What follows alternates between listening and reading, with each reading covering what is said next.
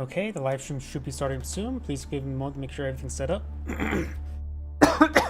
And immediately I start coughing. Great. That's me. Okay, everything's situated.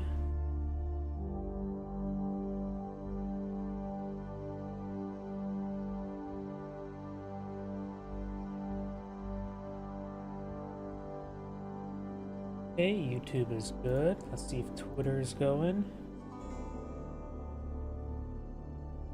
Twitter is...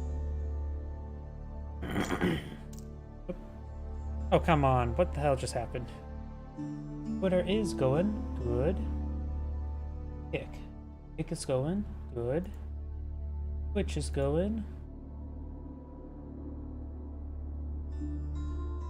And Rumble appears to be going as well. Perfect. Go ahead and double check my other computer. Please give me another moment. As well, there we go. Got to see the view replay.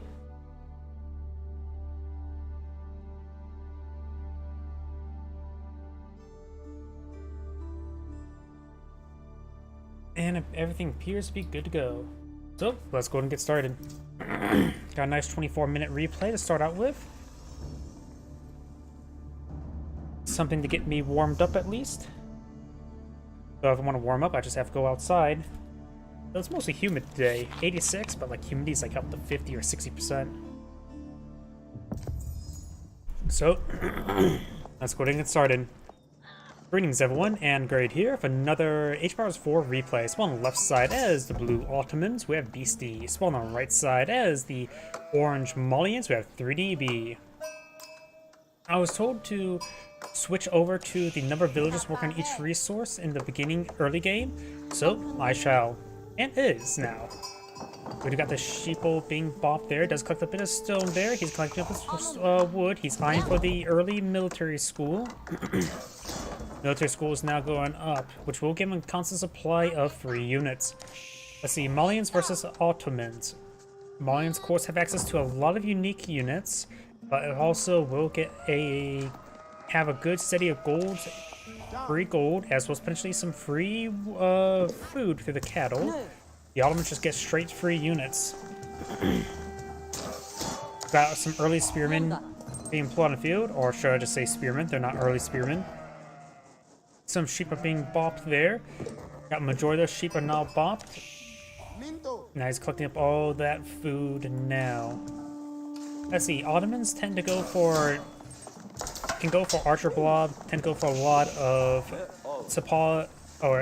Sipials. I think actually the first time I cast the Ottoman player, that person reminded me or informed me what the proper pronunciation is, and I immediately forget.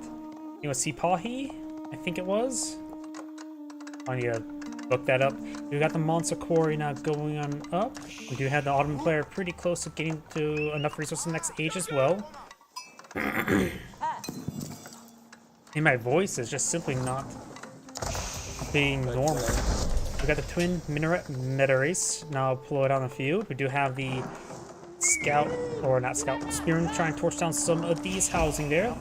The Malian housing does have 50% less health. Got a bit of wood there as well. He's going to go for a archer range. He has not gone to the lumber yard just yet. He's going to invest the rest of this lumber here for a lumber mill. There's the lumber mill now. And now he's eyeing for maybe archers, maybe some javelin throwers. Exotic Doggo does get stabbed there.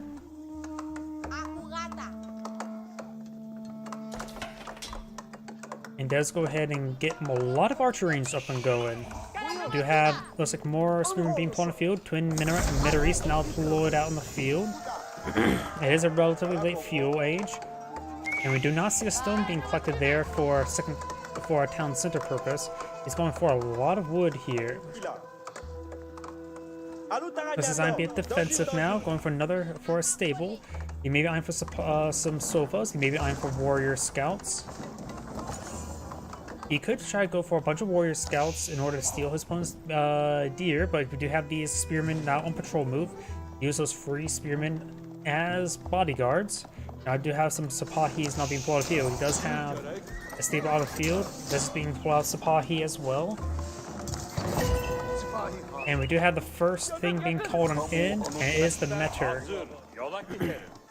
This will greatly increase the rating capability there. Warrior Scout engaging the regular Scout. They both have the same amount of health. The Warrior Scout does, of course, have a bit more damage. And we'll see a bit of fire there from the Sipahi. Sofas will be superior to Sipahi. They have about this, I think they have the same health, but of course they have 2 more extra armor and much more attack. Sipahis are about 160, I think. Sofas are also like 180. There's a stable here, so we can always check. We got another Warrior Scout. It is 180. So Sofa's only slightly more expensive than Sipahi, and overall I think the Sofas will generally be better. We do got a good number of Warrior Scouts being deployed on out. They're good for hit and runs. They do not have any inherent pierce armor, nor any bonus damage versus range until they get their Veterans Warrior Scout research. So archers will do full damage versus them. We got a good handful of Malian archers out in the field as well a Danzo. Does get the hardened Danzo research.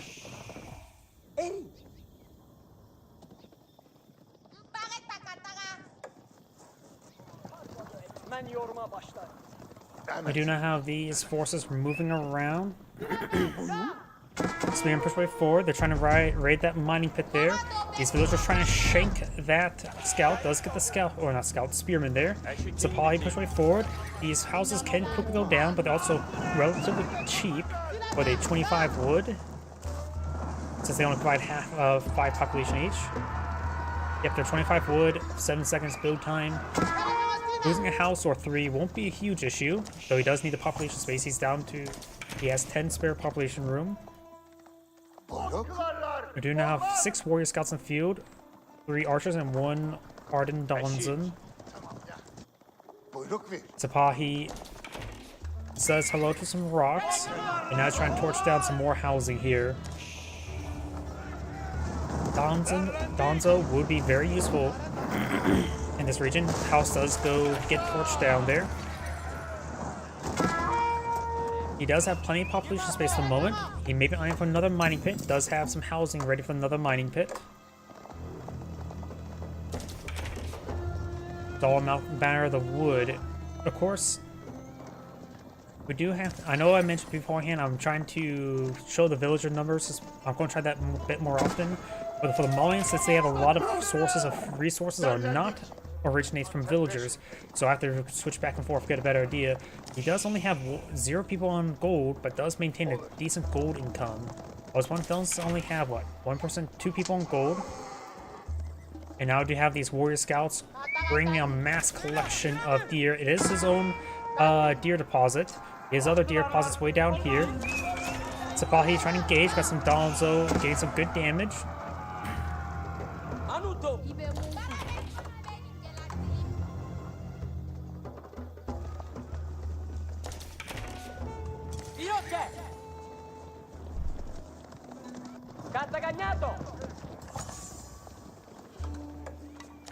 Blacksmith going on up. Warrior Scout does spot these forces. I wonder if Orange has spotted these deer over here. Maybe not.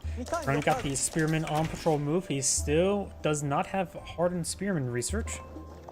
I will help him deny any sort of wood encampment, but villagers can, of course, shank them pretty easily. They just only stop individual villagers from coming over there. We got another Vizier deployment. Increased military schools, so now it has more potential free units. Now all those palisade walls do go up, helping prevent the flank. It does. Look at this. Both the Ottoman deer deposits are right next to each other. So he knows that his opponent has got a professional scout. He knows he's going to take a swipe at the deer. He's going to try to make a breach here. There's a good number of warrior scouts for that.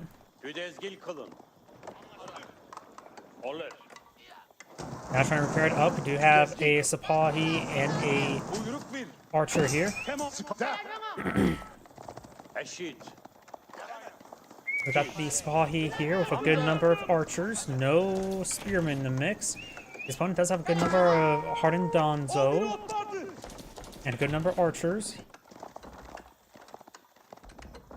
Warrior scouts, some of them have taken a bit of damage there. This one may want to angle a bit more upwards. The health regen of these warrior scouts are quite high, so he can only a short amount of time being out of combat to get a good enough health. So we got a decent force here. More of the warrior scouts being pulled on the field, and now he's trying to make another breach here. He's trying to steal the deer. Autumn is trying to claim the deer. Got these archers pushing forward. Does get some good damage on these warrior scouts. As mentioned beforehand, they have no inherent pierce armor. We have the battery ram now being pulled on out. We do also have enough room there for a lumber mill. We got 2 town centers for the mullions as well. No cattle ranches at the moment. Sofas, does keep it fire there. Donzo does throw some javelins.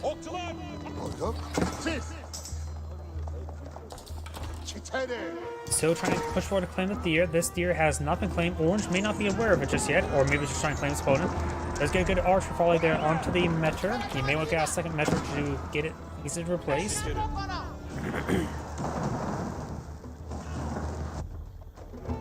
We got some batter rams, or a batter ram deployed up by the Ottoman. Going for a second batter ram now. The Ottoman does have a large military force on the field. His opponent's gone for additional villagers, but the Ottoman's free military units does really stack up. You have to get more villagers out to compensate for the lack of military schools when fighting them. So those military schools push the units directly onto the field, making them provide incredible field control value. But if the Ottoman player loses his army, they do tend to have trouble rebuilding their forces. You now have these batter rams pushing forward. Warrior scouts do bonus damage versus siege, as well as scouts. Gonzo charging forward. Sofa's unable to close on in. Archers now engaging archers. He may want to put some javelin throws there. Let's get some good damage onto that batting ram there with the villagers. Other villagers trying to repair it up. Sofa's now engaging. Donzo now engaging the Sipahi.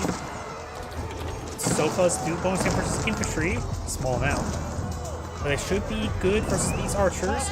Not only that, with their armor. Battery rams do go down. It does save the town center, so that's still a good hard point there. And now he's also manually collecting up the resources. If we take a look up here, we got 22-22-11 versus 19-21-3.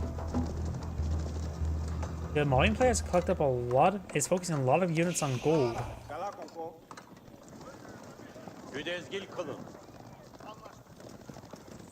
Warrior scouts here are at full health. Maybe now he's eyeing for his own deer deposit. Villagers trying to collect the berries. He does save all of them. And his warrior scouts need to take on those spearmen. He does spot those deer there, but he's worried about the Sipahi chasing them down. Do not have these Sofas pushing forward with another warrior scout. Does have any good engagement there. Oops. On the Sipahi, but does get escape out of there. The Metter has increased movement speed, so it's really hard to catch up with these Sipahi. They're moving at 2.01 tiles per second, which is actually quite absurd. He needs to take out that Metter as soon as he can. Got this ground force now advanced forward, drawing away the entire orange force. The villagers here make a hit as well. Taking out these spearmen now. Now those archers are going to be out of combat for quite some time. Got some Donzo here as well as some archers. Nothing a whole lot. Sipahi now pushing over here. Got now the warriors. Sofa's facing forward. Need to focus on that Metter. Does take out one of the Metters there.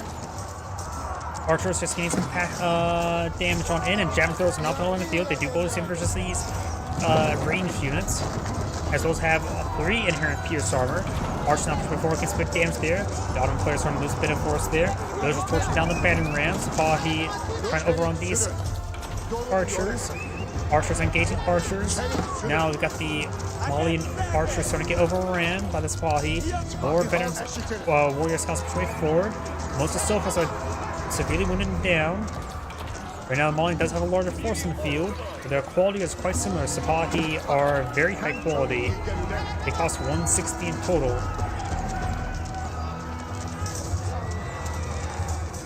Sipahi starting to get overran. He has recently used the Fortitude ability, but it's not currently active. Spahi started going down. He does have +1 Pierce armor. The Mon player does have all of his blacksmith research, so does the Ottoman player. Metro does go down there, greatly decreasing the damage output of these archers. Javelin throwers are still in the mix as well, so Spahi does go down. And now, Blue's archers should be able to win out overall, but it's Sofa and the Javelin throwers. Donzo being put on the field, the Donzo may want to pull it. They do throw Javelin there, and Sofa's do go down. Whoops. The Malian player may want to fall back as some reinforcements. His force is good, but the Ottoman player is starting to escape on out there. And you can hear them really yelling because they got a lot of right clicks there. You heard the sound. Spahi advancing on forward, does use the fortitude build there. Donzo goes down without getting a spear brace. More Spahi being put on the field. Sofa charging way forward.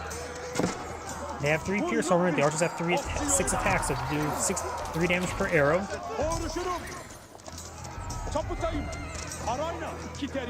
Spahi does go down there. Orange needs to cool it off a little bit. Maybe want to get out some more javelin throwers in general. He's currently going for no ranged units. He's also pretty low on food at the moment. Let's see, those berries are not fully claimed just yet. He's cleaning up some cows. He hasn't had time to clean up the... Oh, he actually cleaned up a good chunk of those deer, which is good. That helped him charge his economy. Ottoman players now have to go to another wood line. This wood line's a little bit forward. The Malian players collected quite a bit of wood there. This one's a little bit off the beaten path, so is this one. And these deer have mostly been claimed. Could potentially steal a couple, but it's not unlikely. Not likely, I should say. More Sofas being pulled on the field. And right now the Ottoman player is going for a bunch of spearmen, but he does not have the hardened spearman research just yet. Another Vizier. He already has 4. He has Janissaries out in Feudal Age. It's just a group of... Wait. 8? Could be just 6 right there. Both in Feudal Age. It is 2 for every landmark, right? Oh, wait. Oh, it's now military schools? You get spawn 2 units each of your landmark. Each of your landmark towns that are military schools. Okay, it's not landmarks, but just as landmark and town center and military schools. So he does have a massive squad of 8 right now. I say that's massive because that is a Castle Age unit that can rip apart the cavalry, which is the primary counter to these archers in Feudal Age. When those Janissaries hit, it's more like a game over. The Ottoman player has a massive military force in the field. The Malians still have a good number of villagers out in the field. But right now, the Malian players' forces are just doubled. Or outnumbered 2 to 1, I should say, not doubled, in half. The Malian player probably should get some javelin throwers. They do cost gold and food. Trying to go some more battery ramps there. Sofa's just simply not providing enough quality. He does have the hardened spearman there, and now here comes the Janissaries. They do have a little bit short range of 3.5. He's starting to focus on these Janissaries, very, very good. They'll hard counter the Sofas if they connect. Janissaries get ripped apart one at a time. They still actually have really high rate of fire and good damage overall. But it looks like he's just down to the single Janissary now.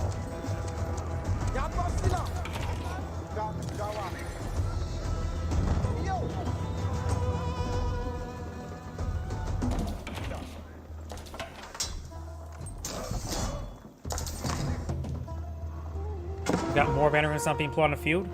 Over here, Spahi does find a good number of Sofas.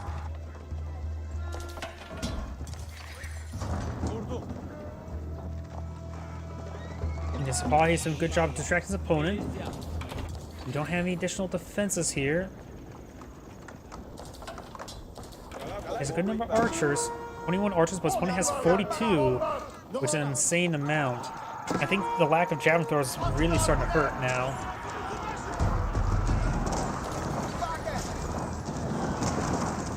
Sofa not being focused on the Janissary.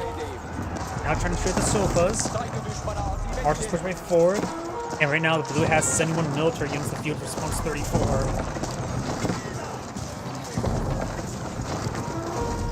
Battery rams will destroy the second town center.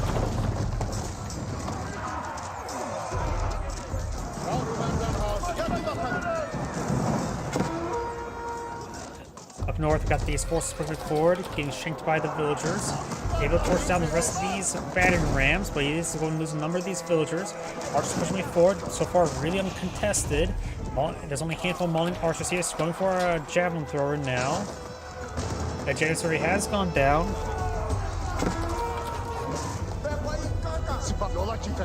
And he needs to get the, there's just only 2 sofas there, not a big difference. Banner's not hitting the mining pit. This gold mine is gone, so you can't rebuild the mining pit if it goes down. The Ottoman player also has a massive reserve of gold, while his opponent has a bit of gold, bit of wood, but the problem is he can't build mangonels. He's not in Castle Age. Now he's trying to hit this gold mine here. The archers will pursue them. Got a single silver here for escort. This gold mine still has a bit of gold to work with. They still have 2200. Villagers now receive some hits there. Sofas are just being streamed on in. They will go down.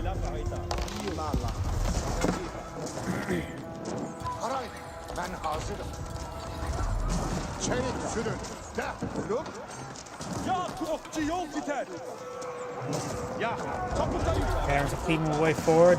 This force is just getting countered. Yep, and it doesn't look good for Mauling player. What could he have done differently? His biggest problem was the Sipahi was going around raiding stuff, keeping him off balanced, and he couldn't catch up to them. The Sipahi were moving far too fast. Right now, they don't have the increased movement speed because the Metro. I'm not sure why they had the increased movement speed at that time frame.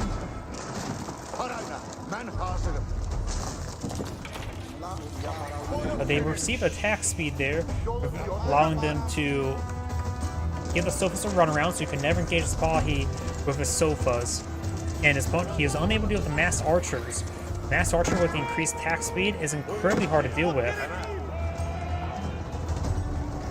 The Ottomans get so much free value of everything, it is really hard to keep up from Ottomans in general.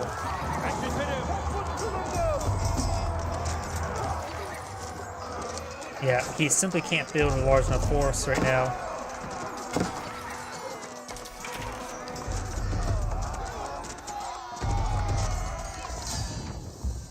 And Orange is back out of the game now. This is Anagrade saying thank you for watching and on to the next replay.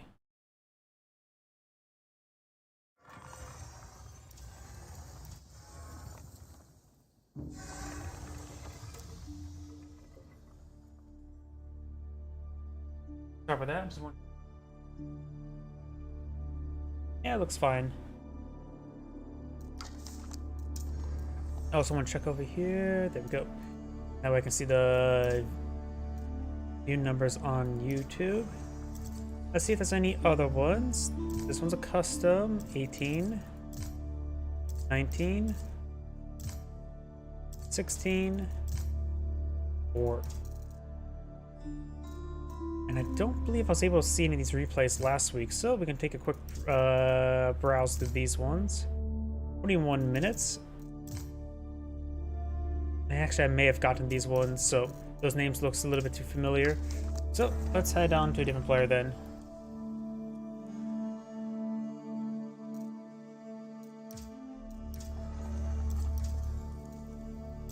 And these are all pretty old replays, so can't get any there here.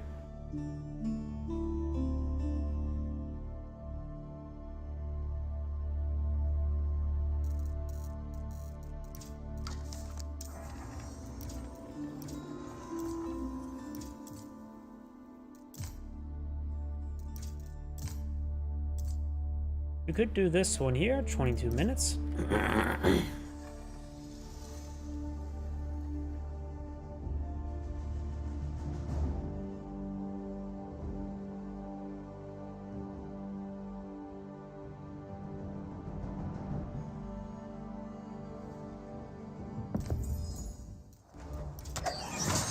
Greetings everyone, and Grade here for another Age of Empires 4 replay. Spawn on the top left side is the Yellow Mongols. We have Lucifero, and spawn on the top right side is a Cyan English. We have Eek 1.2.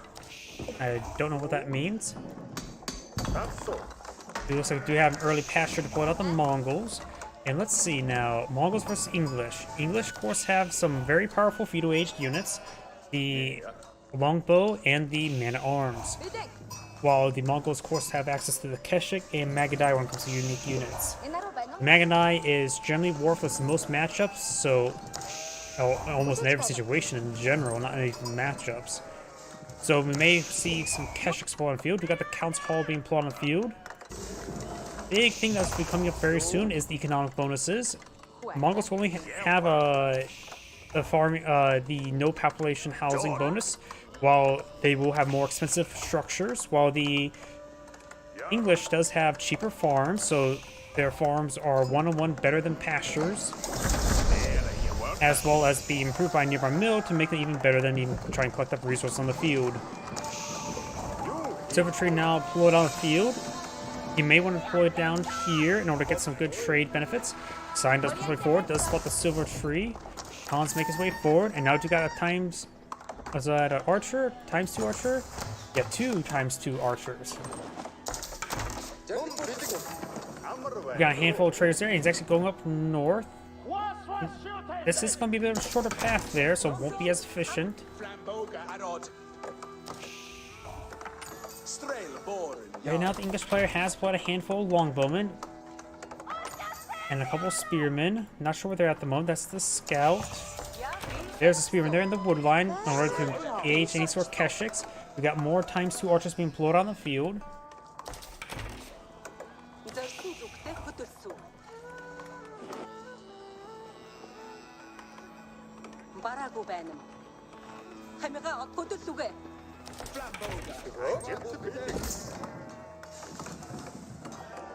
Right now, he may want to pull out another gear over here, but the gears do cost 100 wood, so they are very expensive, and they're not very fun to move around. They are very pain in the butt structure to pack up and move around. In fact, all the Mongol structures, it is not fun to move them around. That's the reason why people don't use the pack-up feature unless to run away. It is not a... Well, it needs some vast quality of life improvements. We have now archers push way forward. You can use the arrow there to increase his arrows. Of course, he has vision, thanks to the spotting falcon, able to hit the wood line quite successfully, picks up 2 villagers there. Very nice, and now got the longbow advance forward. He currently has 8 longbow in the field. His opponent has 16 archers, investing all of his stone into those archers.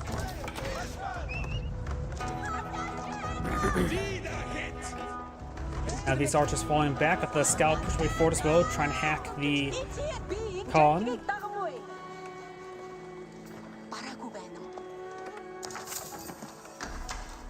Yeah, I was going for outposts here to help keep that gold deposit secure.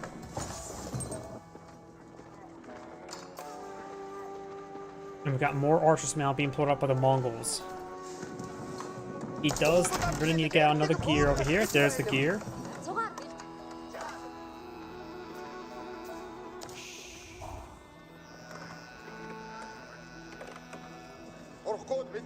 17 archers push way forward. There's currently 12 longbowmen here. Longbowmen do move at a pretty slow pace. They move at 1.12 tiles, the same speed as man-at-arms, while archers move at the same speed as spearmen, which is 1.25 tiles. So the longbowmen may have a long windup. They do fire, but it is relatively easy to get your archers in range. And once they get in range, they can start really hitting. The longbowmen do have, of course, the extra 2 range and extra damage. You guys also got the +1 pierce damage as well as pierce armor. The archers here only have the +1 pierce armor. Now got some man-at-arms being pulled on out. Man-at-arms going to be very effective and can be very difficult. Feudal-Age man-at-arms are some of the most difficult things to deal with.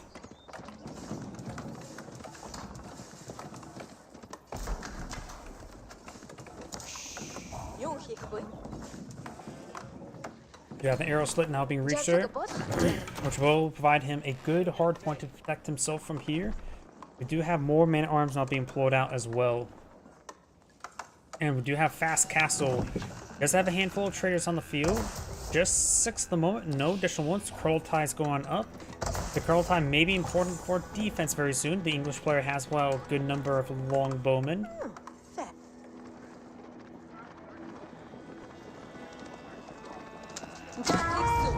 And that Khan received massive fire there.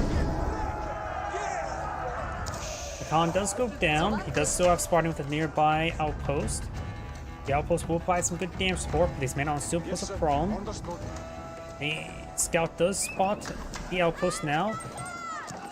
Does throw the gold inside the here now, and the Kurultai is about to go up. That will give these archers plus 20% damage. That's a bit of health regen. The extra damage is going to be very important dealing with these man-at-arms. Right now, their pierce armor is 4. These archers do have 7 damage with nearby Kurultai.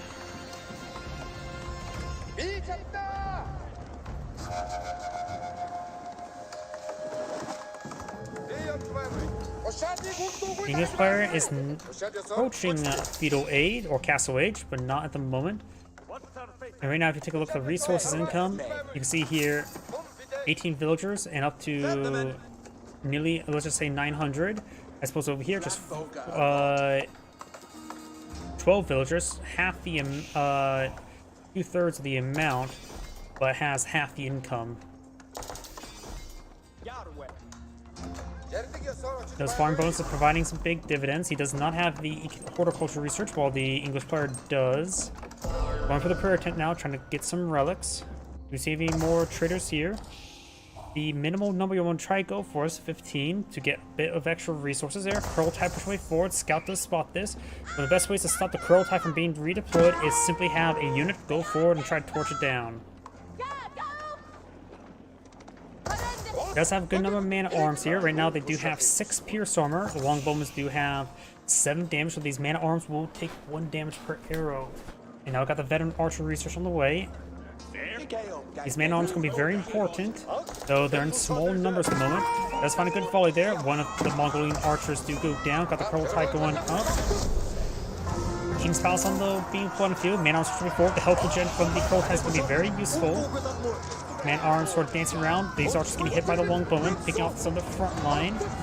Now trying to hit these forces there. They do have right now 7 damage. This is 7 damage. They're equal in damage. And now there's the veteran archer research as well, giving some extra health and damage. These man-at-arms are taking a lot of abuse thanks to the nearby Kurultai. They're able to dish out just as much abuse as well. Now got the defense arrow there, giving these guys additional 2 arm plus 2 armor for 5 seconds.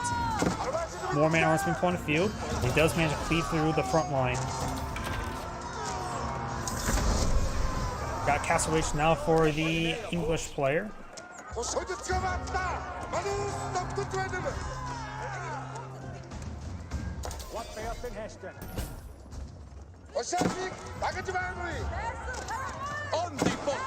Longbowmen gain some damage there onto the man-at-arms.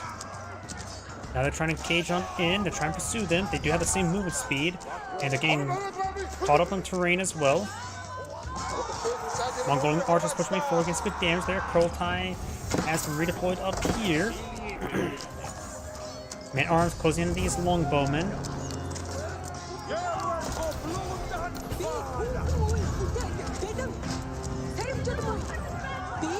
They'll throw out a scouting falcon there. Man-at-arms does good damage.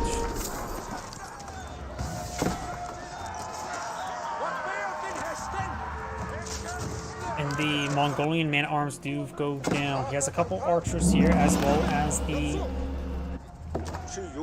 man-at-arms. Trying to hit some of these villagers. He does have vision of them with the nearby Kurultai. Right now, Mongols have killed 3 villagers. He does have a good number of traders on the field. He does have 12. And he does have enough queued up to get out his 15. We got the Yam network and the veteran Keshik research, as well as some more hack damage. Armor clad not being researched, though these man-at-arms usefulness will greatly decrease. You will need out perhaps some crossbows. Keshiks will still be fine, though the English player is now playing out crossbows of his own. Now got the 3rd relic now picked up by the Mongols. Don't fall back there. The Kurultai may want to pack up and get on out of there. It can withstand quite a bit of abuse.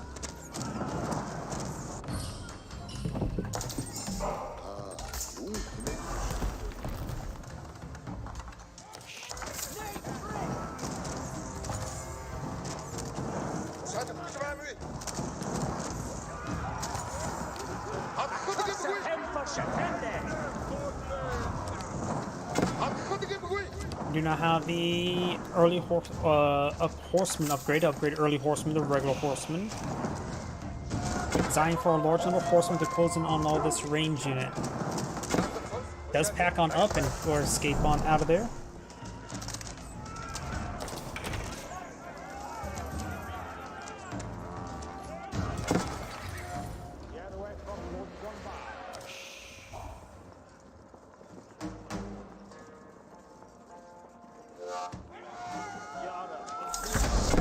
Another constant deployed. He may want to cool off his assaults. He doesn't really have a large military force on the field. And his man arms just getting picked off one at a time, and they're expensive. This is the veteran longbone research. Doesn't get any additional damage for them. If they get up their damage from 10, the man arms armor is 6, so they will do 4 damage per arrow. We got some more horsemen being put on the field. We need the regular horseman upgrade. And we've got the Kurultai managed to escape on out of there. We do have, was that deer or boar? That must be boar. I'm having trouble selecting on it.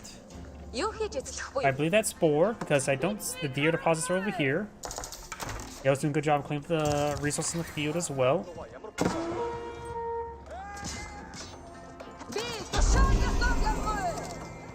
Now I got the Keshik falling back. He will not be able to trap in time. These number of horsemen there going for a large number of spring galds. And we've got some 6 sites being captured up. Yellow has cleaned up 4 of the relics. Very nice.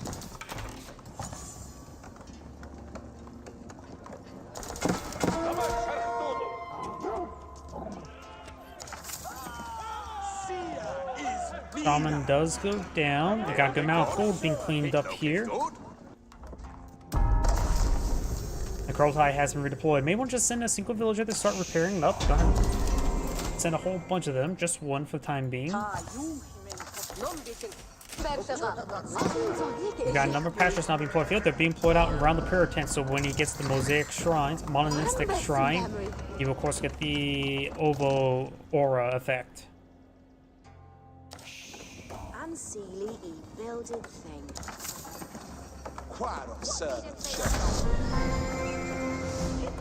Do you know how the sacred site now captured on up?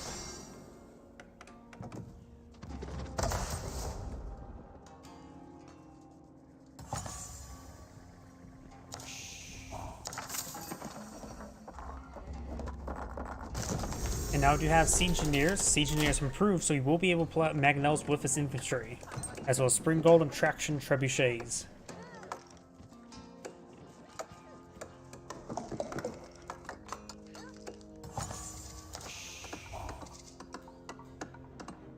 Got some basic economic text there. Got 1 wood, 1 food, the wheelbarrow, as well as 2 wood, 1 food in the wheelbarrow.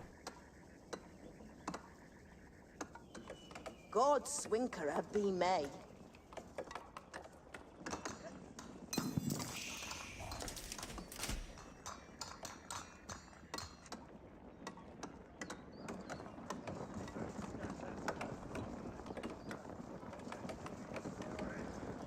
Got a good number of force here.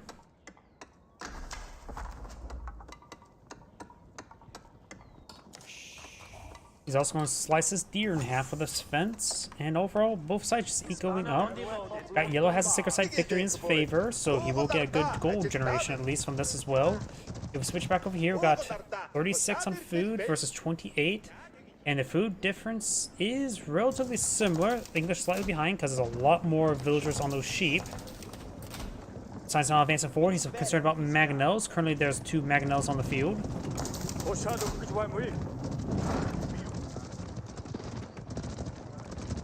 The Kurultai has packed it up and pushed his way forward. We got a good number of horsemen here as well. The Yam network provides some good movement speed. Yes, the Yam network researched, so the infantry and other forces will also get some good movement. Going for a traction trebuchet. Kurultai has been deployed there. Goes for a number of outposts here. The traction trebuchet will be useful to sniping out the outposts to get rid of the network of castles. Yellow sign does spot these villagers here, and they will go down. He probably does have vision of the Kurultai as well. Mangonels push way forward. We got a good number of horsemen here.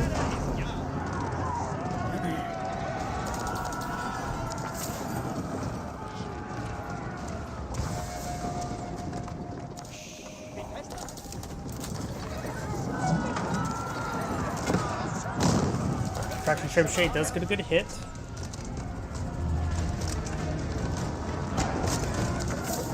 And this tower will go down. I wonder if he has access to some various OVO research. Let's take a look. He is now going for the raid bounty and improved whistling arrows. Try and go for these mangonels.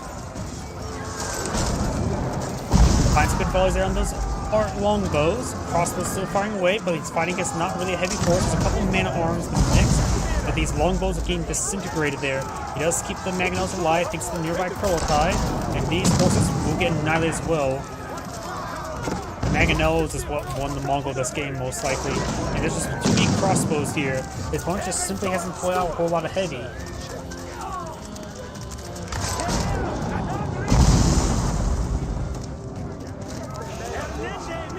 You got this force push way forward.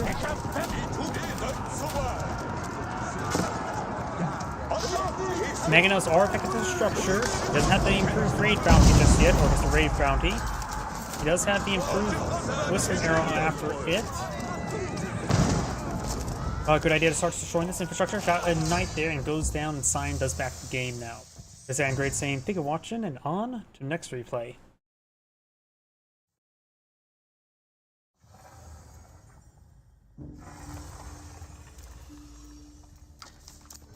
Let's see if there's any more replays.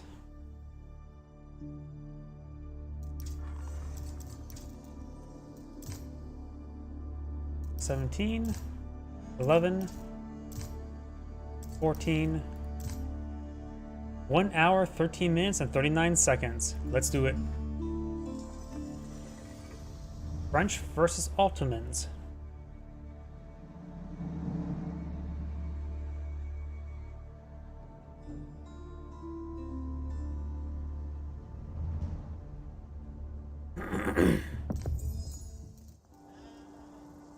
Greetings everyone, and Great here for another Age of Empires 4 replay. Spawn on the top left side as the blue French. We have exclamation or equal sign, minus sign, equal sign.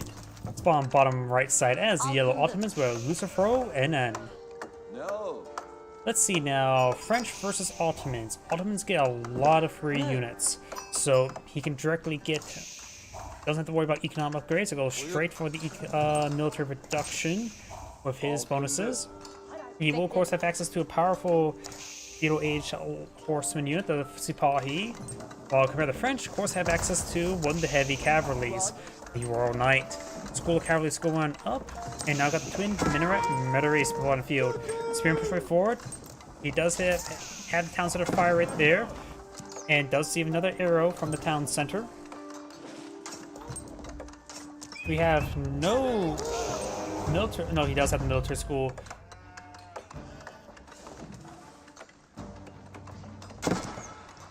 Spearman still trinkets harassing there, and now we do have the next age.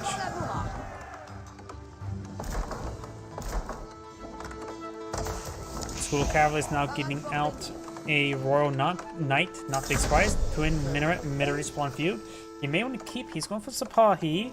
He may want to actually keep it on Spearman production. He may want to get out barracks for Spearman production since he knows against the French, and the French deploys out a large number of Royal Knights. They tend to be accompanied by archers as well, so Spearman and Sipahi, probably a good combination with some archer support.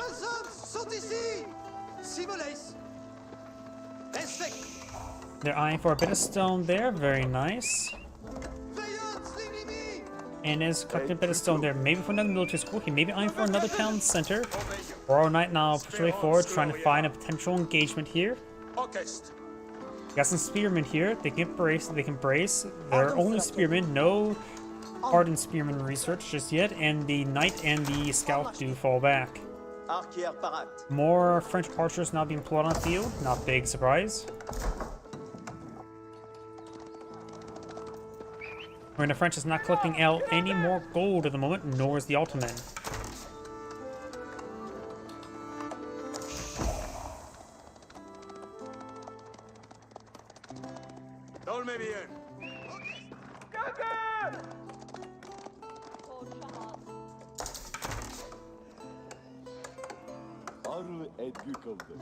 Another lumber mill looks like maybe going on up. Archer may get some arrows here, but when we get basic harassing fire, Scout should be able to spot. But this bit of tree there will find some vision blocking.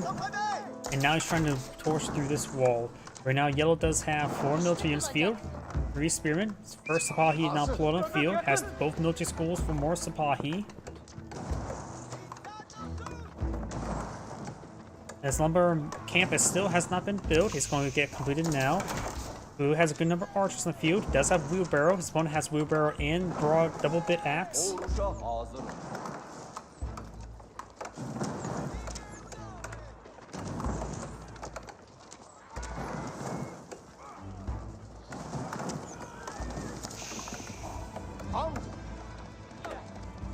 You know how the spearmen, Sipahi, and Scout will find these archers there. Sipahi does do bonus damage, which is ranged. Double damage. The Royal Knight is way down here.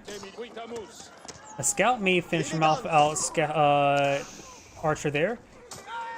Does finish off one there. Now it's down to 1 health. Scout will get the kill there. Scout will go down. And will go down to the Scout. Equal, right?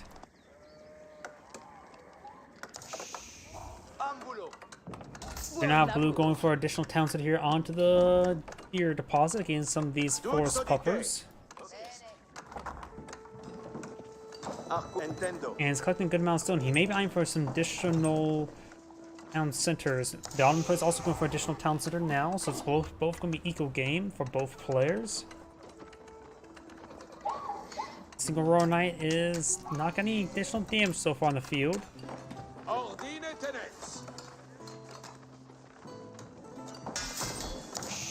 And now looks like the French player is eyeing for some spearmen, eyeing for just a bit of defense to protect his mining deposits there from those, what's it called, Sipahi.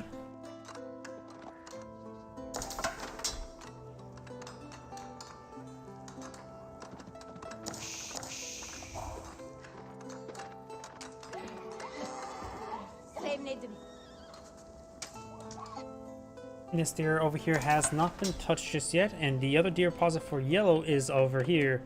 You could put another town center in that region.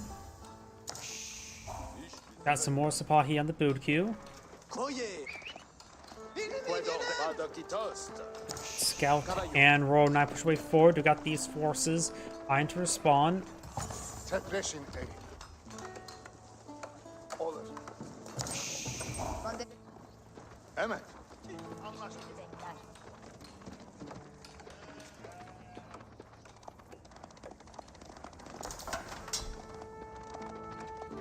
We do have another Royal Knight now on the build queue. Nothing else at the moment. Does see a bit of town center arrows there onto the Scout. He will heal himself up. And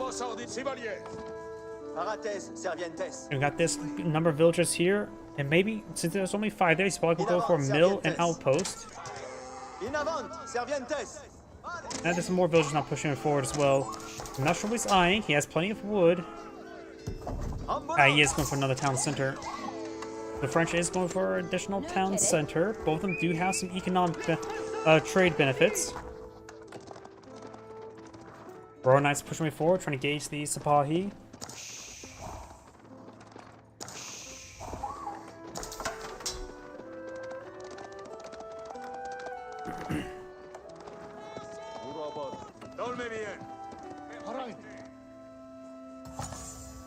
We got a bit of palisades wall there to help protect Yellow's flank.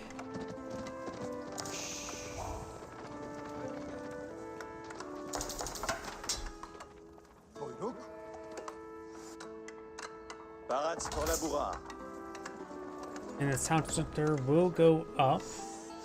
Right now, Blue has a slight village advantage. I do hear it looks like he has gone towards 2 EM to see what Vizier he has selected. Let's see, he only has the field work there, spawns 2 EM. EM's healed by nearby units and an aura effect. Pretty close to another Vizier as well. And it looks like now got the Castle Wage available for the Ottoman player, and he's going for the Mehed Imperial Armory.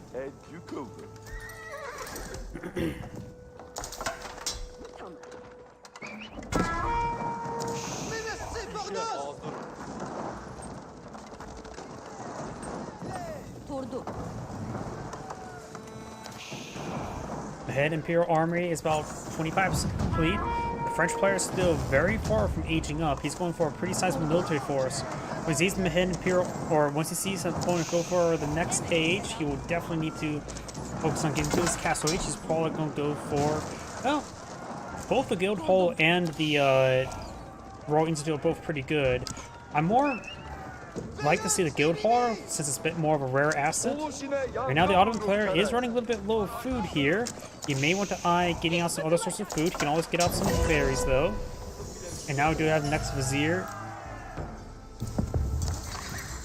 And immediately deploys out another military school. Castle Age is now complete for the Ottoman player.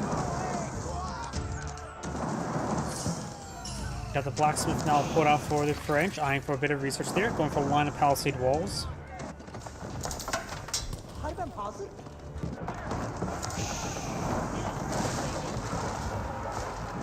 And to try to move forward, of course, didn't have vision of this area, so they did back away for a brief moment. Pierce now has been researched by the French, going for Pierce armor now. He also is not really eyeing getting the next age anytime soon. You have a good amount of village production, that's for sure, having 3 town centers. Additional military schools now being put on field. You have 4. And now we do have the veteran supply research, as well as the increase of wood collection rate.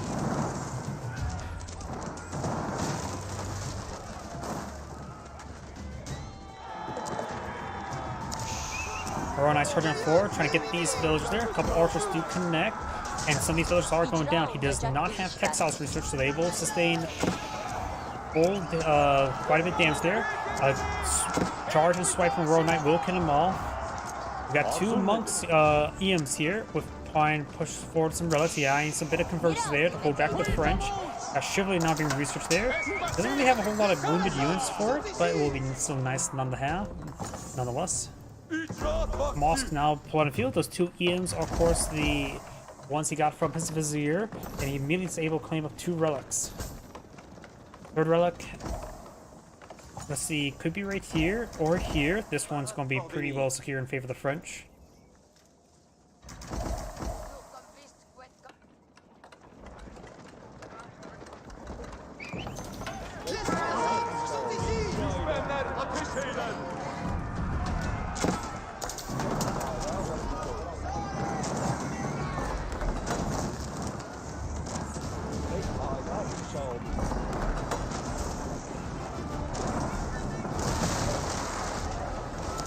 And now the free Mangonel now pulled on the field, ready to engage. Will find a small hit there. Good damage though. And now he knows what the Mangonel. He really shouldn't engage with that Mangonel region. There's quite a bit of force there. We now have textiles pulled on field, going for hardened or veteran spearmen. And now we do have these Lancers trying to pull on the flanks. We got a line of palisade walls trying to be built. Lancers will already be pushed all the way forward, so these palisade walls should go up. Got another Vizier now ready to go. And does pull out the group of Janissaries, so should be able to get out 10 Janissaries from that. He has 10 Janissaries in the field. That will pose a massive blow on the French, because the Royal Knights will get disintegrated from them. They do bonus damage to cavalry and have absurd rate of fire.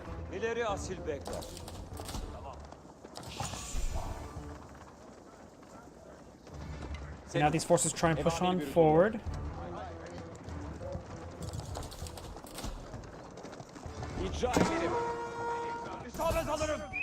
Knights or Spearmen trying to deal with those Lancers. They should be able to deal with them. Got this outpost, could be interrupted there. Villagers is back on off, but he still may lose the villager there to the Sipahi. Got these Royal Knights pushing forward. They may finding this Mangonel is going to be very important. Let's see a small splash hit there, but Chivalry can't heal them up. The Mangonel does go down and does find himself a free crossbow as well. Janissary has been caught up some other items. Though does not have a whole lot of items here. Spearmen do not get any attacks there. Trying to go onto the Sipahi now. Archer's trying to engage. Janissaries just ripping apart everything here. Archer's able to get some good damage there. Janissaries could take out those Royal Knights and do not take control of the Royal Knights there. And he does receive some Archer fire. The French player, he needs more food to get to the next age. The Lancer does go down there. We've got more of the berries being cleaned up there, but the French are running out of on-field resources for food. A couple berry deposits still remains. Archer's getting hit by these Sipahi. Now going to be focusing on these Janissaries, trying to take them out. Royal Knights now trying to charge on in. There's still good amount of Janissaries and crossbows here. Takes out one of the Royal Knights there.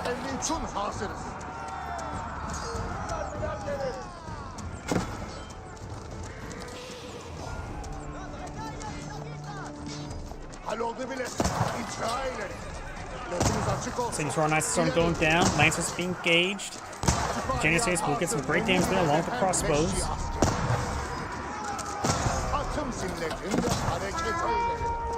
Now the Royal Knight does go down. He's going to pull back his Royal Knights. He's trying to just clean up the Janissaries without losing his Royal Knights there. Let's take out the Sipahi. Scout does go down, and now the rest of the Janissaries goes down. Exotic Doggo will be focused down as well. Sipahi are falling back with this other various forces here.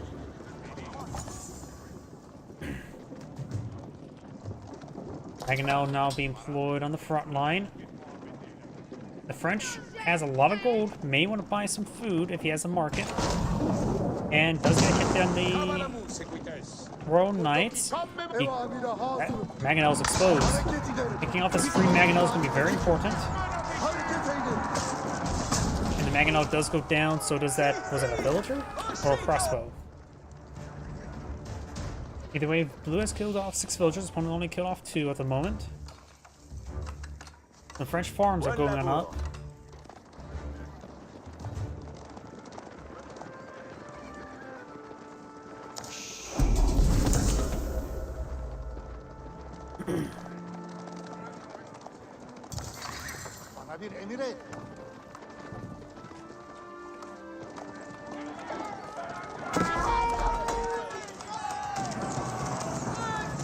Now this Palisade gate's starting to go on down.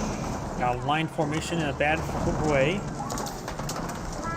Palisade gate will go down. These villagers being put off the wood line. His wood lines, his next wood deposit is way over here, so it's a bit far, bit of a distance. The Imp could try to pick up a relic and try to get a conversion. That's probably not going to be successful. He does get 3 relics. Royal Knights pushing way forward. Mangonel finds a good hit there on these forces. With this additional Mangonel here, he may just want to fall back or receive it too much fire. Spearman could turn around. Royal Knights have turned around against the Sipahi. The French is still not enough wood, has a large amount of gold. He really should eye perhaps buying some food with that gold in order to get to the next age. His opponent is slowly getting us some bit more of technological advantage. He does have veteran Spearmen, does have veteran Sipahi, and of course crossbowmen on the field. Now he's playing some Janissaries.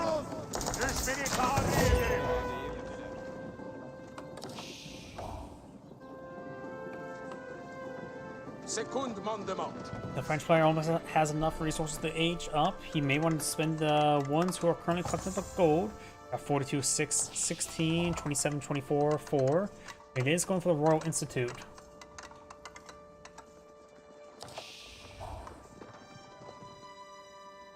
Sí, comprendo.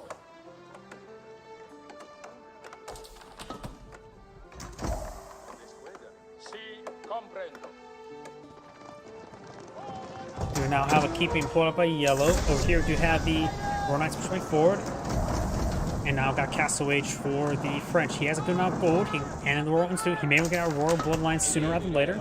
Over our hardened Spearmen, veteran Spearmen, veteran Archers, some Bloodlines, the Royal Bloodlines. And now the veteran Royal Knight. So these Royal Knights will soon have 310 health.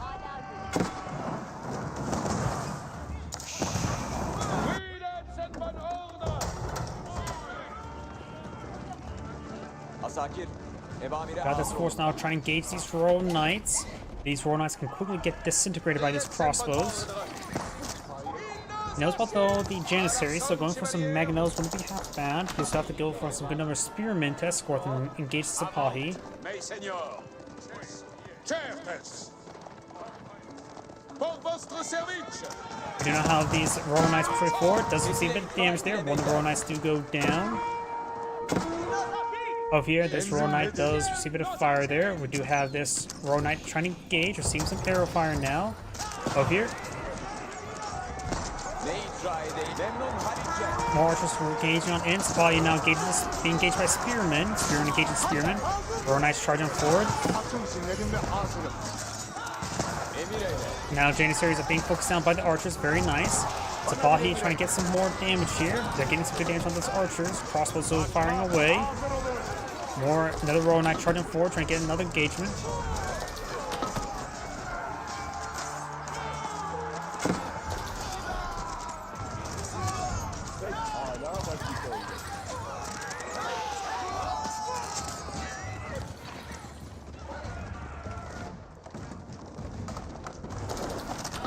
Oh, I just saw your Rumble comment. I suppose. And H5 Hard is okay. H5 Force is decent, I would say a decent entry. They did improve a lot of things compared to H5 Fires too, and they did actually implement things that wasn't try to implement in the beta for H5 Fires too, such as the Mongols backup and rating system. Now, good number of archers push way forward. He is trying to go for some more man-at-arms as well. Man-at-arms against the crossbows won't be exactly that great. These Royal Knights are just getting disintegrated. He also needs to get out some Mangonels. Right now, when I think a lot of games that Relic made, I think games like Disaster was 8 Company Heroes 3. That game was a disaster. Archers are pushing forward, gets good damage there on these forces. We've got some man-at-arms now pulled up by the Ottoman player. We've got now 23 Janissaries spawn field. He really needs to get some Mangonels out those Janissaries. Archer's not a half bad option, but he does have to deal with the Sipahi. We do now the Ottoman Mangonel being pushed on forward as well. Let's give up this gate here. Man-at-arms getting gunned down by these Janissaries. Over here, we've got now the Royal Knights trying to break through that palisade wall there. Archers trying to advance it forward. This palisade gate is about to go down. Right now, the French players lacking any military force there. Mangonel lines up a shot there. Does get a decent hit down those archers. And we'll be able to get another good hit very soon.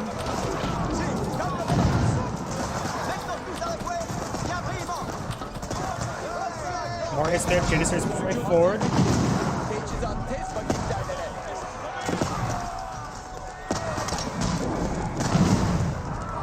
Janissaries not getting hit. Archers are going to counter the Janissaries, do outrange them. They're much cheaper. Though Janissaries do have they're right now they have twice the cost as a regular archer. 80 versus 160. And his Janissaries have been cleaned up for the most part. Sipahi does find a breach there, does get a couple of those villagers with able to fortify. We do not have a very large number of French villagers. He can lose some. Villagers receive a massive hit there. You don't want to lose them like that, though. Mangonel still posing a big problem here. French have now pulled out Springald. Decent damage onto that Mangonel. Springald pushes way forward. Mangonel should be able to be taken out by the Springald. Springald does get the Mangonel. His other forces receive a bit of hits.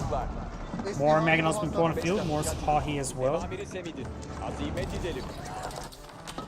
The line of palisade walls over there. We do also have a keep over here. Perhaps get some infrastructure around it to get them incentives. Good damage there, taking out a couple archers there. Sipahi will overrun those archers. They will see a bit of fire there. Springald does get a good hit there on the Mangonel.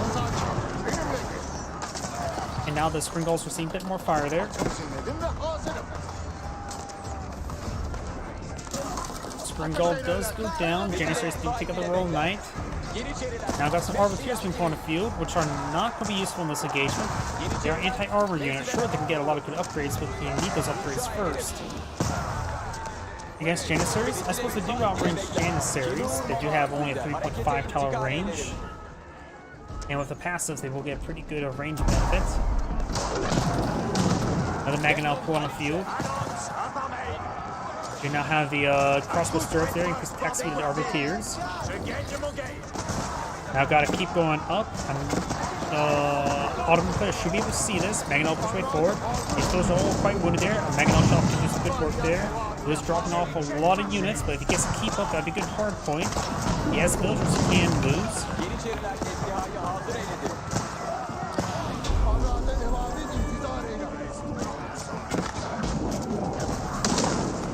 And this keep is currently over halfway complete there. Janissaries gets good hits there on these other forces. But now the villagers are going to be sacked to build a keep there. Janissaries push way forward with some damage there. Manarm's trying to get some damage, taking out that Mangonel. He is pretty close, 18 health. 4 health and does not go down there. Does take out there with the spring gold there. Is there any villagers left on this thing? It is. It's now stalled there. He's trying to put more villagers onto build it. He's going to lose a lot of villagers on this.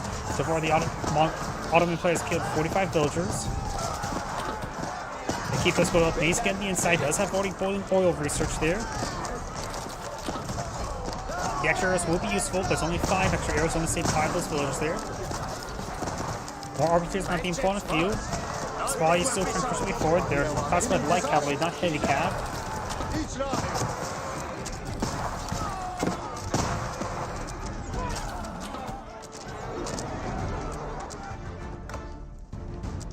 Beyler, sükut. Now Spahi does go down. Evamiri intizar edin beyler.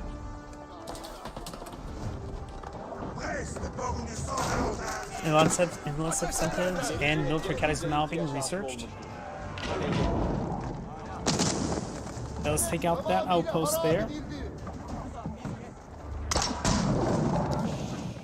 Finds a good hit there on these forces. Lance accoustres votre engines. Avance. Champignon, aux allons. Finds an okay hit there. These forces are on advance on forward. Janissary is now firing away. Memnun Haliç'e. Saygı düşmana azimet giderim. Düşmana mukabil hazırım. Azimet giderim. Ooh, we're hit down those archers, but those take the Mangonel. What's the gun? Got another yellow keeping point of view. And now we do have Imperial Age for the Ottoman player. Starting to get out the Janissary trench guns, increase their damage by 3, as well as Elite Sipahi and the Elite Janissary research. Blue does have equal, the military force number inside is equal. Oops, and looks like Ogre is out of space, so this play is not going to get recorded. Still streaming though, so that's good.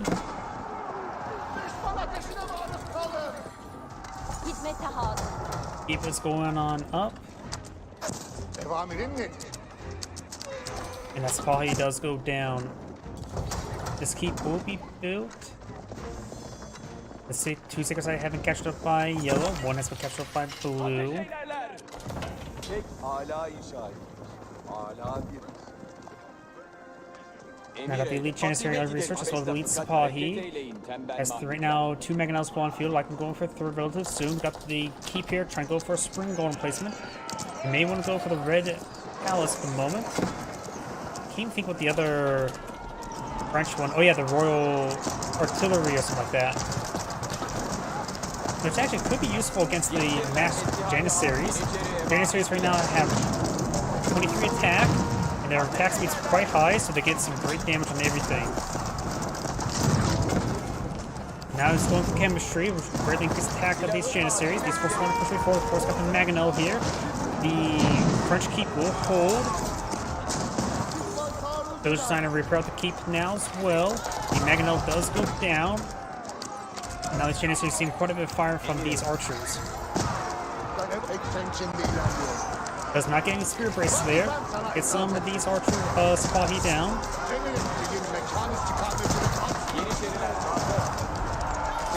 Now I got these archers getting overwhelmed.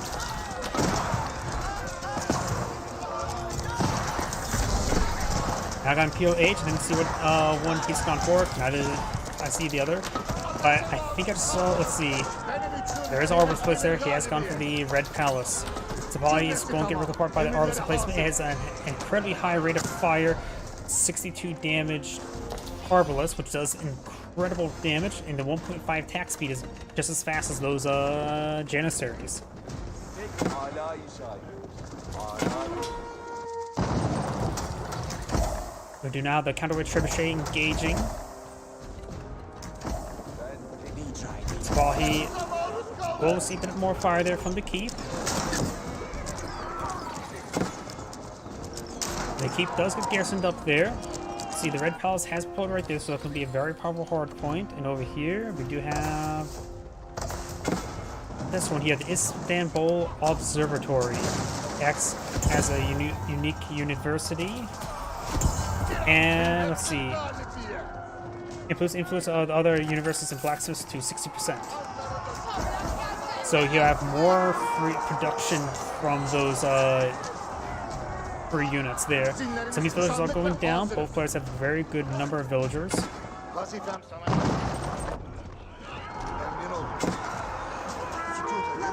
We have the elite spearman research here, and now it's going for the elite man-at-arms. Spearman calls on in on the Sipahi. Does get some of those villagers. So far, he's killed 61 villagers as opponent.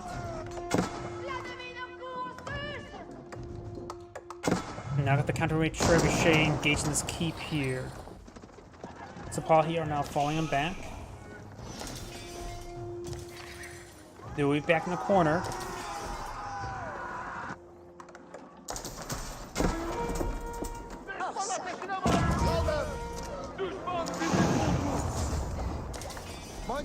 Counterweight trebuchet now engaging this keep. You can send a couple villagers there over to repair. Springalds do get a good volley there on the counterweight trebuchet.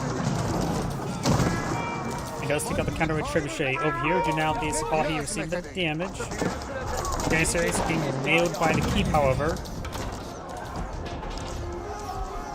Right now, the French has not put out a large number of gold units, so he should have a good amount of gold inside the map he can still collect. He's collecting this gold deposit here, and then mostly using a lot of trash units in these archers and spearmen. These are just veteran archers at the moment, not elite archers, going for elite army tactics as well. Janissaries get some good damage there. Springalds engaging the Janissaries.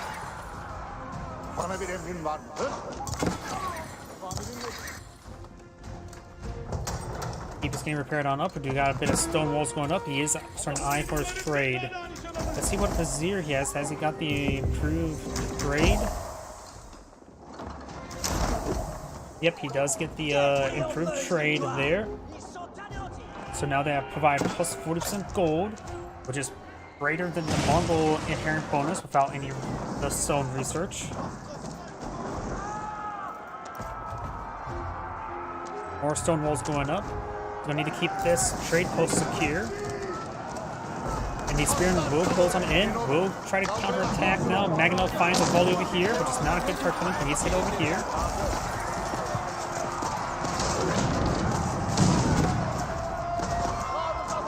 Trader's not push away forward. He does eventually spot these traders. Villagers or spearmen just charging on in.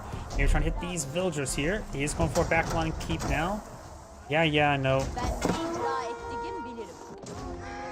I know I'm out of hard drive space. That's fine for the time being. Yeah, it looks like it's still collecting up recording, maybe. So maybe if I can quickly get the hard drive space cleared up, I can get some...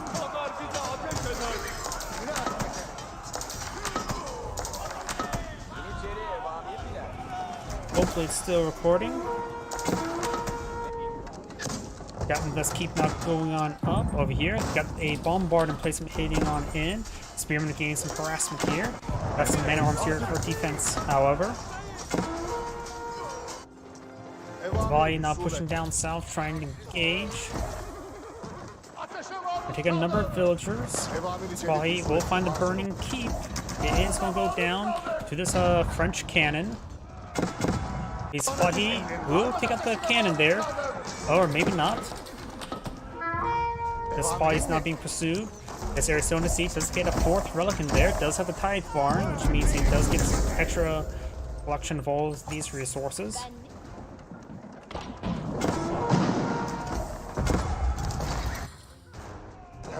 Sipahi slowly going down.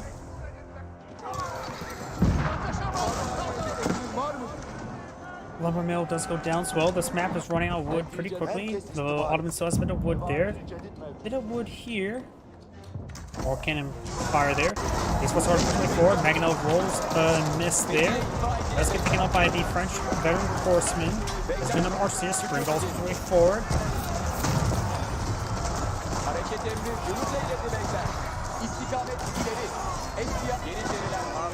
You have the elite horsemen for the French. Senior arrows battery completed as well. Does have the arbaleers, which are right now 9 melee armor. They may want to apply the passive there to reduce the damage that they receive from the veteran archers. French cannon line shot there, hitting the keep now. We got these spear and push forward, trying to get some kills over here. And still just a lot of Ottoman Janissaries blood on the field.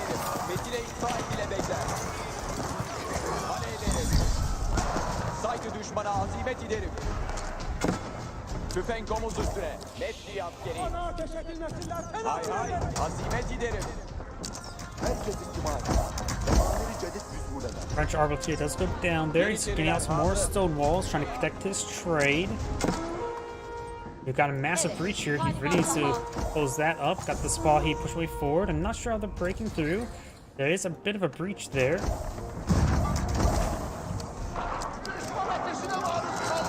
French cannon does fall back.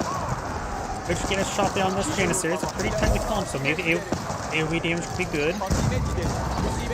Now he's trying to go for the keep again. French man-at-arms push way forward. They do have 8 pierce armor. The Janissaries do 28 damage, so that is not enough pierce armor to really make a difference. But it is noticeable. We've got now the Great Bombard now bombarding the keep there. As you see, shots there does go down to the French cannon. Now got this keep now receiving some fire now.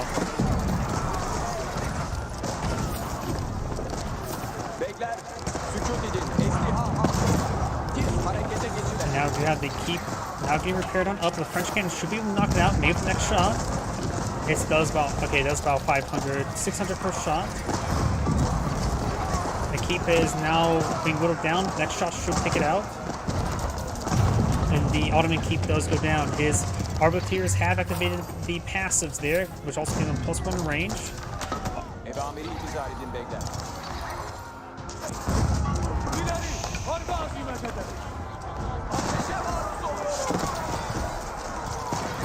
That's like a spear brace there. Cross arbaleers, so getting some damage on in. We now have the veteran or elite archer research for the Ottoman player.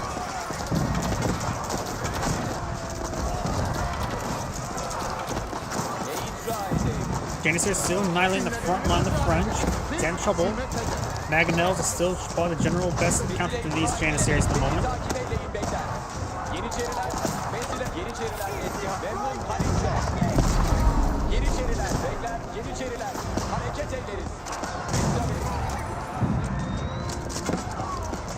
Arbaleers not getting overran. French horsemen charging forward. They get countered, however, by the Janissaries quite hard. Right now they're doing 48 damage versus the horsemen with a really high attack speed.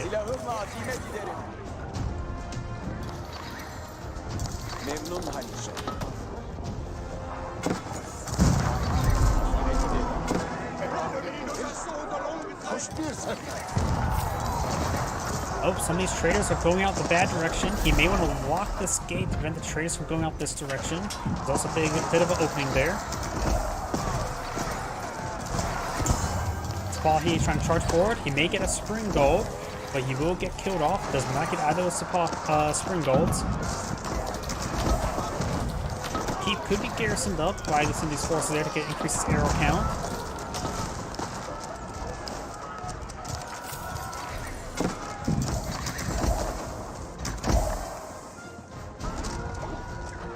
Right now the Ottoman player is running out of gold. He has plenty of food and wood, so it should be useful at getting out more Sipahi. We now have the lightweight beams not being researched.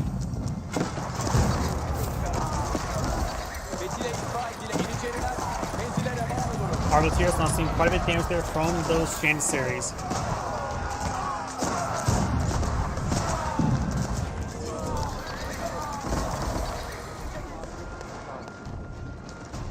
We do now have another Great Bombard. The Great Bombard does have 11 range, so that will outrange the castles or keeps. Does make a breach up here. Elite Spearmen trying to pursue them. And some of these traders will go down. It's not. Oh, he may or may not have this as requirements blank. Oh no, he has it being researched there, which will get a little bit extra gold from these traders.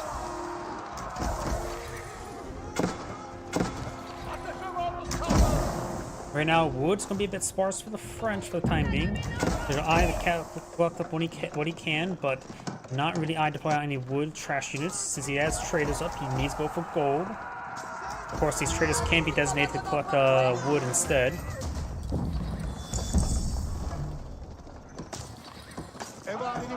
Counter Trebuchet now receiving a bit of fire there. Janissaries push forward, get some damage. And some of the Ottoman traders do go down since they're taking a really bad path. He needs to lock this gate. Does delete it. He could have locked it. He panicked.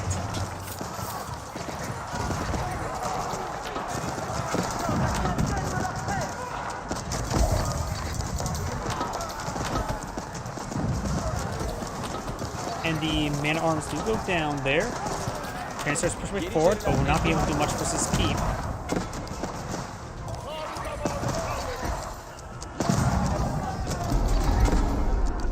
Second site not being recaptured up by blue. Wilson Supply he have been cleaned up. Both players have a similar civilian count.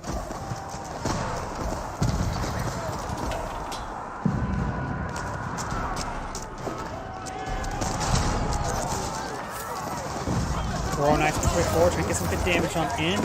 Janissaries annihilating these Royal Knights.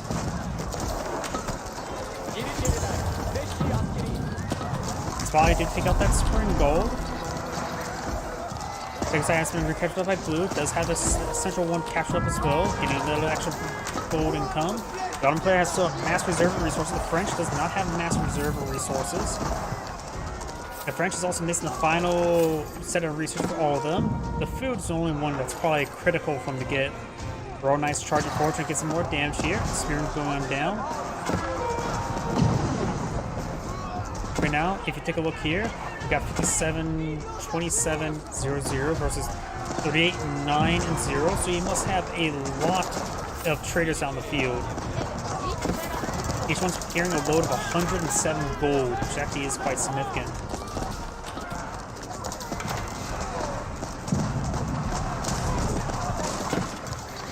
Magnell does go down there as well, while the Ottomans sort of go down.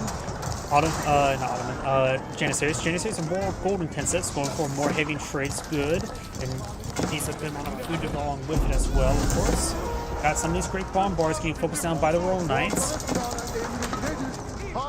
And the Great Bombard will go down there.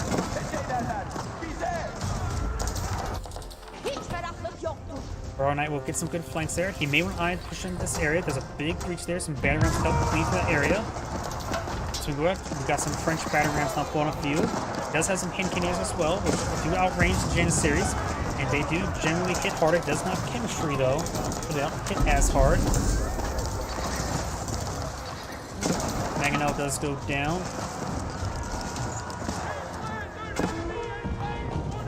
More French hand cannons being pulled on field.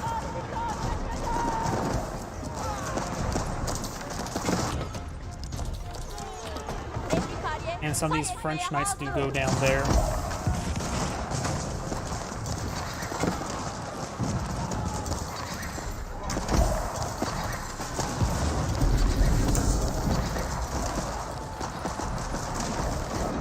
Those battering rams do go down, but the bombard firing away against the keep. Got a Maganel here now put up by the French. He also has some man-at-arms here as well. Keep receiving a bit of damage there. The Red Palace is right here, and does have the Arbalest placement. Does take out the Maganel, but the Red Palace will do some great damage versus these infantry units. Time for order some of these villagers to get that keep repaired. Then he has 1,000 something health. These do nearly around 800 damage versus structures. Banner's not pushed forward. They can't batter down the Great Bombard. Right now, the French player needs time to regroup. Bill has lost a number of civilians. Single horsemen just harassing around. Transfers pushed forward. Did not have the grease axles, and as well as the lightweight beams.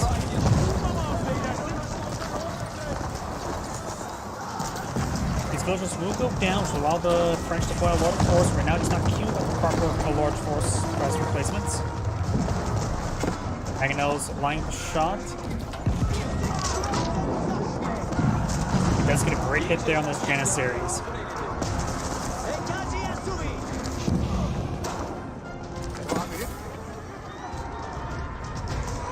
We got the Red Palace now engaging away, gain some good damage.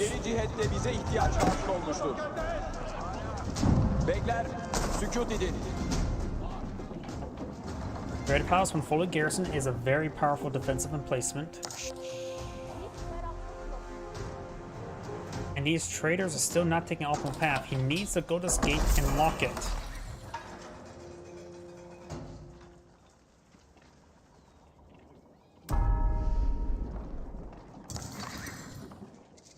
Or maybe just put a line of palisade walls this way to convince them to go more this way. 6 site not being decaptured.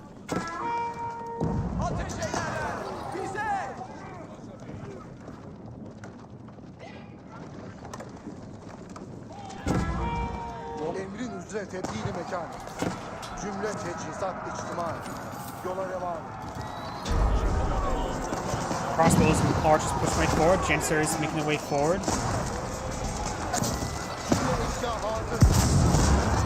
Great Bombard does get a pretty big hold of that force there, but he's able to overrun them with the Royal Knights.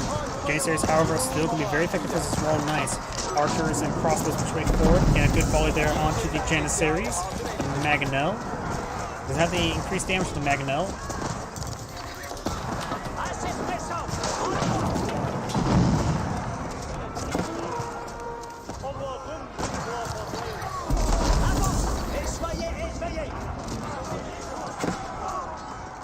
Mangonel will go down. Do have these Janissaries not gunning down these Royal Knights.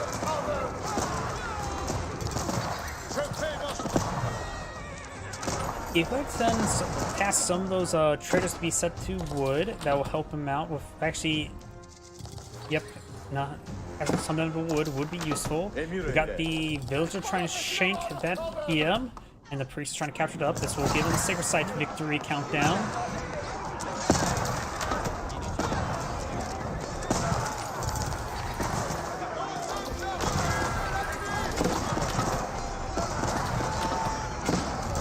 Forces getting good damage there.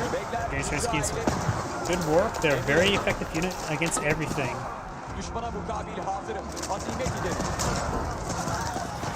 More archers being put on the field.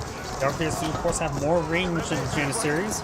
But the Sipahi that are escorting the Janissaries is still something else pretty hard to deal with, since they require spearmen to take them out, in which spearmen is something involved in wood, which he doesn't necessarily have.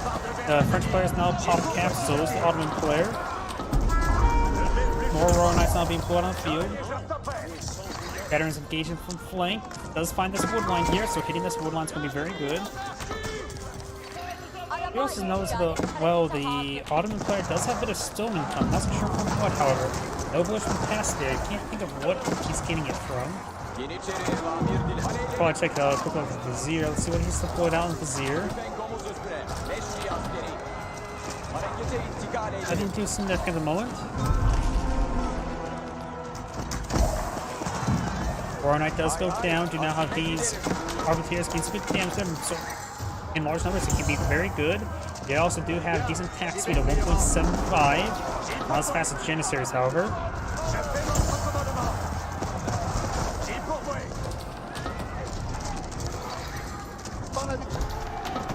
Let's take out that unit there. Got these forces not pushing way forward. Janissaries now getting some great damage there.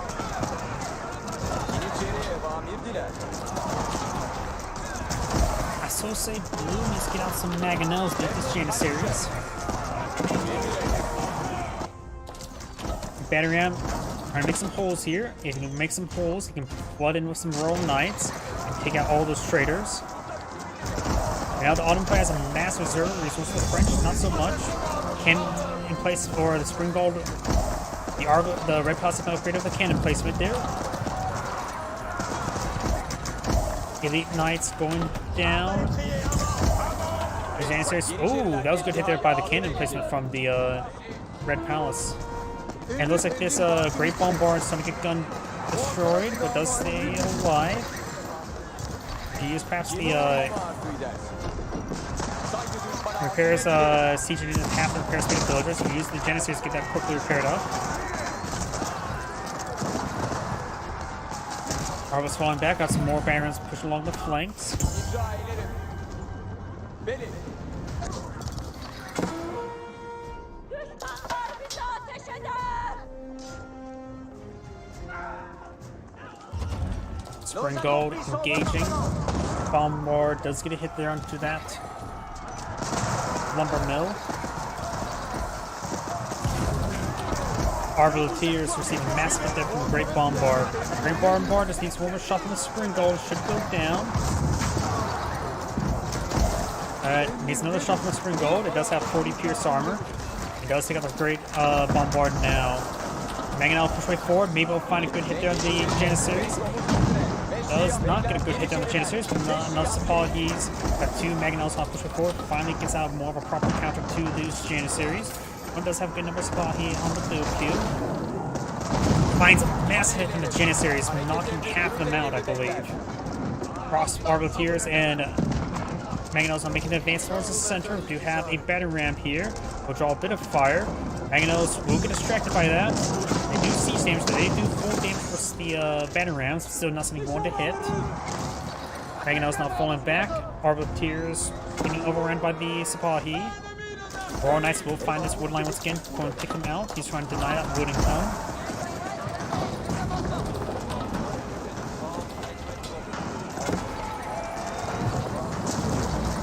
One of those Mangonels do go down. This Mangonel will find a volley down to Sepahi.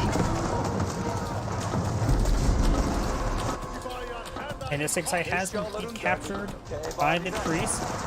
Traitor cannot interrupt the capture, apparently. Did not know that, nor did I ever think about using a traitor to interrupt the capture or interrupt the capture. Red Palace has gone down to these battering rams. He does, of course, have the increased pure storm. Just the Arbal's replacement couldn't save it. It would do 2 damage per bolt rather than the 12 damage per bolt. French now going to get overran. We've got a good number of these barons not being forced on out. And the Mangonel will stay up for now. Does go down. Does get a volley there. Another Mangonel pulled on field. Does find a bad hit there onto those Janissaries.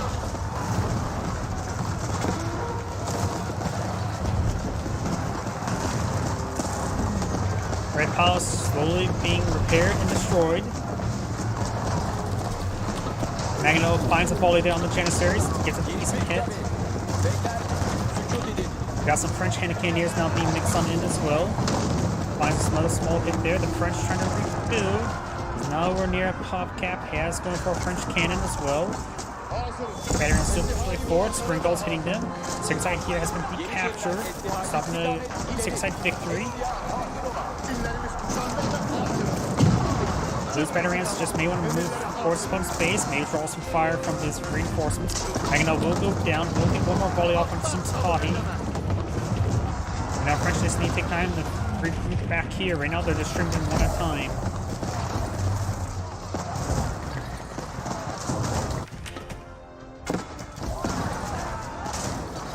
French cannon pushing way too far forward. French cannon does have a range of 10, so the Great Bombards do outrange it if that ever comes up.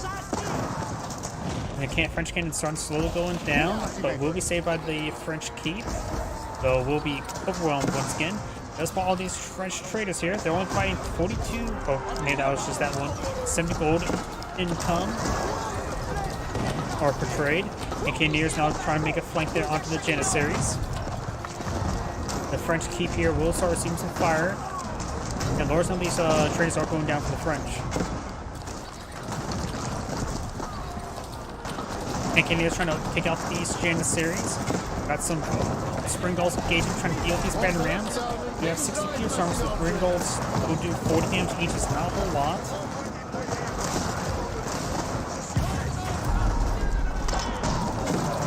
Once while he's going down, Maginot finds a good AoE hit there, trying to repair up the keep now. And the Great Bombard does take out the keep. This Great Bombard is still severely damaged. And now the French are getting a good number of hand cannoneers mixed on in.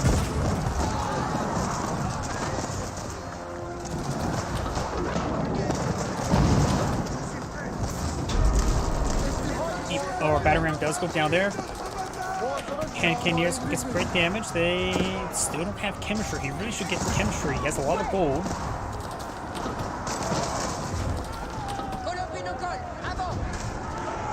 Spy advances on forward.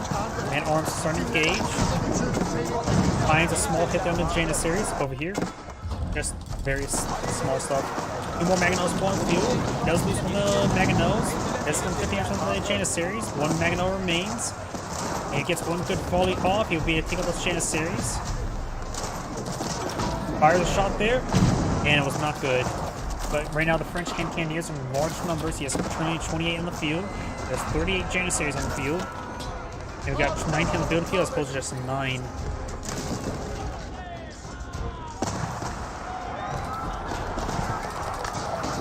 Right now, Man-at-Arms will probably be a bit better as a front line than Royal Knights.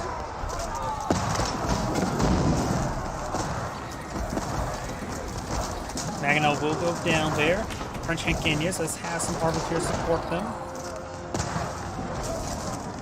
We're going to say Royal Knights or Man-at-Arms going to be better than Royal Knights because simply don't receive the bonus damage from the Janissaries.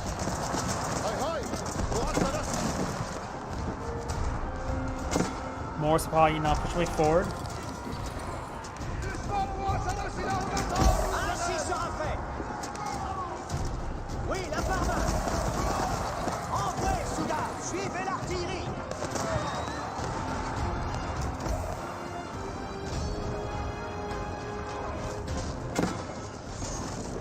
These batteries are way forward, getting some infrastructure damage.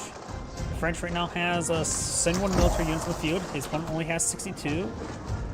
The French does have less civilian population. Gets a good hit there.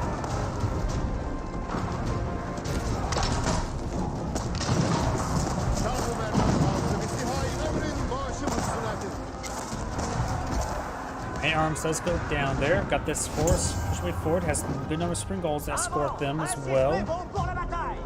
Takes sight. Kills off that traitor.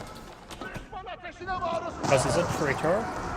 We do now have the Janissaries being streamed one at a time. These Janissaries trying to push this way forward. We've got, of course, the 2 Maginels here. We've got this batter rams trying to batter down this keep.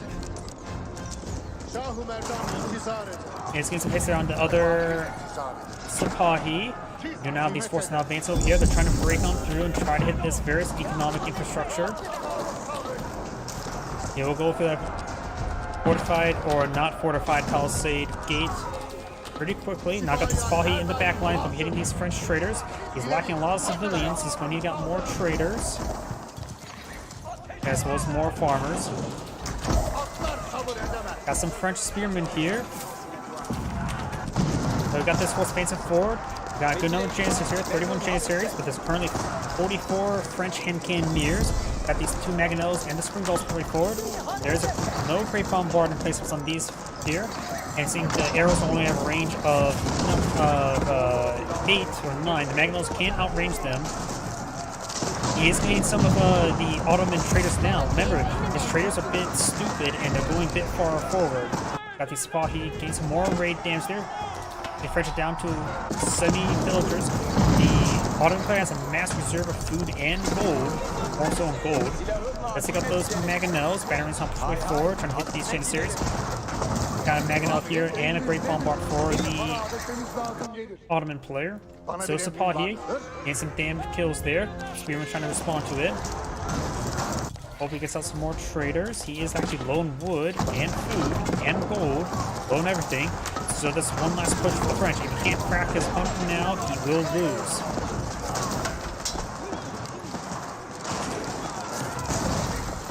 Great Bombards, we're seeing some fire there. He does go take it down. Still got another Great Bombard and some more Mangonels here.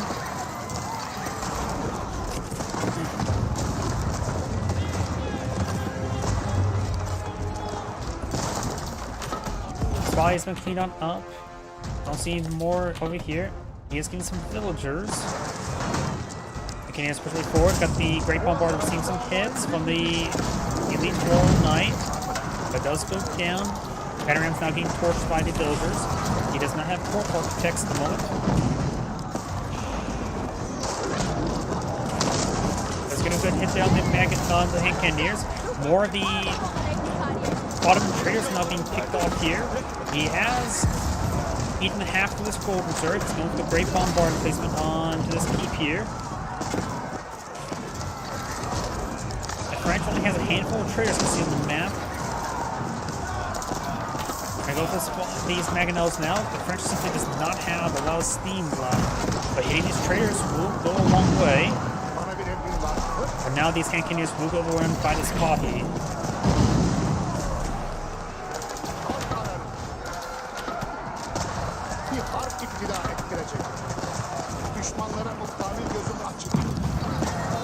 He may want to fall back, maybe get into these defensive positions there. The Red Palace has not been fully repaired. It is not, the weapons are not up and going, so you cannot garrison inside of it for the time being.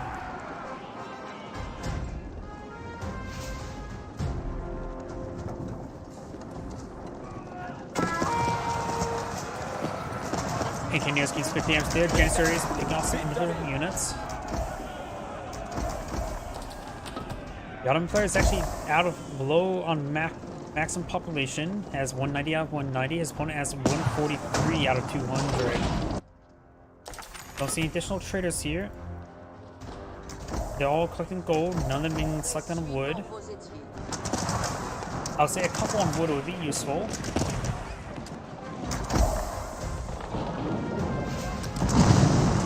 The Red Palace will go down, but it's already technically down.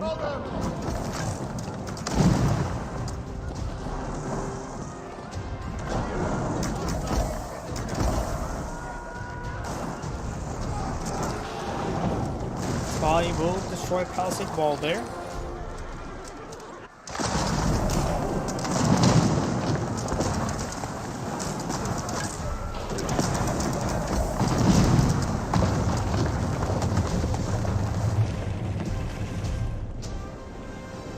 Blue's still not max pop, while the Ottoman is. And still has a good reserve of food and gold. French does have a good defense position there for his Arbaletiers and his Hand Cannoneers. Mono uses passive research there, but now we're seeing massive Mangonel hits there, losing a good number of them. Mangonels do not have the increased damage research just yet.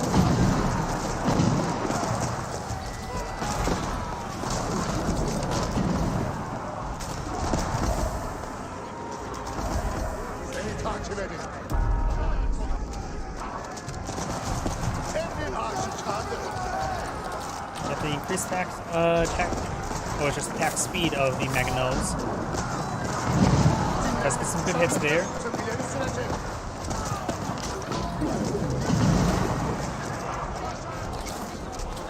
Mangonel does see some Spring Gold fire now. Does lose the Spring Gold. Mangonel is wounded. The French traders are right here. It's not a good path for them. Some of these French traders are going down. He does need to keep them alive. Got a handful of Spring Golds here. They can start getting some pot shots on in. Some of these French traders will go down. Losing these French traders, that's what we've been gained because they're expensive. At this point in time, they're irreplaceable.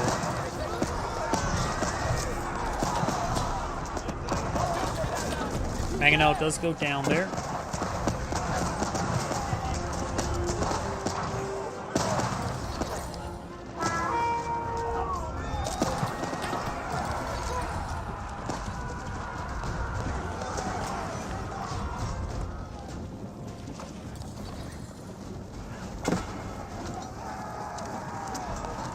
Right now, the French just have 13 military units. His opponent has 39.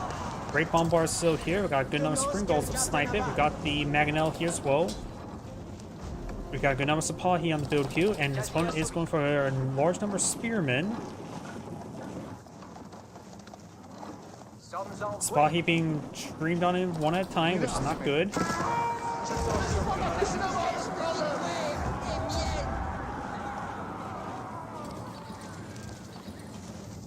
The Ottoman player did lose a good number of traders, but they have been partially recovered. His gold reserve is very low right now. He's getting out some more Sipahi.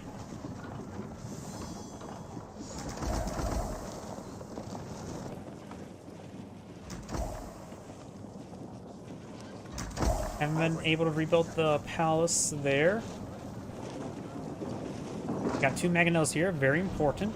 Esliha vazife başına. Hatime gideriz. Belli. The Mangonels get a good hit down the Janissaries. That would be very important. Yeniçeriler esliha inşa edelim. Bekler Yeniçeriler. Hareket ederiz. Belli. Yeniçeriler. Hareket ederiz. Great Bombard does get a hit there. He's supposed to push him forward and back. Mangonels find the volley there. Rolls sizable miss. The Spearman did not do all too well. Now let's use the passive there. Now it's going to be a final defensive line. Does take up the spring gold, but he's getting outnumbered. Mangonels do find some good hits there on the Janissaries, taking them out. The Sipahi starting going down. More Spearman being blown up at the French. That's all he can do at the moment. I think all of his gold is going to traders.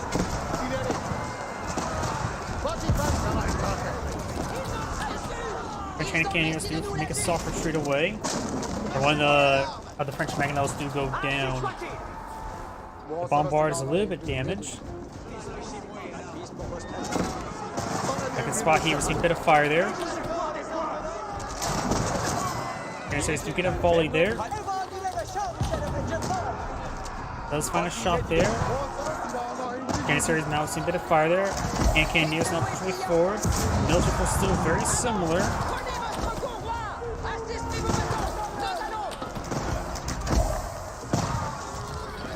French does keep his backline alive quite nicely. There's a Spearman engaging Spearman. Right now the Ottoman only has veteran Spearmen, not elite Spearmen. You got 4 Springbolts versus 4 Springbolts. While you have all their range increases, you have 12 versus 12. Does get a spear brace there, but he will get quickly killed off.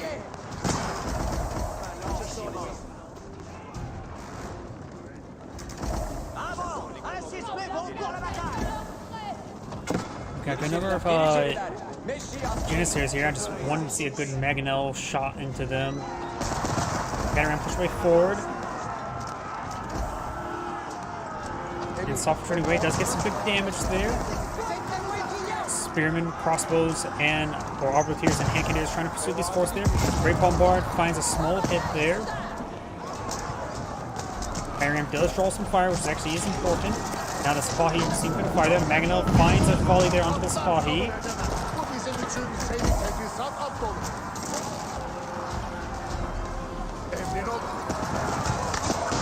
Mangonel finds a good volley there onto the Janissaries, getting a very good damaging volley there. But Mangonel does go down. Springbolts, engaging Springbolts.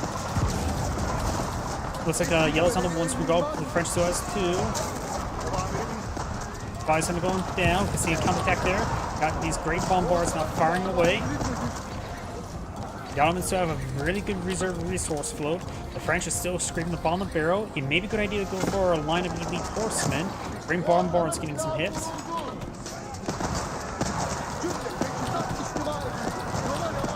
Spies pushing forward, trying to get these spring golds.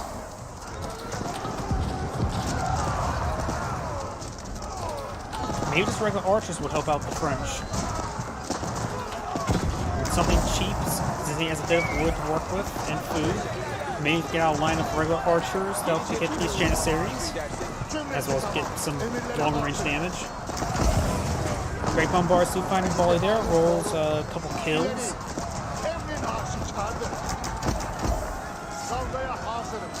Bizim için bayağı her bekliyoruz hazır olsun. Obviously, push right forward. Got the Spring Gulls just engaging out in range. Got two Great Bombards here, as well as a pair of Mangonels blown up like the Ottoman. Nothing to gauge the Spring Gulls. And there's the Great Bombards. They get a couple kills there.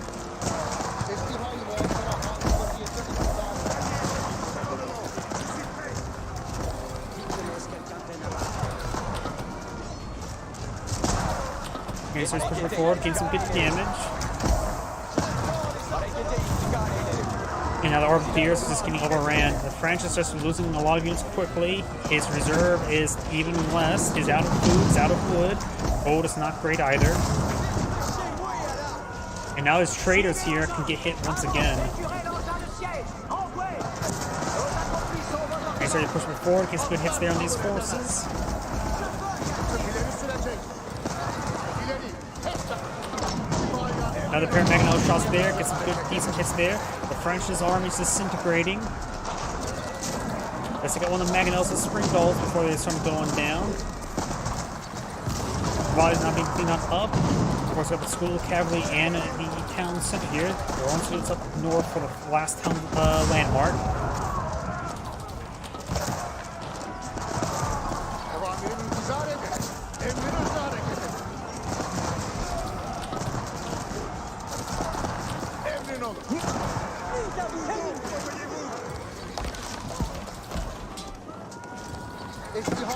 He forces them to push way forward. Mangonel, that was a Spring Gull shot there. Great Bombards being good hits there. Arbaletiers. There's about 20 of them, 28 of them right remains in the front line. He has 36 in total and a couple Spring Gulls, but that's about it.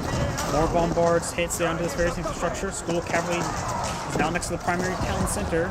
Fethi'yle ittifak edin. Yeniçeriler Beddami. Yeniçeriler menzillere var olun.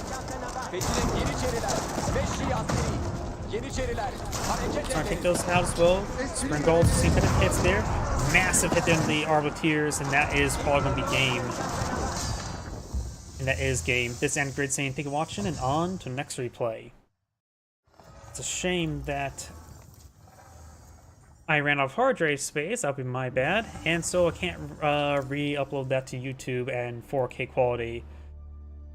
Oh, either way, I do need a moment to use the restroom. Please give me a moment.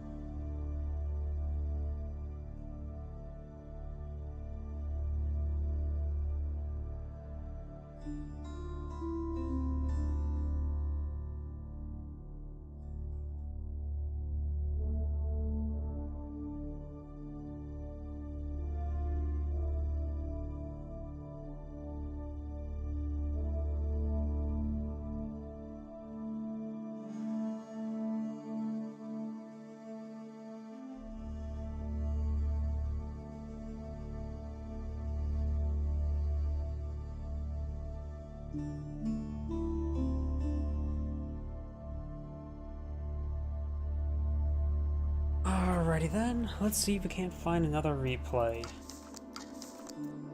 That is not what I'm looking for. This is what I'm looking for. Let's see. That was not that one. Not that one. That's the one I just did. 15. 13. 16. I suppose we can do this one. 21 minutes. A little bit short. Try at least for a 20-minute replay.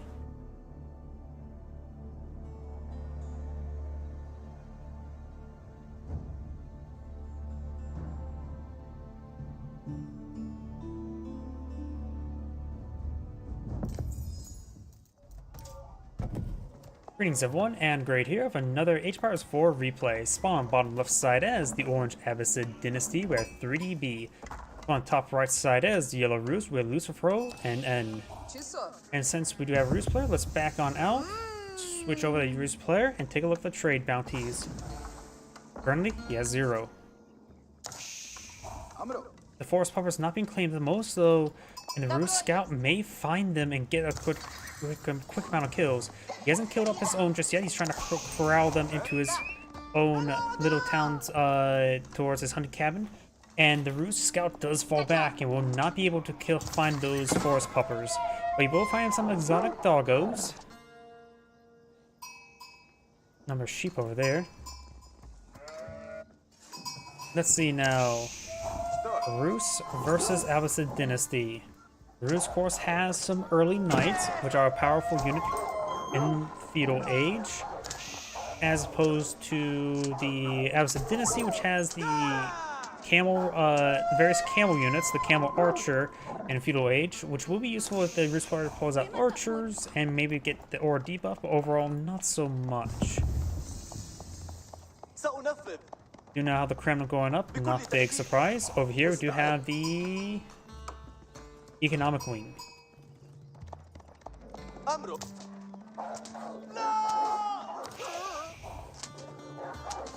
Wolf will be picked up by Orange there. The Rus has reached 210 bounty, and the deer have not been killed off whatsoever. This is... Yellow hasn't found this issue just yet. He may find it now. This will allow him to get up to tier 2, no problem. And now he sees it as well. And now he's trying to pull out some village there to quickly pick them off. He does get to get the kill there. And now we do have 265, which means he is at tier 2.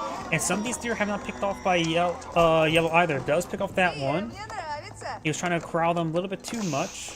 Sometimes you have to kill them off. We got second town center now being pulled out Orange, just as we have tier 2. 275. Getting both wars 150, so we need at least 350. And we'll get tier 3 without the high trade house. So he does get the wolf there, so he's up to 300, so 50 more than he has a possibility of getting tier 3. Second town center now deployed on the field. The Rus player does have some villagers on stone, so he is eyeing for additional town center.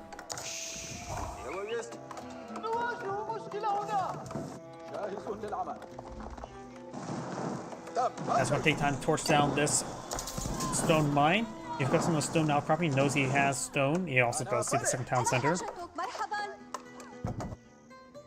Villagers moving down south, trying to climb up some of these forest puppers. He does have 350 wood there and enough, stone. So he does have enough wood and stone to get out at the town center. Do now have an early knight deployed on field. His only early knight so far. He has 3 scouts, 1 early knight. There's no villager sire on the berries, so he can't get a quick snipe there. Right now on the wood deposit, he does have a lot of guys collecting food. I'm not sure where though. It's just the sheep. With the nearby knights, or knight I should say. Does get a charge attack there. And the spearman does see a bit of fire there. Of course, the scout received a bit of damage as well. Orange not going for wheelbarrows. Yellow's going for it. Got the stone, or the first wood axe upgrade as well. And this Kremlin is in the range of the lumber camps there to get the improved wood drop off.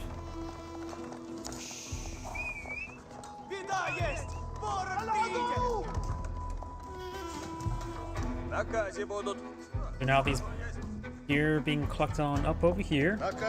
And now we got the veteran spearman research over here as well. Over here we got the horsemen and scout trying to pursue these scouts. The scouts maybe will pick off the scout before the horsemen get a kill. The horseman does 9 damage, has 125 health. Scouts only have 110, but they do 11 damage versus scouts. Do not have these palisade walls going up. Those are going to fall inside of the Kremlin there. Got another early knight deployed down the field.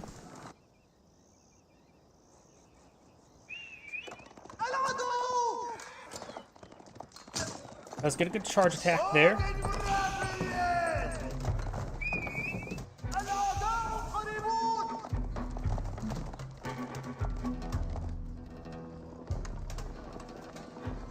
سيتم تشييد ذلك. He's getting some palisade walls there. There is a full wall that's wood lined, and there's also a lot of congested woods in this area as well to get more wall-ins, if he so chooses. Horsemen falling back. The early knights are very powerful. Good item to counter them, of course, is a spearman. And currently right now we do have 4 early knights upon the field. أيها الخيالة تحركوا. Early knights charging forward. تحرك. ضعوا سروجكم.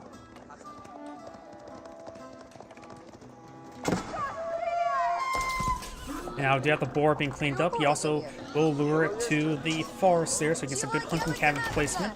This will probably get him about 25 gold income. He will lose that villager there. He's having trouble hitting the boar. He may lose another villager there. Yep, that is bad boar control. And now do you have the military wing being researched by the Abbasid dynasty. This horse will give him 2 free camel riders, which will be very effective versus these early knights.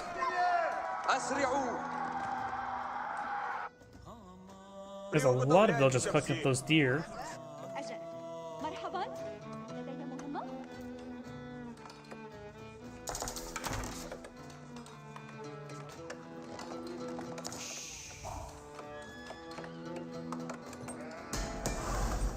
Blacksmith is going on up.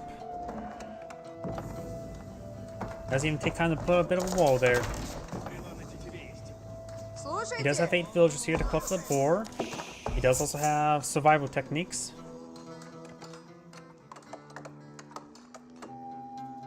And it looks like these villagers are running out of deer to collect on up. There's some deer still over here, as well as the berries you can utilize. You have some roost archers here. And if you look over here, his resources are minimal. He is not going for the next age anytime soon. Abbasid Dynasty does, of course, have access to the Gear Golden Age Tier 1, which gives them plus 15% gathering rate for all resources, incredibly powerful economic benefit.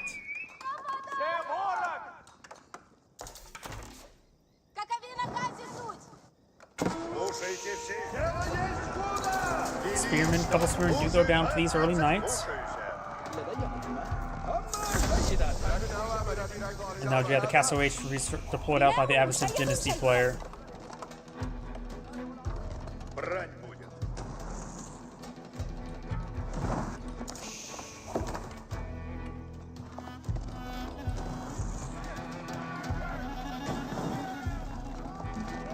We got a big wave of research being pulled out by the Abbasid Dynasty, all of its basic economic texts, as well as food camp, as well as survival techniques, which I suppose you may be eyeing for this bit of deer next.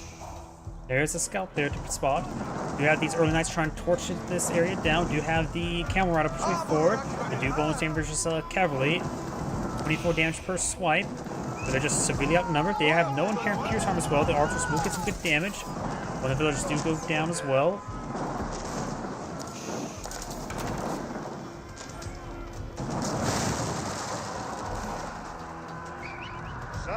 Got these forces pushing way forward. And the early knights are trying to pursue these forces. We'll back them into a corner. Let's get a spear brace there. Archers are getting those good hits on those spearmen. Scouts are pushed way in as well. All the spearmen have gone down. Got some Abbasid Dynasty archers up here, hitting the roost archers. Horsemen and lancers are trying to engage as well. It's a bloody conflict, but the early knights are doing good work. They simply had a good numbers advantage and as well as good engagement opportunity. Knights do get a nice charge attack there.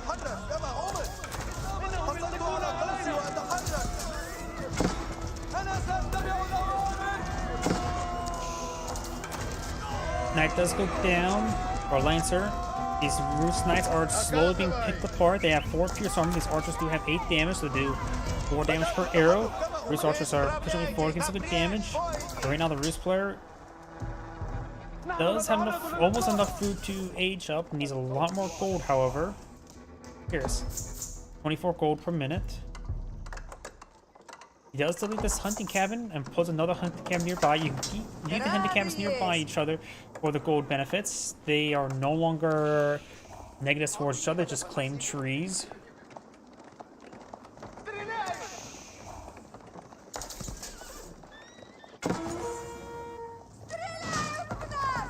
Lancers getting some good hits there. The Roost player is on a severe technological disadvantage. He's trying to collect this gold deposit. Is halfway consumed. This map has a lot of gold, however. Roost Knights charging forward. The early Knights will get out quality by the Lancers. There's a lot of supporting archers to support them. Roost hunting cabin there. Some villagers trying to collect some of these berries. Got a big wave of militia now being forward. They still have 40 seconds remain.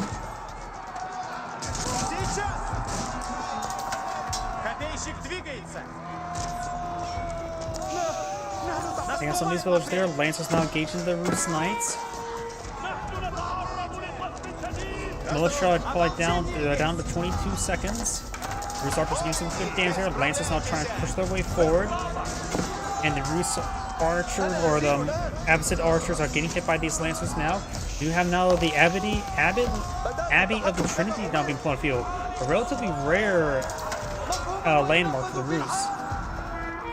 Does provide some unique text for his warrior monks. That is going to take time to clean up this floor. A little bit risky. May want to get out wooden forces in this area, and may want to kill off that boar sooner rather than later. May want to fully upgrade that wooden fortress as well. And now the boar is being claimed. The boar will go down. I wonder how much trade bounty he has at the moment. He has 450. He needs another 50 more, which is unlikely going to happen for the rest of the game. And there's 2 wolves left on the field, and I think all the deer are now dead. I've got the early Knight being picked off there. Some of these Knights are quite wounded. Got the composite bow researching the veteran arch as well, so the Roost player may want to get out some horsemen. He has some warrior monks now being pulled out as well. He does have 2 charges for the militia.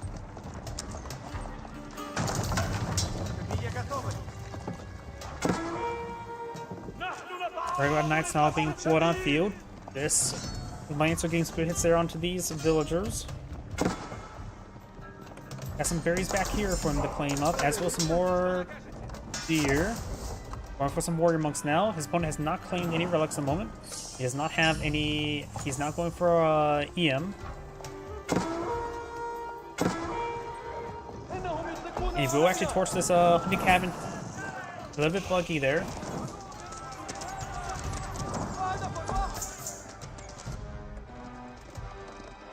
Got these archers and lancers moving on the flank. Warrior Monk does get spotted there. The Abbey Trinity does provide some unique technologies unique to this landmark, such as the Saint's Veneration and the Fervor.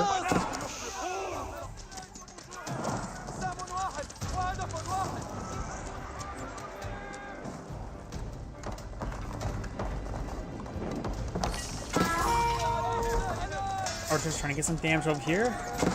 Roost Knights both charging forward. We'll get some good damage onto them, as well as some spearmen closing on in. Roost Knights, they're upgraded regular Knights. They do only have 1 pierce armor. They could get additional pierce armor to help them withstand more archer fire. Got a bit of wood clinging on up over here. Does have the wooden fortress improve the drop off. And he may or may not be aware of this war being claimed. Does get the wooden fortress completed. A little bit late for it, honestly. It's got militia now engaging as well. Spearmen going down. Got a large number of lancers on the field. Roost players are running low on military units. Need some crossbows, but then they'll get hit by the archers. Maybe just master knights will be useful. Opponents not put out any crossbows, and they will be resilient enough to withstand a lot of archer fire. The wooden fortress could be garrisoned to get some extra arrows firing. Those trying to shank these villagers, they try to go for an outpost here. He does pull out a line of palisade walls there somehow.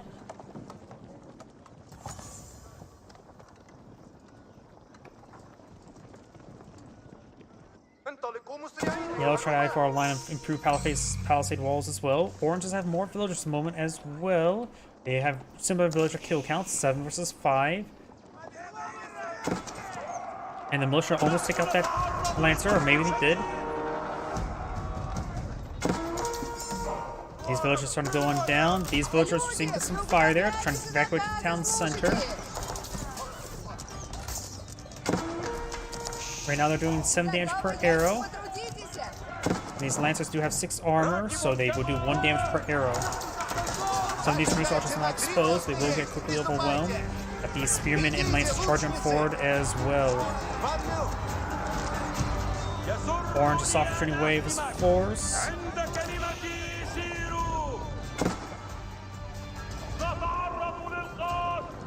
Hunting camp is still right there, not providing any gold income though. Council are getting some damage. These Lancers can withstand quite a bit of abuse though.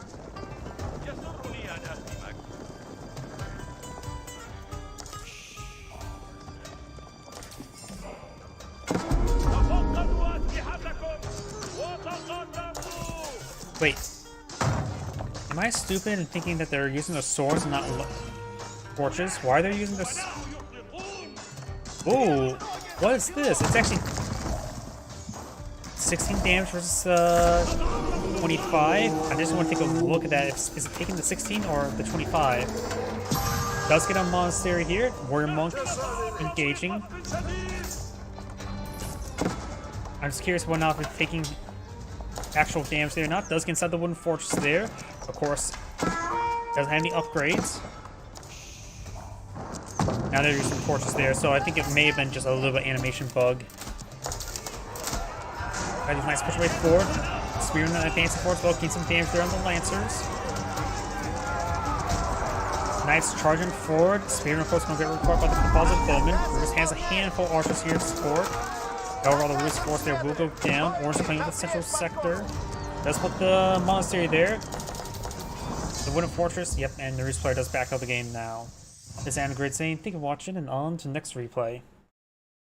I believe that was the last replay I can get from him. So, let's find another player. Now let's see if his primary account has any replays. Sim? Yes. Hidden?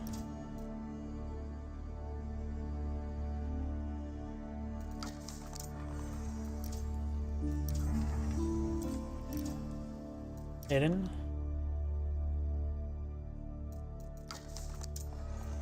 Here. Let's see. Old.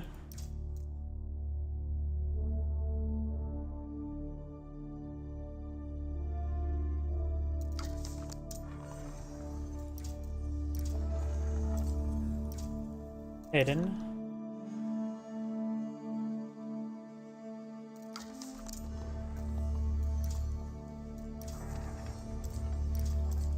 Hidden.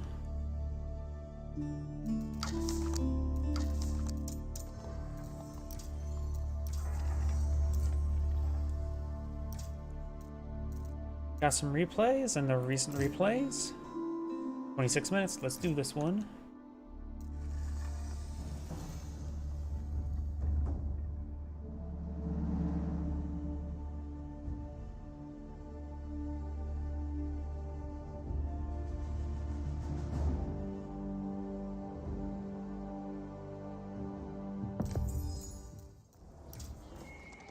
Greetings everyone, and Great here for another HBars 4 replay. So on the bottom right side as the Orange Roost, we have Valdemar 1902. On north's top left side as the Pink Mongols, we have Khan. Let's go ahead and take a look at the Roost's trade bounties, since we do have a Roost player on the field. Let's see now, Mongols versus Roost. Mongols, of course, can pull out 2 unique units, the Keshik and the Magadai. The Magadai is worthless most matchups, so we'll probably have to look at the Keshik, which the counterpart will be the Early Knight. Early Knight, of course, is more expensive, but stronger, very stronger than the Keshik. Does lack the health per swipe, though, but overall, they should be very similar. If either side goes for the heavy cav, it's probably a good idea to go for spearmen for either side and then use archers to engage the spearmen. Orange is not immediately killing off all those forest puppers. While using this one to kill them off individually, just kind of taking a bit of time to do other stuff. Also finds a number of these wolves here. Got a good number of sheep there. And the Khan does find, he's trying to pick off some of the orange sheep. Pick off an orange sheep there. And the Khan's just going to try to run away now.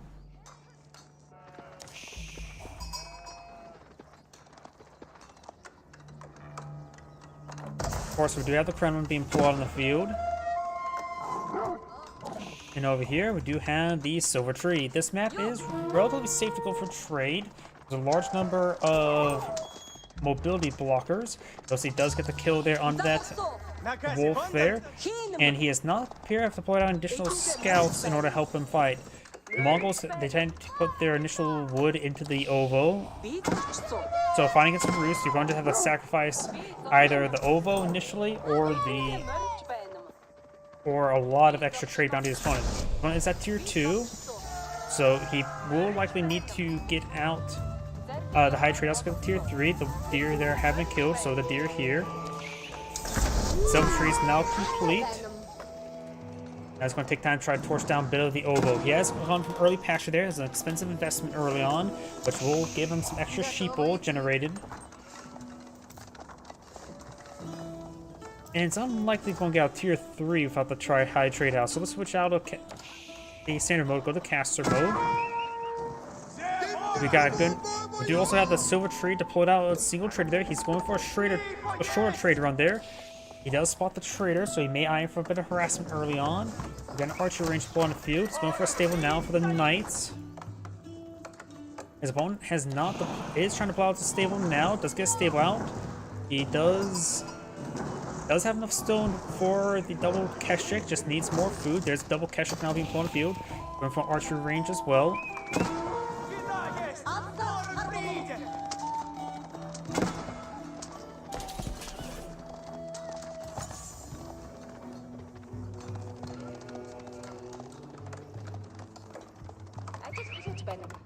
Silver Tree has now been deployed way down here, so he's going for maximum trade early on.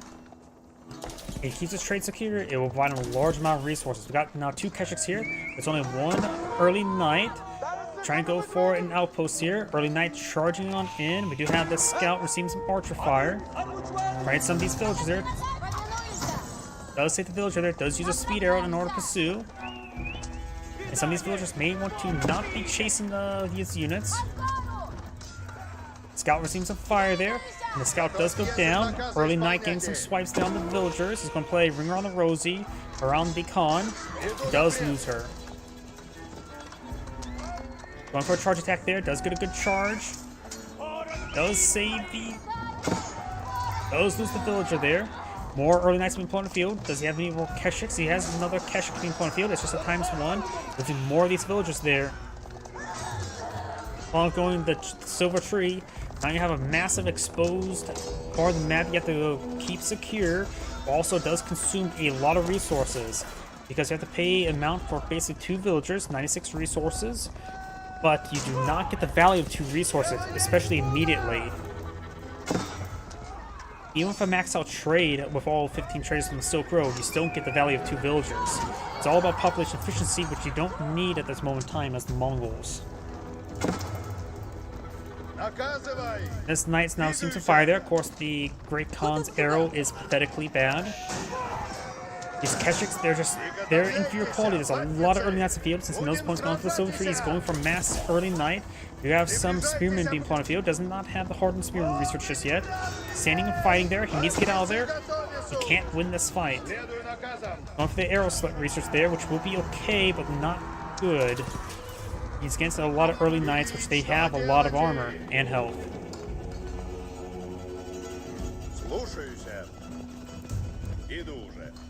We do not have this couple early knights moving over there. He has not been able to pull out any defense force here, so he will lose some traders relatively soon. He's going for some outposts now.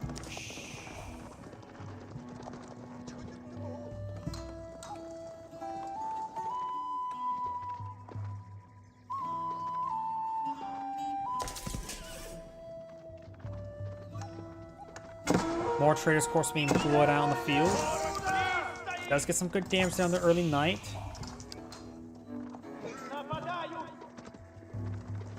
These early knights now moving into the center.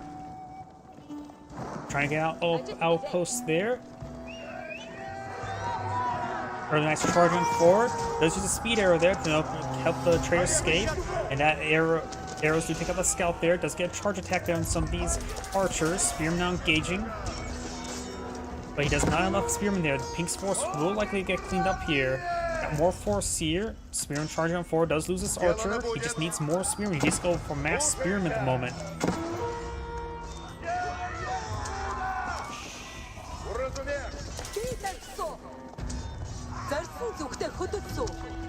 Now I do have the Falcon being plotted field, going charging on in. Takes out another trader. He's going to lose a large number of these traders. Yeah, the Silver Tree, people complain about Mongol trade. The Silver Tree is actually pretty weak in my opinion for when it comes to Feudal Age landmarks. Because you can see here, it's expensive and it is vulnerable. There's no way to keep the trade secure. Single catcher push way forward.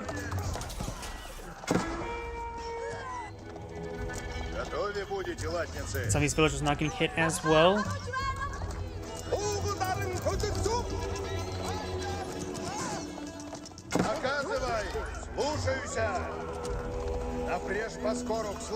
Doesn't take out the early knight there with that swipe. These early knights will find the rest of these traders here, will kill them all off. Right now, the Rus have more civilian workers than his opponent, and yeah, this is a slaughter.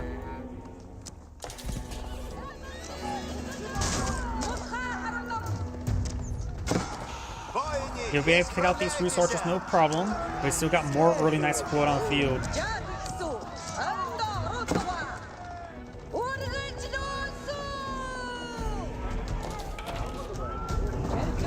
You have more of these archers now deployed on the field.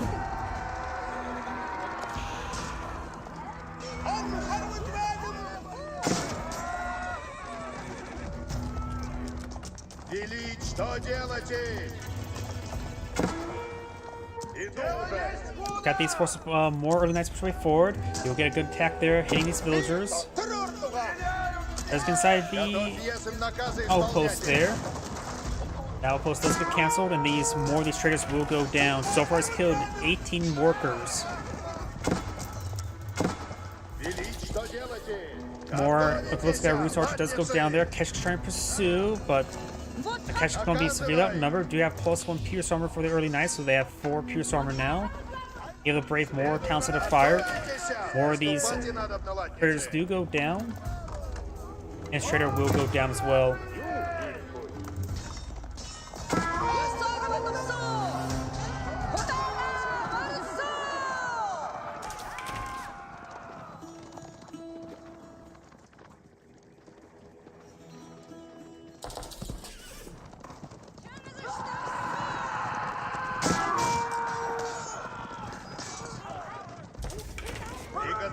Guess let's try and pursue these early knights. A couple of them are very wounded, that's for sure. Does get out another outpost here. He's trying to collect the gold. But only has 5 villagers for those outposts. Still having trouble getting out spearmen. Probably invested too much in those pastures at the time frame. He still has plenty of deer right now. I think the biggest problem right now that the Mongol player has, he's invested with 3 pastures right now when he still has resources on the field, and that's just far too expensive an investment right now. As compared to the Rus, who does have, of course, the Kremlin for the extra wood drop-off. And, of course, now with the extra, 20% food, no, 10% extra food gathering rate. Yeah, the Rus has a very powerful economy bonuses versus the Mongols, though most civilizations do. We have now the archers seeing a bit of fire there. Spearman gets good hits there. Does take out another archer there. This player could just turn around and engage. Does have a massive force here. Yep, there is a massive force here.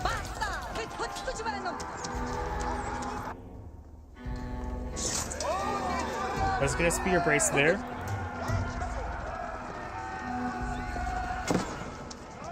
And now got another Ovo being plotted there. That's not a good time for an Ovo. The Spearmen are getting overran. He doesn't want to engage with these nearby archers he is fighting against. Got more Keshiks to push way forward. Spearman does go down there. Does take out another one of the Roost Knights. Roost Knights are now starting to see a bit of fire there. Does get the outpost garrison up with something. And now the Mongol players are able to get a decent engagement. Some of these Roost archers are going to get hit. More Keshiks push way forward.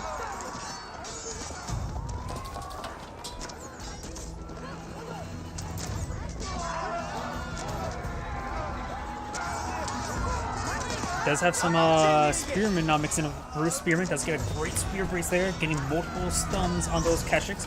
These Keshiks are also wounded. Does use a Speed Arrow to escape on out of there. And trying to go for an outpost here, which eventually will allow him to get out the improved Yam network, which does require Imperial Age.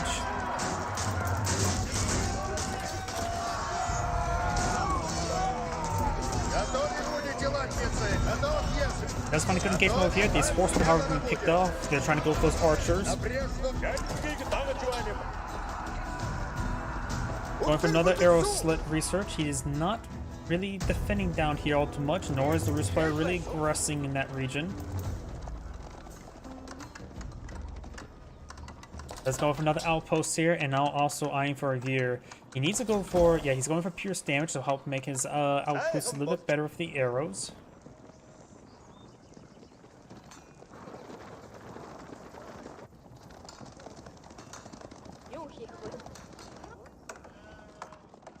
Oof. Yep, and that is the problem with the gear as well. You can redeploy and get to one area, but you're gonna spend the extra wood, a lot of extra wood, to get that another one built. Some of these villagers aren't going down there. Does get a good spear brace there on the Keshiks.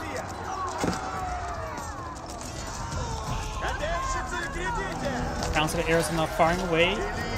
He's approaching the actual damage, which will be very useful. His outposts are firing away as well. He's a good damage on these forces, but the lack of extra arrows causes a bit of trouble there. The Mongols are also starting to go down as well. They'll just do abandon the outpost there and will be overwhelmed. Keshiks now charging forward, trying to deal with these early knights. Right now the Keshiks are oh so wounded, but thanks to the nearby Yam network, is able to move around very quickly.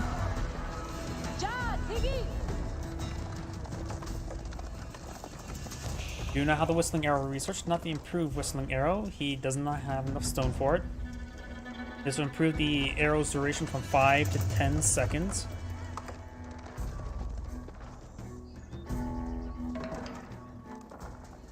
Now we've got a battery ram being pulled on the field.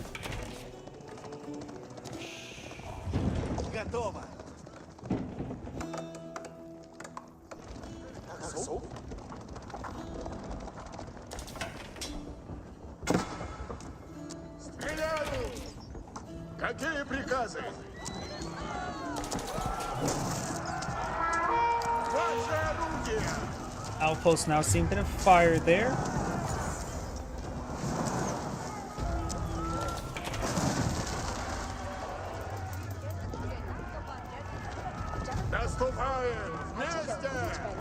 At the archers and horsemen and early knights push way forward. We got the ounce of the arrows firing away. Does pick off one of the early knights. Right now the Roost army is at 25. His points at 30. The quality is a little in favor of the Roost player as well. Archers gain some good hits on the spearmen. Once he takes out those spearmen, he's in a bit better position.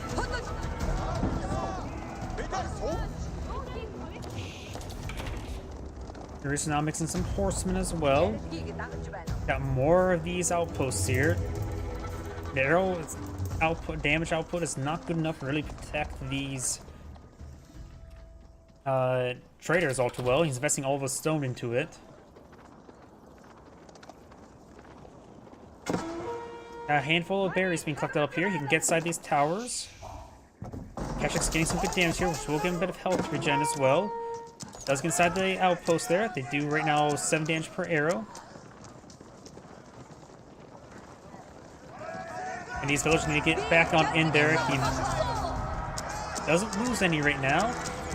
The arrow fire is coming on forward. He's going to try to torch this outpost down. Got good amount of Rus Mongol force here. Does get a great spear brace, however. Ketch's now trying to engage the spearman. Does use the arrow there to increase the rate of fire. Of course, with 10 seconds extra rate of fire, that will greatly improve these archers. He does hold the outpost as well. The Mongol force will be pursuing Orange's force now. Battle Ram's now trying to hit this archery range as well.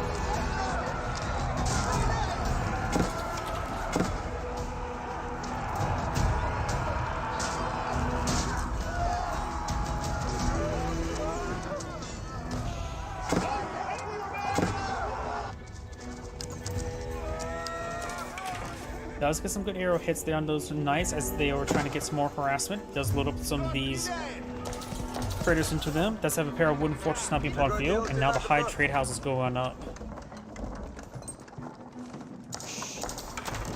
Сделано добро есть. Исправляйтесь.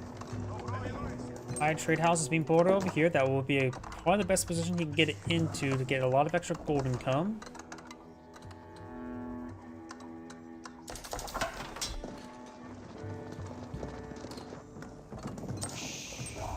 Построено есть, ладно.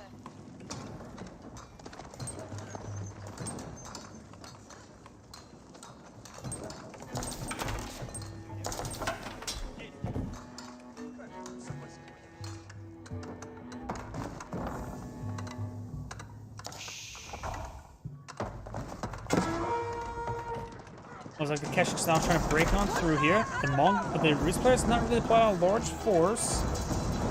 While the Rus Mongol player does have a good number of archers and Keshik's out on the field.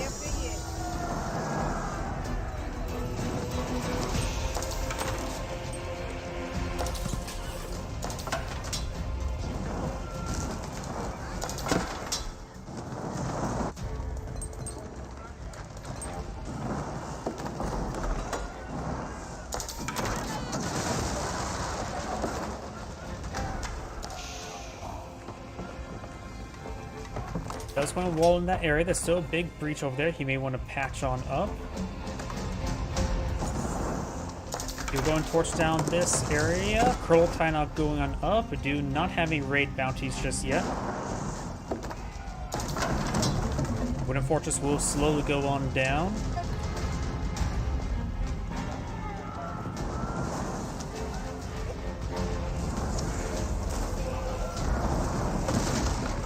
Wooden Fortress has been destroyed. We do have these early knights now push over here, or the regular knights at this point in time.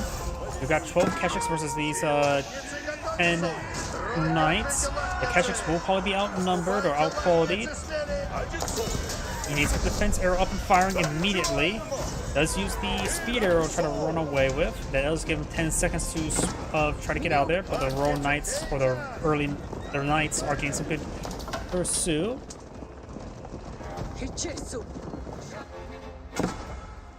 We have more outposts going up, this time with some Spring Golds. He does have a good amount of outposts here to improve the collection rate of these traders.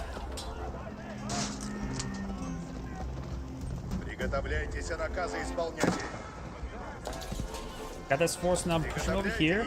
Will maybe on flank intercept these Keshiks? They do not. Right now, the Mongol player does have a good amount of units on the field. Does get this guy Garrison, both Garrison. Does have the Spring Gold upgrade now complete as well. Finding some good hits there on those early knights, or regular knights. Now we've got the warrior monks trying to clean up some relics. We do have now some various resources being pulled on out, including the Yam network.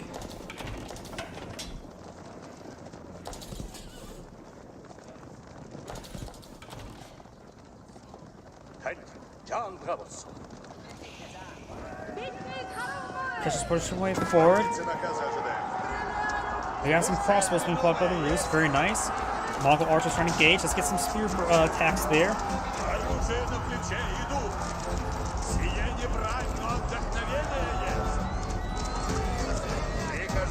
Get some good damage there. Now trying to pursue these archers.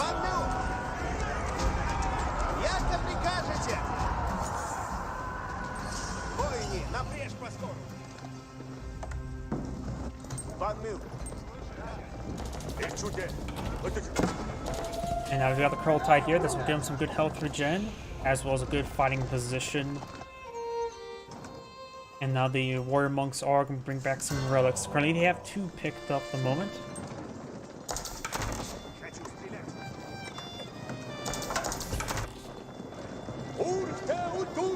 Now this force now advancing over here. We have the course, the wooden fortress here, and there's 13 villagers here. The wooden fortress do not have any upgrades at the moment.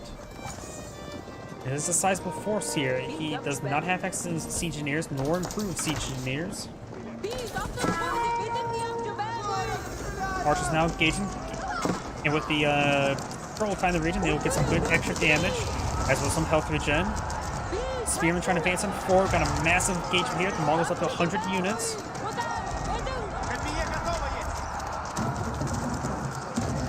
And this wooden fortress will go down, exposing those villagers to be eaten.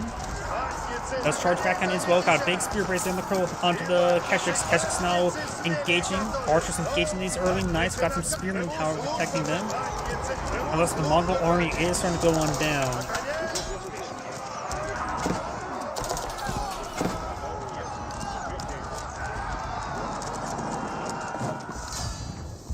And the Rus player does back of the game now. This is Anagrade saying, thank you for watching, and on to the next replay.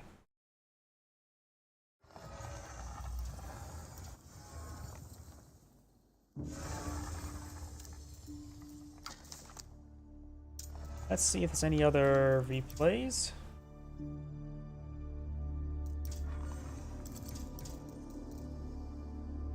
Let's see, that was this one, right? Yep.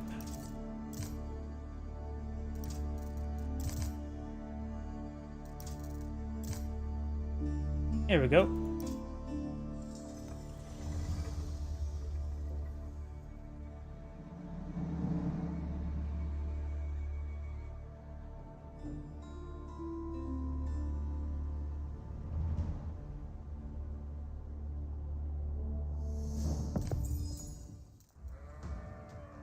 Greetings everyone, and Grade here for another HBARS 4 replay.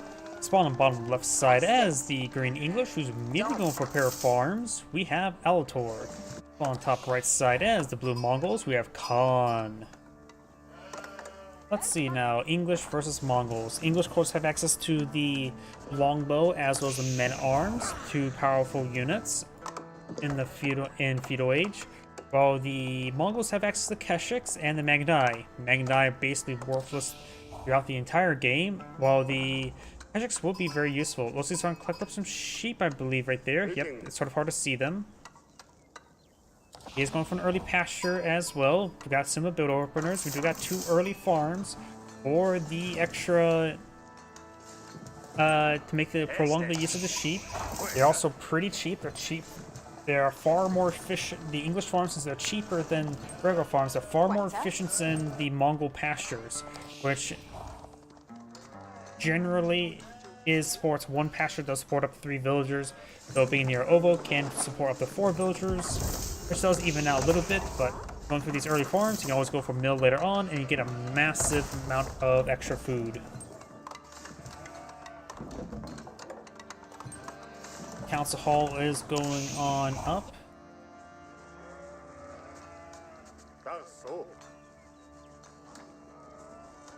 The Mongol player is still need a little bit more food there. Does have enough now, and is going for the silver tree, eyeing for a bit of trade. We have the gold deposit here being gathered on up. Now we have the mill as well. This will make it so that these farms provide a significant amount of food. It will provide more food than deer.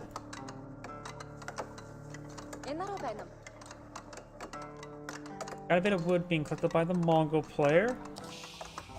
If I probably should turn over this. Right now we do have 5, 6, and 3 versus 4, 5, and 4. Up here. Oh, and does take out the English scout there. That's a lucky little pick. He does spot the silver tree there. He immediately starts pulling out a trader.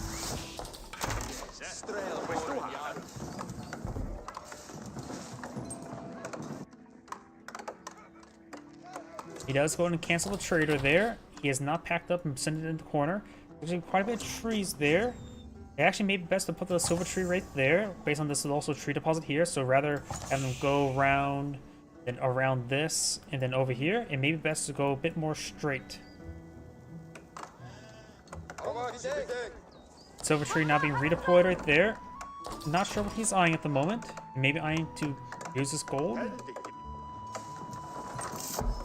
Right now, English player does pull out a handful of longbowmen. Don't know where they're at right there. Looks like looks like a longbowman and spearman right there. It's going for a bit of defenses. Oh, that's where they are. They put some peelings around the gold deposit. He's worried about any Keshiks. And now do have a bit of trade going on. It's a short range trade. His opponent is pulling out a large number of archers already. The English player losing his scout. He doesn't want to push out into the forest just yet, because this area is very hard to see, while the Khan will provide some great scouting for his forces. Got this mill going on up. We got more lumber being collected. Now the Silver Tree is making his way over here.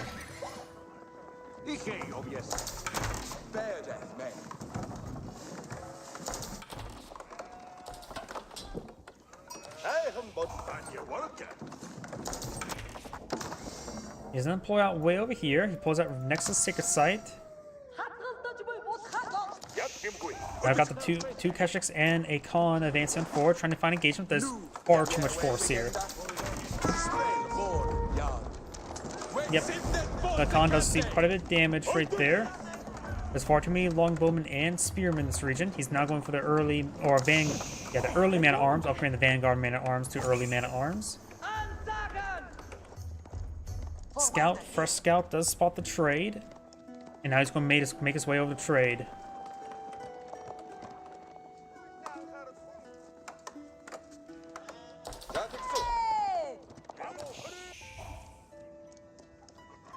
We got a wolf engaging the trader. And these Keshiks are charging on in. That's not a good engagement. They can get quickly picked off there. The spearman didn't really get a good amount of stabs there. There's also boar and deer here, so the Mongol player could try eyeing some outposts here, as well as collect up. The outposts will help him improve the trade network as well. There's just a speed arrow there.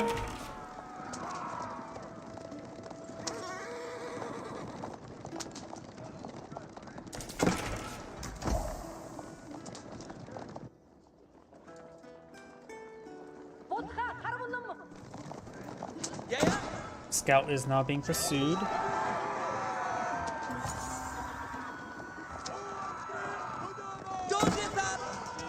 Let's get some good damage on the Keshiks.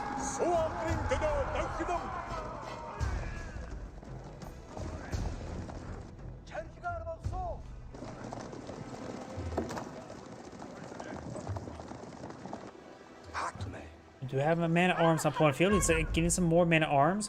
Spearman is probably a bit better against his opponent's current composition, though man-at-arms will resist his opponent's arch fire. He's going for more ×2 archers, and he's getting for more pierce damage as well.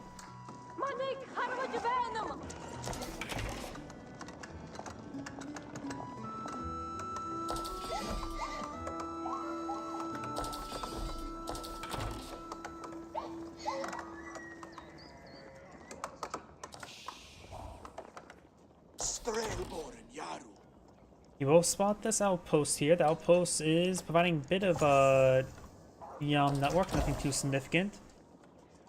Exotic Doggo going to get some bites there onto the longbowman as well. The outpost will spot all of this. Now going for some more arrow slits as well.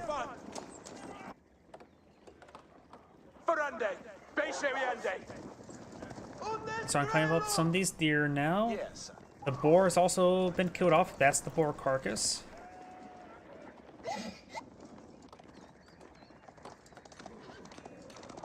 We've got 2 Keshiks here and 2 archers. That should be enough to help eventually clear out this area, though the Spearman do pose still a big threat. Trader now seems to fire there, and he's not using Trader's bait, so he will lose a Trader. Right now, Blue has a decent force over here, including a large number of archers. There is a scout in this region as well. Tower is going to get some arrows firing on in. It may be a good idea to garrison the tower. That scout does go down. Over here, this force is going to get cleaned up by the Keshiks and archers. Keshiks now engage the spearmen. And the villagers are going down. Arson engaging. Grenades cut off 3 villagers. This power is getting some damage. He's trying to torch it down, or maybe a misclick there. Keshik slowly being picked off. Man-at-arms still poses a massive threat. He does get pierced armor onto him, as well as hack armor.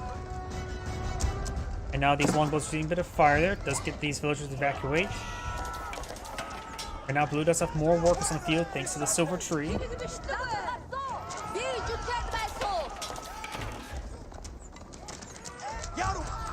Spearman does go down. Archer's now engaging these forces.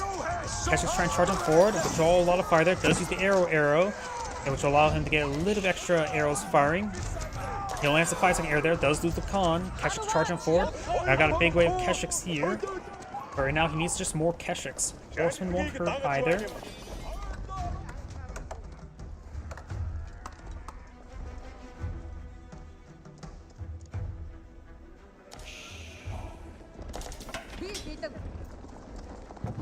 The outpost does spot everything here. Green's trying to go with his own outpost for the castle networks. Archer's now getting some damage there on the longbowmen. And do got a spear bracelet on some of these Keshiks. Keshiks are trying to deal with these man-arms. Let's get the tower garrison as well. Does 7 damage per arrow at the moment.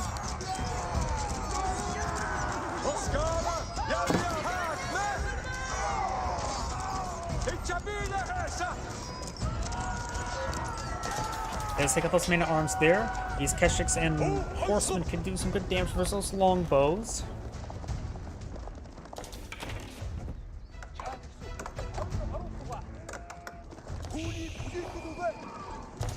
And looks like it does pack up one of the stables. Move it over here. The fresh new ovos there. Going from archery range as well.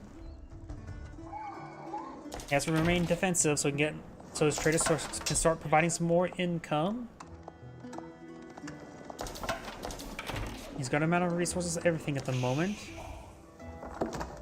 But English does have a massive amount of food at the moment. 17 villages versus 25, so he has a large number of farms up and going. That will give him quite a bit of food going. The Mongol player is, of course, able to sort of match it since he's collecting from more valuable sources such as the boar and the deer. It does take time to try to kill off some of these deers. Horseman or scout does receive a bit of arrow fire there. Green's now eyeing for another attack over this region. There's currently just the one outpost. Finding minimal Yam network. He does not really have any much Yam network on the trade route. And now we do have the Whistling Arrow Improved being researched. A very powerful upgrade to give him 12 seconds for the Whistling Arrow as opposed to 5. The increased radius does help out as well. So you can cast with the con a little bit farther away.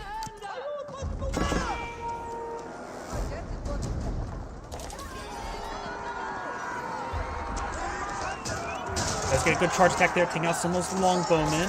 Keshiks now charging on in. There's only a handful of spearmen here. He needs to get out more spearmen to engage Keshiks, but a mix of man-at-arms and spearmen is probably good, but just needs more spearmen to engage these Keshiks.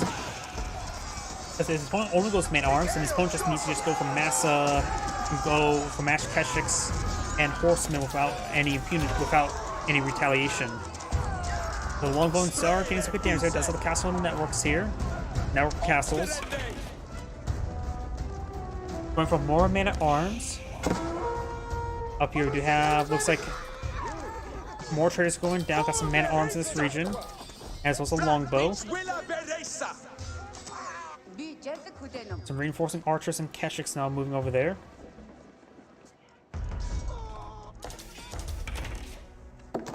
The improved Whistling Arrow has been completed. Now going for some hack damage.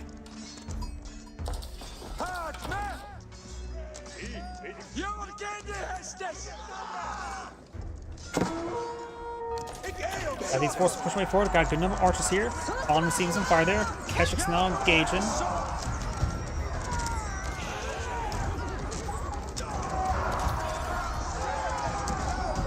Villagers do back off the board. The board still has 300 food left on it.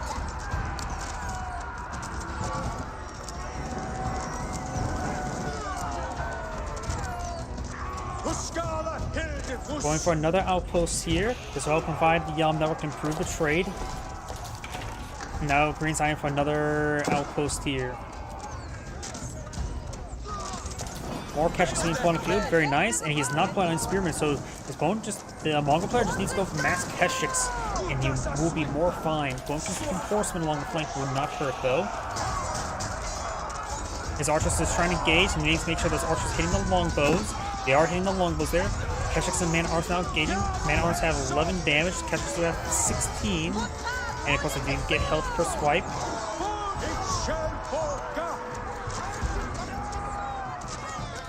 Now kill off some of his forces there. Now Keshiks charging forward with the longbows or the archers in pursuit.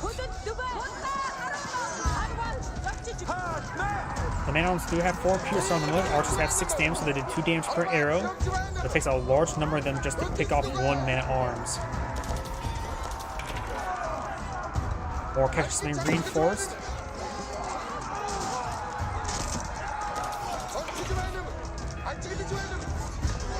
The outpost going up, so I have trouble with all the man-at-arms. Keshiks getting loaded down as well. But the man-at-arms are going to be cleaned up before the Keshiks. I'll be closing on in. Keshiks trying to charge onto those longbowmen. The English player, like I said, he needs more spearmen. Going for more arrow slits there, trying to claim up the boar once again.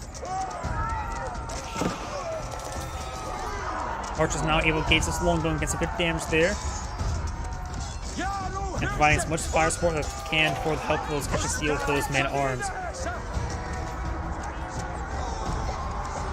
Right now, that's 9 man-at-arms, now 10 man-at-arms versus just 4 Keshiks. He needs to focus more on the Keshiks. Got these forest poppers now being claimed on up. He could try spinning with his wood, send a villager to get out some more outposts. Yeah, he does have some outposts here for the Yam network.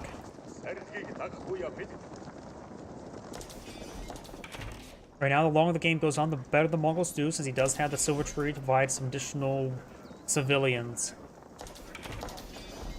And traders, they are very population efficient. That's their primary benefit over villagers. Assume you can keep them alive, because as Mongols, it's very hard to keep them alive. Outpost being upgraded, the arrow slip there. It does go and get the tower up back here, garrison up with the villagers. It does, of course, do some damage per arrow. Attack speed is slow.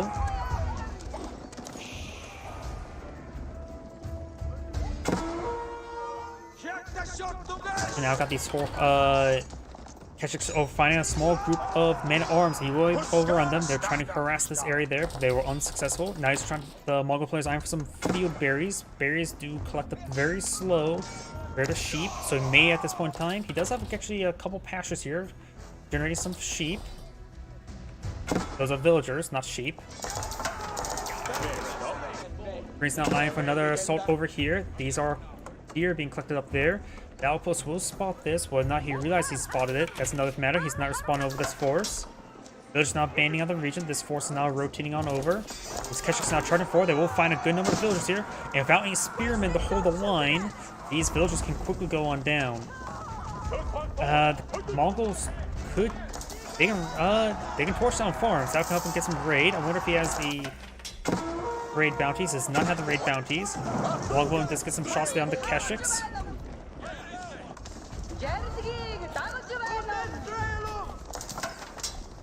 Keshiks now engaging with a handful of spearmen here. The Keshiks would win this fight. Got this force moving around. He's trying to collect some more of these berries. He's going to be running out of resources on the field very soon. He needs to be able to get some more villagers onto wood in order to get out some more pastures. These forces are falling back. Keshiks do get a nice charge attack there. Got a good number of archers here as well. The Khan is not here. You can really use a Khan. The Khan's over here. Keshiks should be able to hunt down these longbowmen. They do have a bit of vision there thanks to the outpost. This force here could actually intercept. If this small force help intercept these longbows, you can use the speed arrow to help him have these Keshiks catch up. No, he doesn't. This arrow's on cooldown there. And now it does get the Keshiks there. Now I do got the castle age for the Mongols. Let's see what landmark he went for. It is the Kurultai. And now it's going with veteran Keshik research.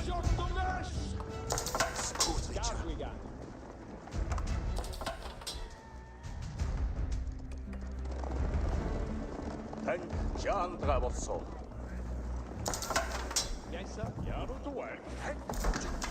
You have an outpost going up right there. The English player does have plenty of spearmen now.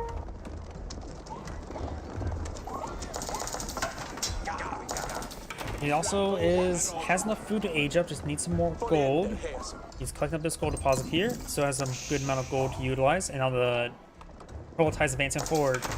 The Kurultai will provide some extra damage and health regen. The Kurultai does, of course, provide an aura of 20% damage bonus, as well as the 1 health regen per second. There's some longbow here. The Keshik should be able to clean it up, especially when they get that veteran Keshik research like that. 6 longbow here, and there's more Keshiks there. Kurultai is now pulling the field, getting some much needed health regen on these forces. And these archers do have the veteran archer research. We've got the white tower now being pulling the field. He's a desperate white tower. Usually most people prefer to go to King's Palace, but the white tower is a keep. So right now the English player is desperate if he's going for the white tower. Spear brace there, does get some good hit there. Does the defense area there, giving +2/+2 armor for 12 seconds. And that Kurultai is pulling him very far forward, getting some good health, regen, and damage benefits for his archers. Right now they're doing 10 damage per arrow, which in the long run is just doing 7.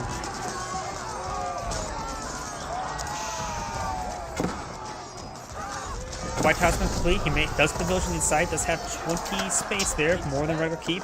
And these arrows do a lot of damage. Of course, the Mongols here in big numbers. He's trying to get inside.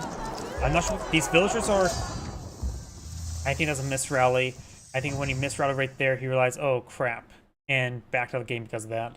This is Anagrade saying, think of watching, and on to next replay.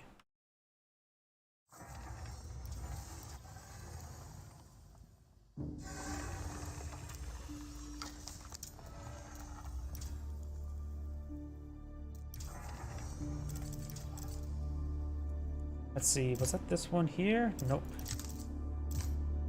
That was this one. 15. 14. 9. 3. 2. 12. And everything else is a little bit older. So let's go on to the next player.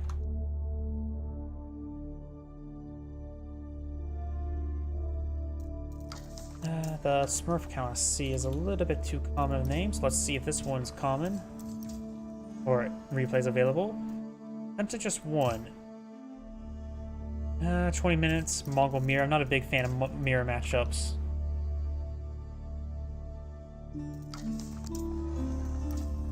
I know I did cast some of him versus other players, so I've got to be a bit careful not to select them. And that one I did do.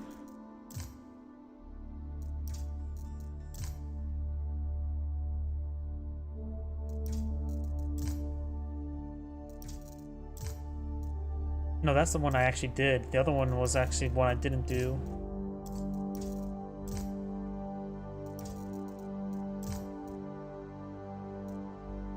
Minutes, we could do that one.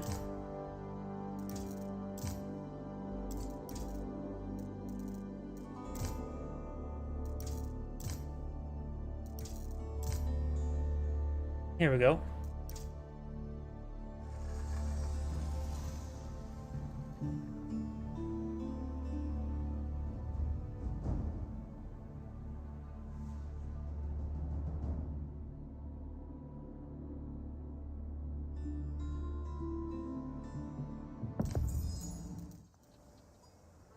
Greetings everyone, and Great here for another HPower's 4 replay. Spawn on top right side as a Cyan Delhi Sultanate, we have a foreign name. Spawn on bottom left side as the Orange Holy Roman Empire, we have 3DB. Let's see now, Holy Roman Empire versus Delhi Sultanate. Delhi Sultanate of course have access to the Ghazi Raiders in Feudal Age, unit that has armed with a mace. A horseman that's armed with a mace has a bit extra bonus damage versus heavy, and as well as hits harder but slower as well. which could be useful for his opponent if he starts pulling out his Feudal Age Man-at-Arms. Feudal Age Man-at-Arms can be very impressive with most matchups. Do not have the Minework Palace being put on the field. I'm actually glad we don't see the Aachen Chapel. Minework Palace is a very powerful landmark as well. It gives also Axe of Blacksmith, research 40% faster, 40% cheaper, and gets some unique technologies. A unique technology in which it can give your Spearman Horseman +2 melee armor. You also got the Dome of the Faith, but that is also one I actually have never seen before. It's always the Power of Victory. Access and Moss produces scholars at a discount of 50 gold, so he's going for a lot of scholars.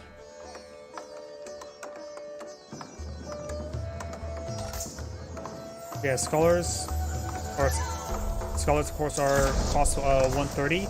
These cost 80. Discount 50 gold, so he's able to pull out some early scholars, or a lot of scholars early on. Doesn't appear to be unique technologies. He can just using this one to pull out the unique technologies, while this one deploys out the scholars. Got the blacksmith going up, so this is a little bit different. I'm curious how this will play out.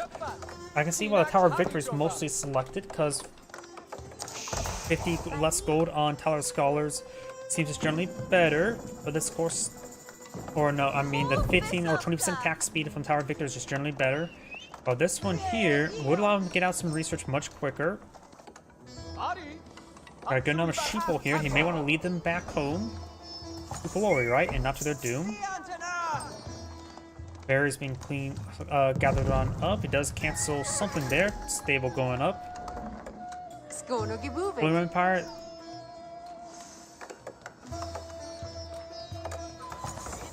Increase the melee armor. Let's see, Rivet Chainmail, increase the melee armor of Spearman and Horseman by 2. And of course, grants the Steel Barding, giving +2/+2 armor to Knights. Of course, this is also Castle Age. This is also Feudal Age as well. Having your Horseman have 2/2 armor is actually very nice. As well as having your Spearman having 2 melee armor is very nice as well, in case your opponent deploys out a lot of Spearmen themselves.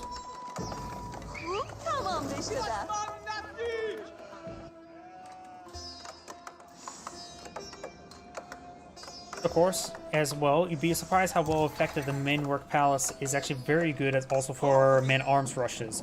You can charge forth Man-at-Arms. If your opponent starts deploying a lot of ranged units engaged, you can go quickly get the Pierce Armor research for cheap, faster and cheaper.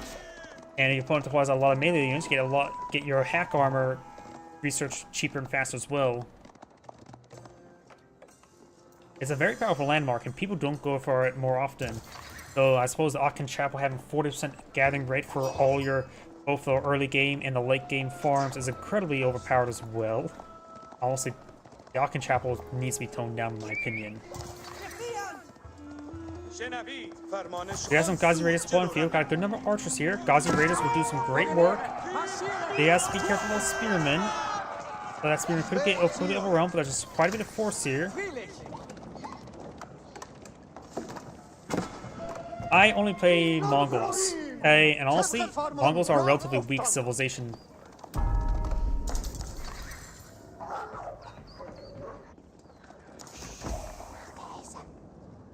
You know how the Scholar receiving some bites there.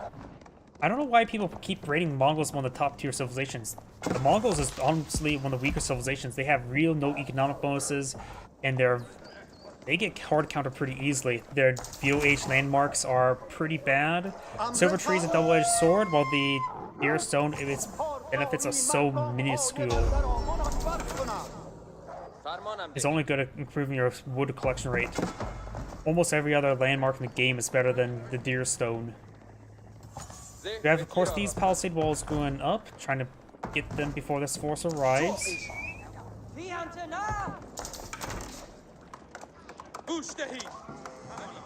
Does kill off that deer for some reason. Oh, does it? Oh, he can actually get professional scouts, and also Malians generally get professional scouts. Try and break through this palisade wall now. These walls will go up in time.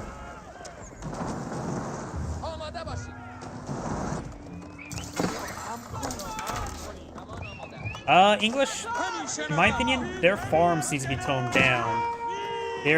They should not have discount their farms. They're powerful. They don't have the bench on the map to get massive food generation. They also get good gold generation in Pilo Age for late game. I think their farming bonuses need to be looked at least the wood discount on them.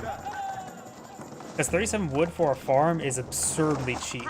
And the fact they can, in Pilo Age, get them upgraded just by building a mill nearby to get them even better than collecting up deer. If they're just remove the discount on farms itself, I think then it'll be a bit more balanced. They are very powerful. They just simply don't have to venture on the map. That's the big issue.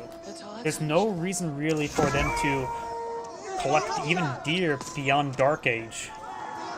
Or even boar. Got these scouts significant damage there. They does lose both of them there, so can't quite bring those deer back at home. We do now have the Ghazi Raiders push way forward.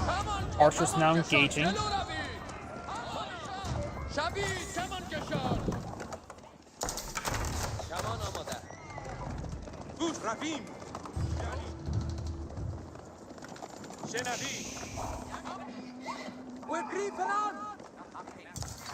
We got a number of 9 Ghazi Raiders there, as well as 14 archers. Over here, we got 23 archers and 9 spearmen. The orange player has a massive force on the field.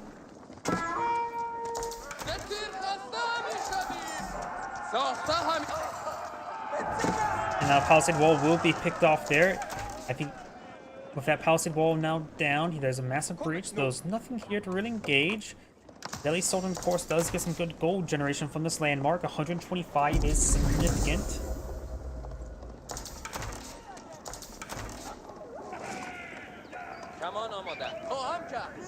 Abbasid Golem, OP or not? I haven't really seen them being all too successful. They're good against light units, but that's generally the role of man-at-arms. They're generally supposed to be good versus light, and they just excel a bit better against Azat. I don't think they're overpowered. They're probably fine how they are now. You got some good damage there, trying to focus on those spearmen. Once the spearman goes down, the Ghazi Raiders can advance forward, but now the Ghazi Raiders try to go forward. See a bit of fire there. The spearmen were drawn forward. Archers trying to engage.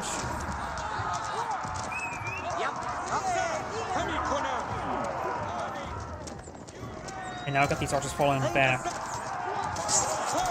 Let's get a good spear brace there, taking out the horsemen. Archers now push way forward.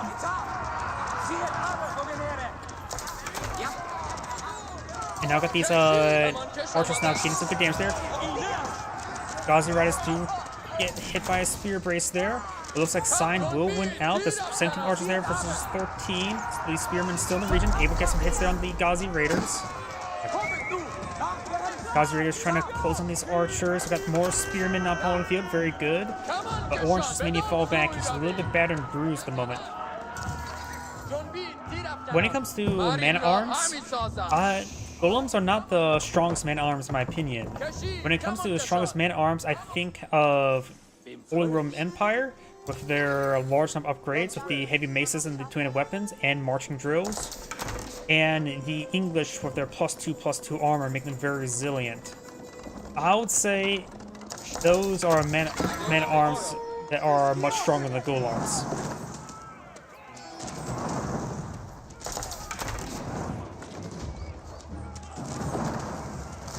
When it comes to Abbasid Dynasty, their biggest benefit, I would say, is probably their 15% increased collection of all resources after getting 10 structures built.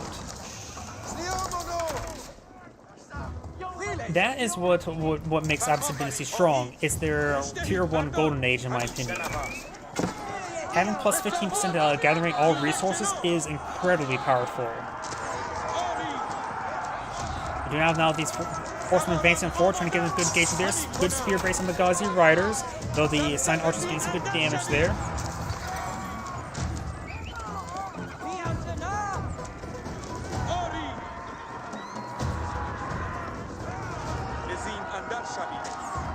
Let's get a good hit there.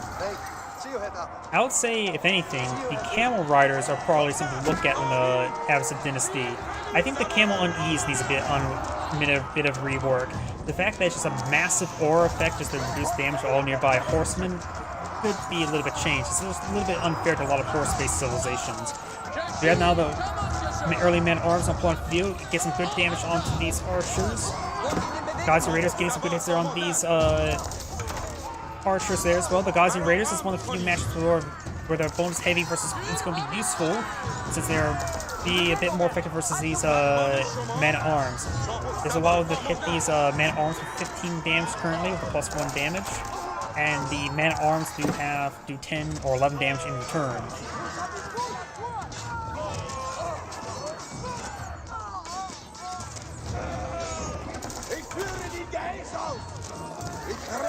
Thank you. You now got the boar aggravated. You know what's really overpowered? The boar. I think the boar is too powerful. Is that a stupid opinion? Let's take out an archer there. Like, I think the boar should be more accessible.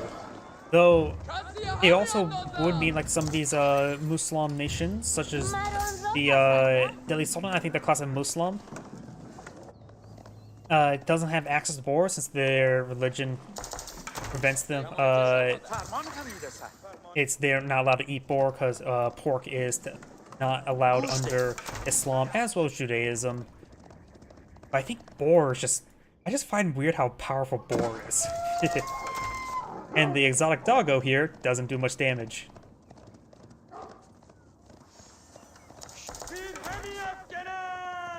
Here's a question I always wish I would get an answer to.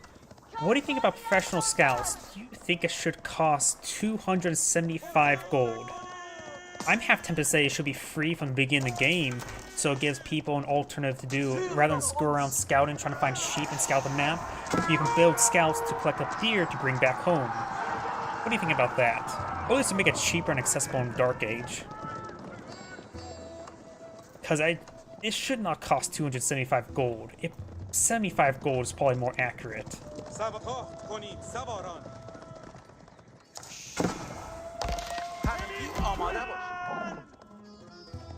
We now have the Gazi Raider. Let's find another exotic doggo. We'll go in and mace him.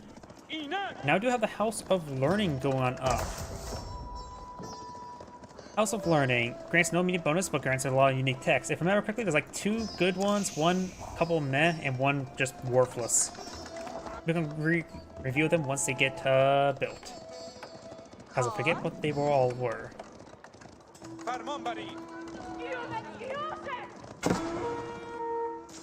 We do now have the Gazi Raider. We seem to fire there, and the Railet is getting some good healing there. Over here, we got the Gazi Raiders now engaging onto the Hardened Spearmen. And the Gazi Raiders will go down. We've got this force now advancing forward. There's a good number of man-at-arms here. He will have extreme trouble dealing with all these man-at-arms.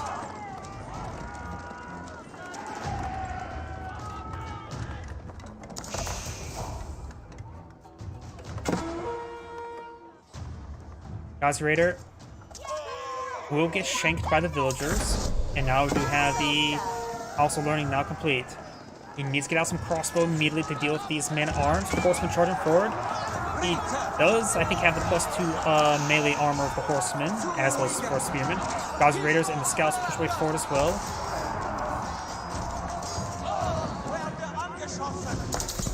These villagers need to fall back, trying to get some collect somewhere else. Archers now engaging the archers. We do now have some additional research going on. Lancer trying to charge forward. We'll see a bit of fire there. He needs some crossbows out. He's getting more lancers, which will be a good item versus the horsemen and versus the man-at-arms as well. He's trying to deal with his horsemen. Lancers now engaging. Just needs more forces on the field.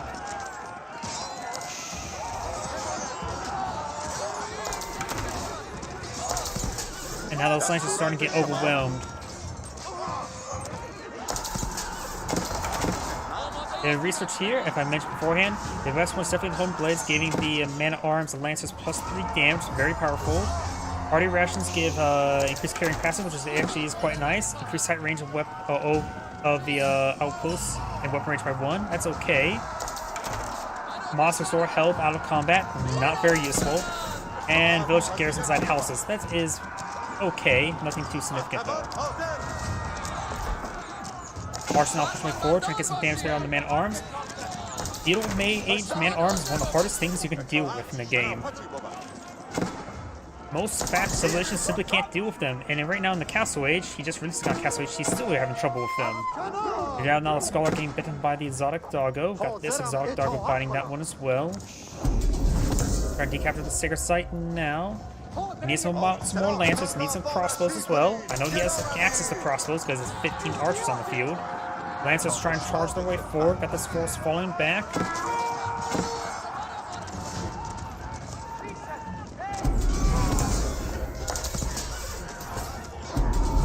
This force trying to fall back, being chased away by this ground force.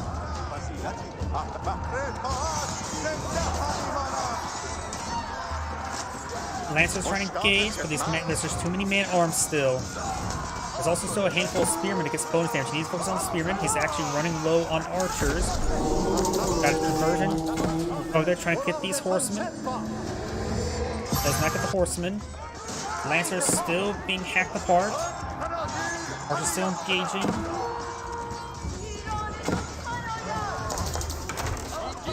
Still going for more archers. He does not have a lot of wood at the moment. I still say crossbows still a better option at this moment in time. You can go for a tower elephant, though it will only have regular arrows, not a crossbows just yet. That's a cost needed for research.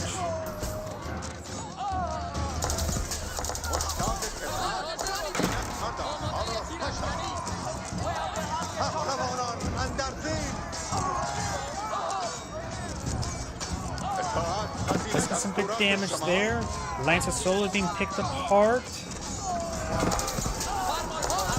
More Lancers being pulled on the field. The civilian count's quite similar. All of his villagers are idle. That's not good. I think he's trying to bring his villagers forward. I think he's trying to shank some stuff. Nope, trying to cut some lumber. He had all his villagers idle at one point in time. He has no food in income. Why does he have no food? He's out of berries. Collect up. There's only 20 food left on the deer. He has collected up. He needs to collect up his berries as his last source of food. It's the problem right now. The Delhi Sultan, he's trying to collect up wood there, get out of farms. He desperately needs food. Right now he has 8 villagers on food somewhere. As these ones go into the berries. There's a archer there. 6 sites being decaptured now by Orange. And right now Delhi Sultan, this is probably why he had so much trouble. He had no food. I didn't realize how little food he had.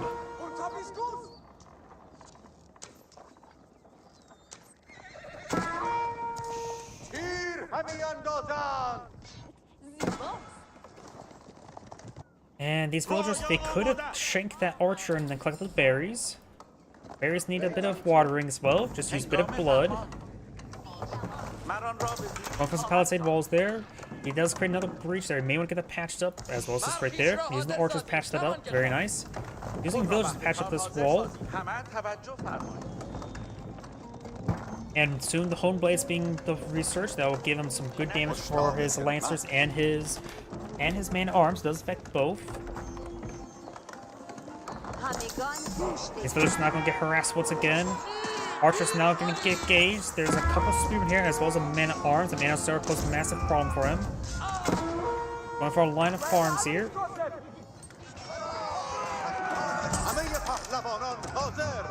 And the man-at-arms could clean up all this force today. He's going to focus on the archer first. Now here comes the Lancers there. The extra bit of damage is going to be very handy. It looks like it applies damage. Doesn't say a +4 here. It does put just swap the weapon, so it does get marked as 27.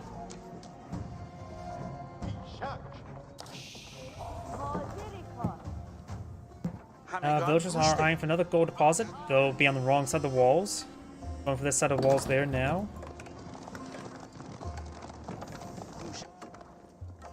Holy Roman Empire does have a good amount of food collected on up. Has not gotten Steel Barney because it's not gone to the next age yet.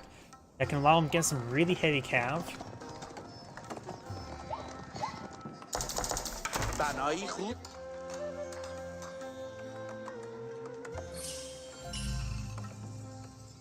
Here at a relic clicked on up somewhere.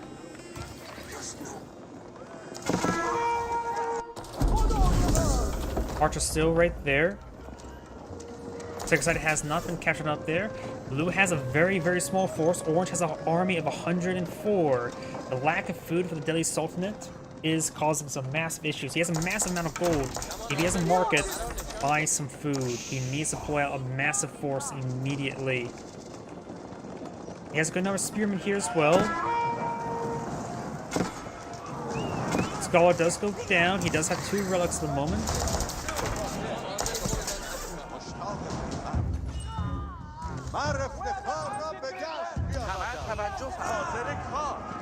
Got these forces moving around.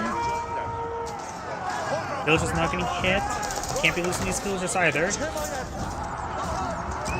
Archer's trying to engage. Lancers going to be counterattacking, but there's too many spearmen here for these lancers to do much. He needs man-at-arms at this moment in time. And I don't think he's deployed out any barracks yet.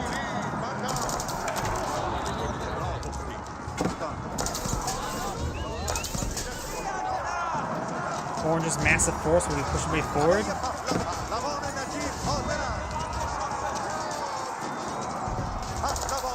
Going for one more mill there, but the horsemen are going to engage, and I think this going to knock Cyan out of the game.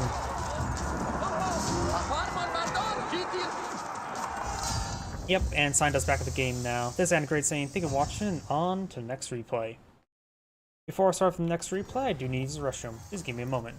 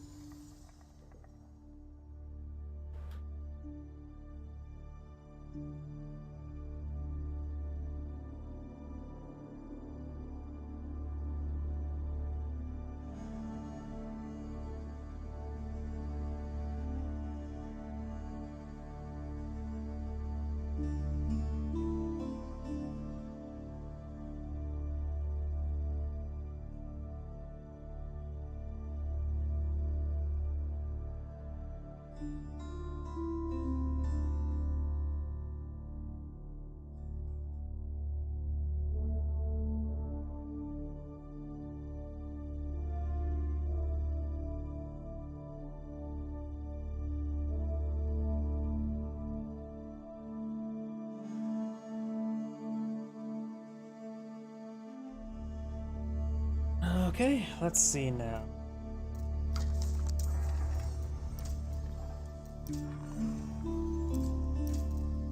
I have enough time for one more replay tonight.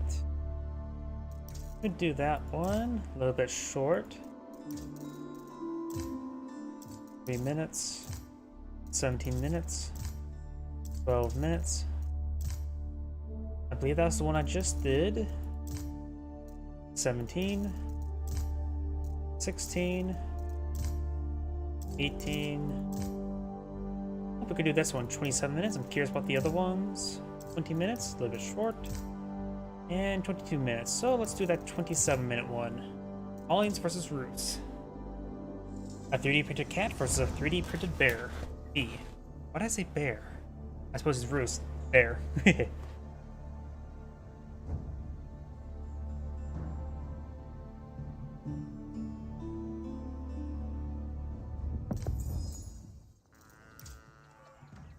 Greetings everyone, Anagreat here for another HPowers 4 replay. Spawn on top left side is the blue Maulians, we have a 3D printed cat. Spawn on bottom right side is the orange Rus, we have a 3D printed bee. Let's see, Rus versus Maulians. Since we do have a Rus player on the field, let's go ahead and swap on out and see the trade bounties. And we do also have, wait, Spearmen? We do have a Spearman rush by the Rus? I don't think I've ever seen this before. Of course, the Maulians is one of those player factions you could try rushing down. Let's see. The Maulians does almost have enough gold to advance to the next age, so he will not interrupt the age.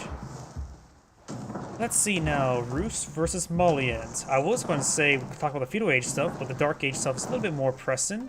We do have, of course, only 45 trade bounty. I think he only has the one scout on the field. He's cleaning up these forest puppers. These ones have not been touched.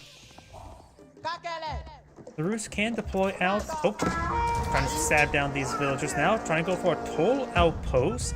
Just let him throw some torches there. It does have a bit of health to work with. I don't think you really have to retaliate against the tool outpost at the moment. Try and get some more damage onto it. Trying to go for this villager. Does get an early pick there. Does lose a spearman to the town set of arrows. Ида! Готов, Гриндон! Does get some good damage there. Toll outpost will go up. Now let's see. The Rus can deploy out early knights in feudal age, which will be very useful. The Maulians have a lot of unique assets out on in the entire tech tree. They only thing they have in common with any other faction is probably the siege weapons and the archer. Of course, the scout technically, but that can be upgraded into a unique unit. I suppose it's technically still a unique unit since it's also more expensive. So, yep, let's see now. Oh, looks like the Maulian player does find some of these forest puppers.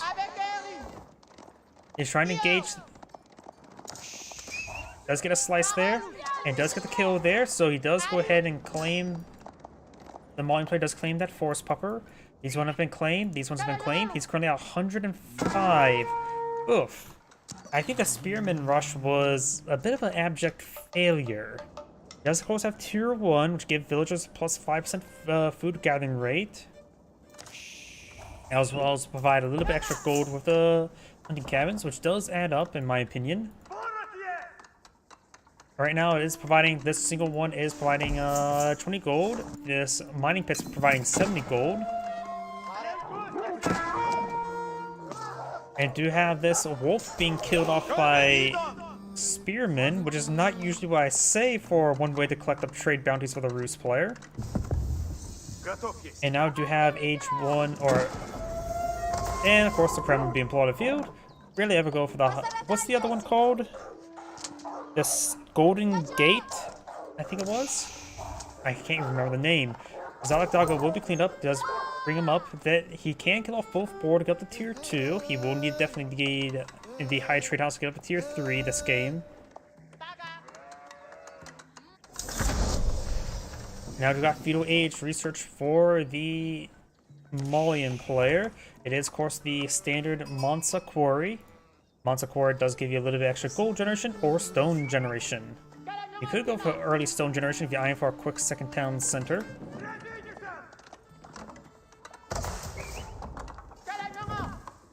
And the Kremlin is a very powerful asset in the early for a landmark for the Rus because it not only gives a nice defensive landmark to protect an area, and the militia to really help them protect the area, it also acts as a wooden fortress with the wooden fortress sphere influence to increase the wood drop off as well.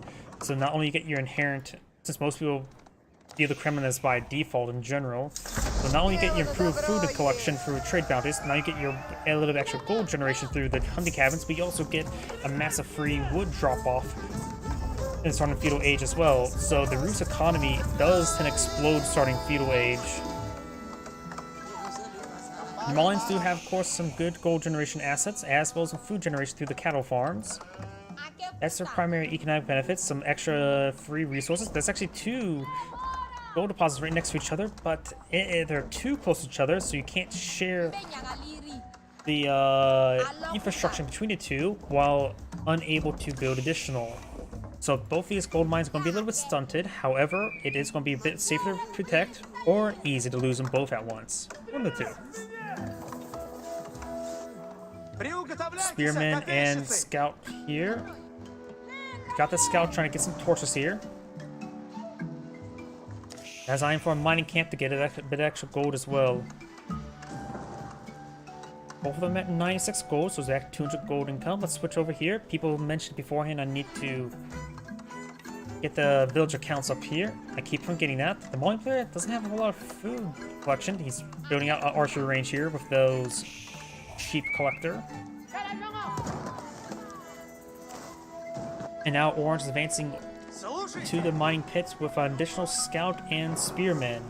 Probably the archer range is going to be very useful at this moment in time to hit those spearmen, and the scouts, of course, can't deal with archers. They can only deal with other scouts and siege weapons.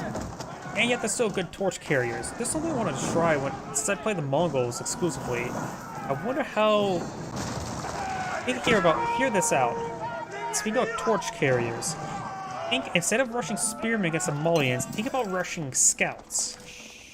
They are technically cheaper than spearmen, so you can probably get them out quicker, and they're much more mobile. So maybe getting out 4 scouts in order to torch down Molian housing around the mining camps could be possible. It's a stupid idea. I have no idea how effective it is. There's a theory at this point in time.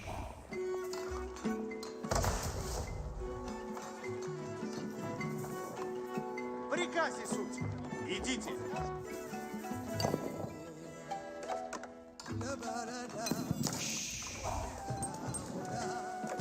Копейщицы в ряде стоят. Spearman moving around. We've got, of course, the scout Дело есть. scouting around. He does not have the warrior scout research. We do have some javelin throwers. Very nice.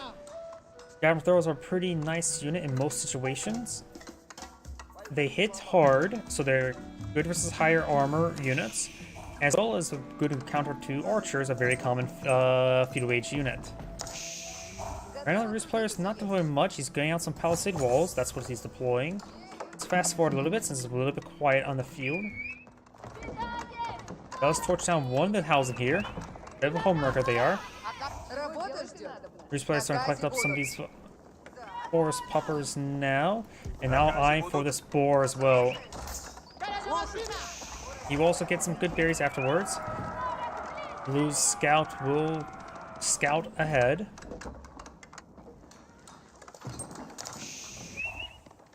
На добро есть. Слушайте.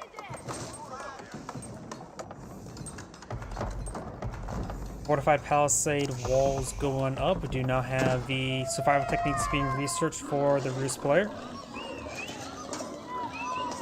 And the board does go down. Let's take a quick look at the trade bounties of the Roost. I haven't paid attention to that recently. He is at tier 2, so he does have the minimal ideal trade bounty. And the scout's being annoying. Trying to block the palisade walls there. We do have the archers now engaging the the scout there. And just only have spearmen deployed up by the Roost. Got some Donzo point field. Does throw some javelins there. Does not take out the scout.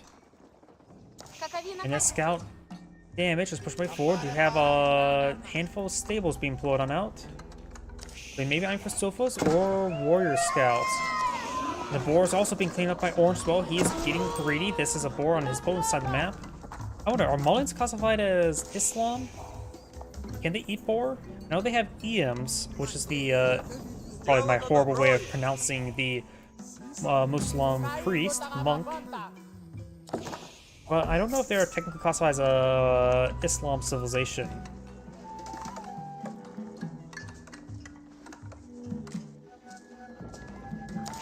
You now have the fortified palisade wall going on up. Trade house being deployed out as well. Probably the best spot he can get it for. Actually, no, right there would probably be best, but that is, of course, a bit far forward.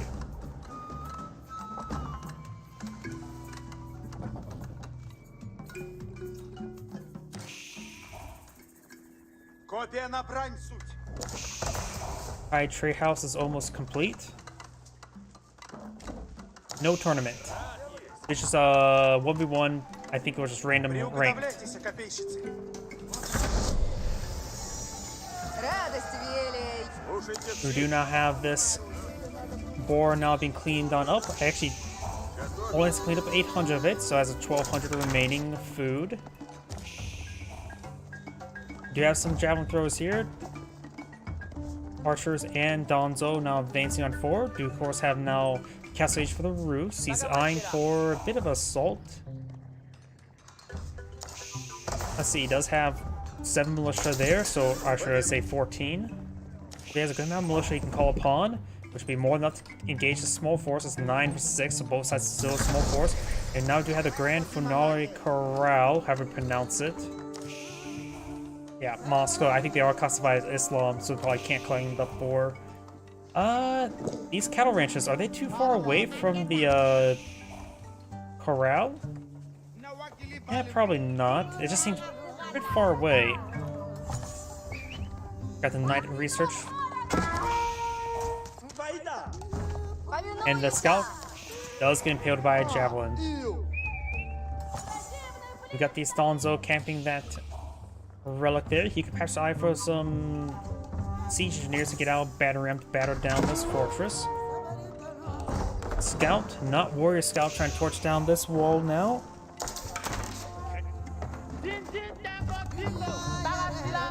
And now got a big wave of militia advancing forward. I think, I'm not sure what he's trying to eye. I think he's trying to get ward away this force.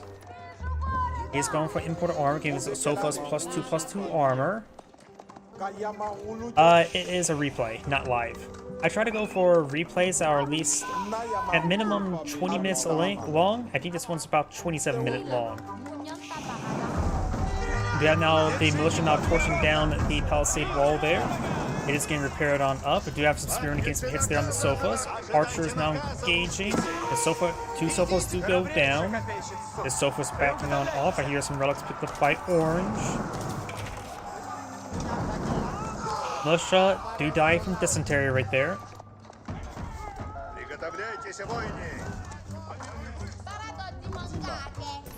Yeah, I try to only do replays because whenever I try to do something live, I have no way to verify their rank really. And when I first started casting this, I found some really bad live games. Oh, there goes that Iam. Try to go for this relic here. I thought he knew about this wooden fortress. Maybe not. Oh, now he does. Now Blue's going to retaliate against that. The boar is... probably still has 1,000 food remaining. Oh, no, that it has 150 food remaining. Do now the Sofa's now trying to engage. Does get inside the wooden fortress there. Does not have any upgrades there. Sofa's do right now have 6 pierce armor, so the wooden fortress does 1 damage per arrow, barring the... Nope, there's not even a primary arrow since it doesn't have arrow slits. Gonzo trying to hit the warrior monk. He does manage to pick the relic himself. Trying to repair up the wooden fortress there. May just want to start to slice up those villagers there. And that wooden fortress will go down with all the villagers inside. He does not have this army nearby, nor does he have a large enough force to engage. He could try... I think he's going to try to convert them. But probably best idea just to run them down. If you're able to get the full encircle into them and hold in place, he could potentially steal 8 villagers. If that's even a thing. We do have now Sofas now engaging. Does have a couple spearmen here, but the Sofa should be able to win out. There's so many of them. He's the Sofa King. Sorry, that's an old joke. Does take out a good number of damage there. Sofa's not pushing forward. Sofa's trying to engage over here. Does lose some of these archers now. And over here, it's trying to destroy some of that. Destroy the hunting camp there. Got a conversion over here. Does kill off the EM there. And now these knights are receiving a bit of fire there.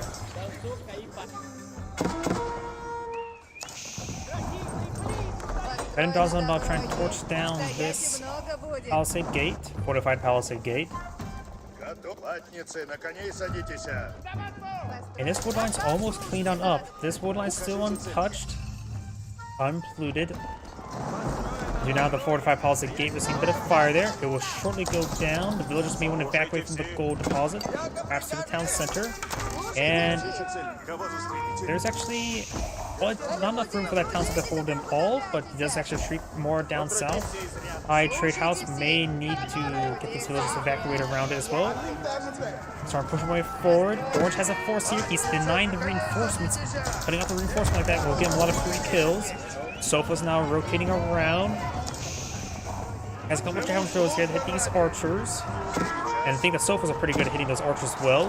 Does pick off that archer there, but does split a force there. This force can get killed off. He's going straight for the villagers there.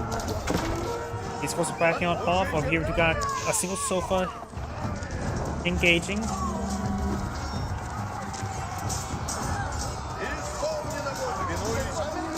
Archers and Javelins get some damage there onto the Knights. They will have a bit of trouble with it. Now got some militia now trying to force these guys out of the walls. Right now, Blue does have a larger force in the field, and Orange's force is largely supplemented by the militia. Got some archers now engaging these forces here, but the Sofas do have so much armor, they will take minimal damage from these archers. They have 9 damage, the Sofas have 7 pierce armor.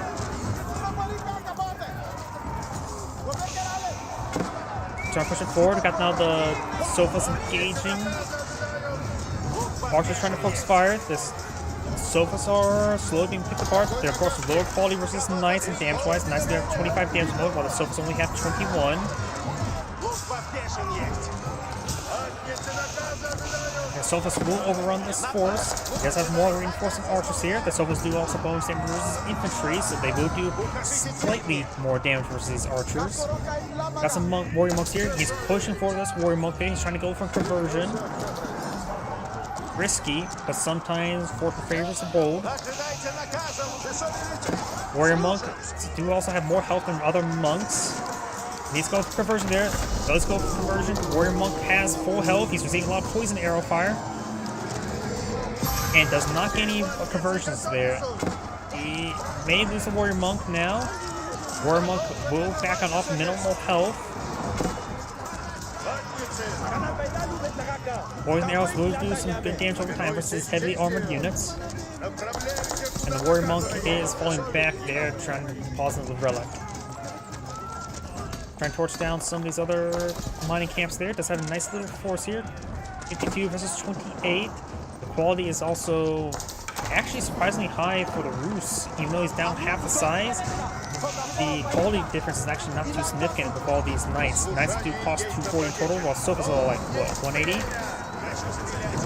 180, yep.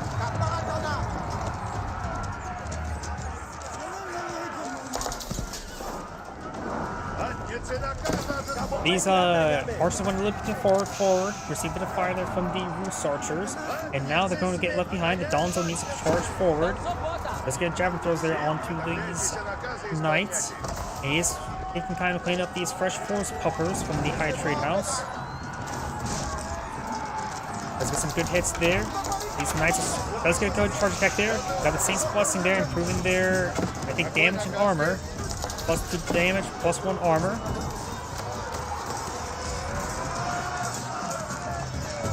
The Rus archers are starting to disintegrate. He is now bringing on Wave of Militia, 8 Militia here. Up someone's force. Of course, Militia are light melee, so the archers do bonus damage versus them. They do bonus damage versus cavalry in return. Archers engaging as well. Focus down the Donzo with the archers, very good. Warrior monk does get a Saint's Blessing there. The radius of Saint's Blessing is very small, but it's still very useful. Going back, some of these villagers may want to back on way. They're about to get hit by their Sofas. Villagers now trying to stand a fight. Orange just have more villagers opponents, so he can tolerate to lose them more. More of these Knights advancing forward. The Militia have mostly expired as well. Just 2 of them remain. That may be a fresh pair. And right now the villagers are collecting up the deer in combat. Archers pushing forward, trying to focus on Blue's archer as well. Got some more Donzo being point of view. Warrior Monk does get some Saint Blessing here. The Warrior Monk does not need to stay alive with Saint Blessing to be applied. Or to stay in effect. It is I guess Pulse Aura, if that makes any sort of effect. Or any reasoning. Nice push way forward, trying to get some good damage on in. Archers are still focusing on the Donzo, very good. It keeps those Donzos down, then you can hit these archers. These archers have been applying constant damage and constant damage over time. Right now, Maulian's force is down to 38, Rus' force is down to 31. And the quality is actually higher for the Rus right now. The Maulian player just may need to fall back, get some reinforcements, regroup. Nice and in pursuit. Archer still doing some good work there. He could pull out some crossbows, help deal with these Sofas. And Mustafadi warriors could be used versus these Knights, but probably generally the Donzo would be a better option.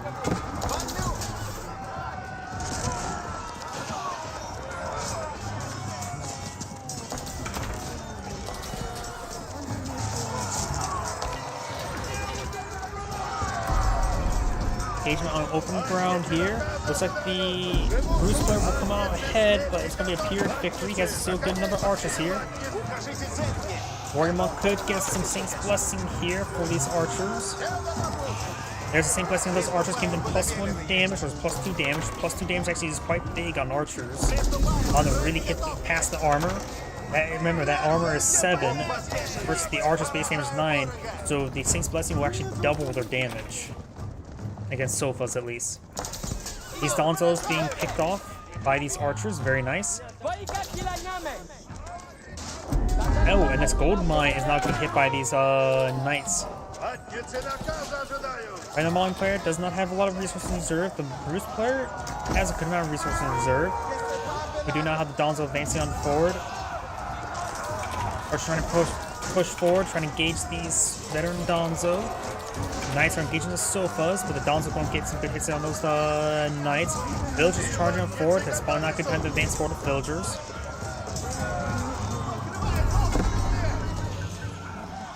Right now, the Roost player has a massive force in the field with a good number of archers. The Mauling player may need to get out some Javelin throwers. Javelin throwers do have high base damage, so they do decent versus Knights as well.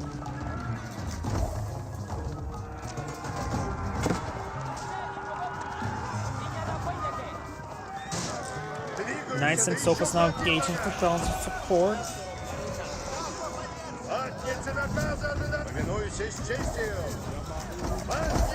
Alright, back on off. I hear a population. Oh, the Roost is actually a max out population.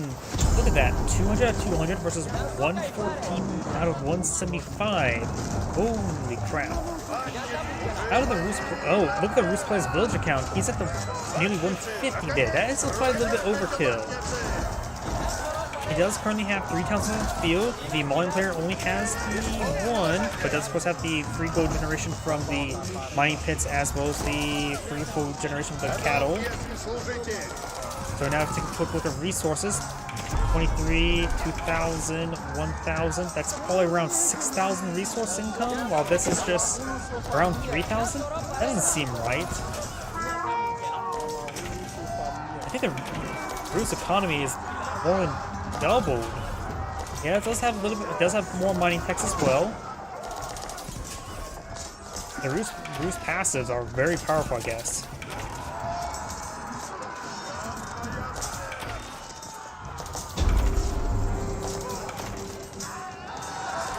The Sofas are engaging. The Sofas are still generally a good idea. They just having trouble dealing with all the archers. Providing some general damage there. Though he doesn't have any more warrior monks improve their effectiveness. I'd say they provide some general damage. It's still not that great though. These Knights are of course just hard to deal with sometimes. Need some more Donzo. He's been a good job at sniping those Donzo with the archers. You can see they're already being queued up and focused on the Donzo already. Knights now charging forward. Does see a spear lance attack there. And now we also have the Warrior Monks here with some Saint's Blessing affecting these forces as well, giving some great effects.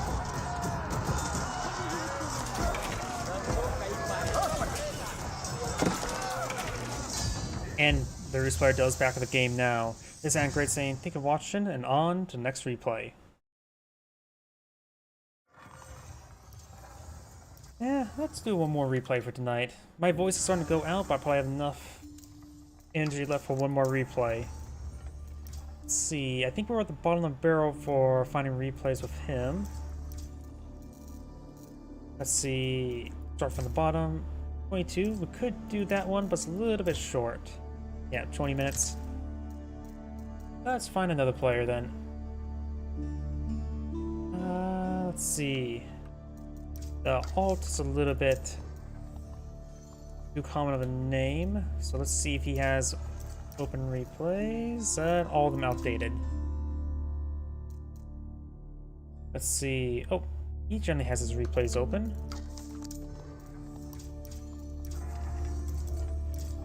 Here we go. Got some recent ones. 19 minutes. 16 minutes. 35 minutes. This will do.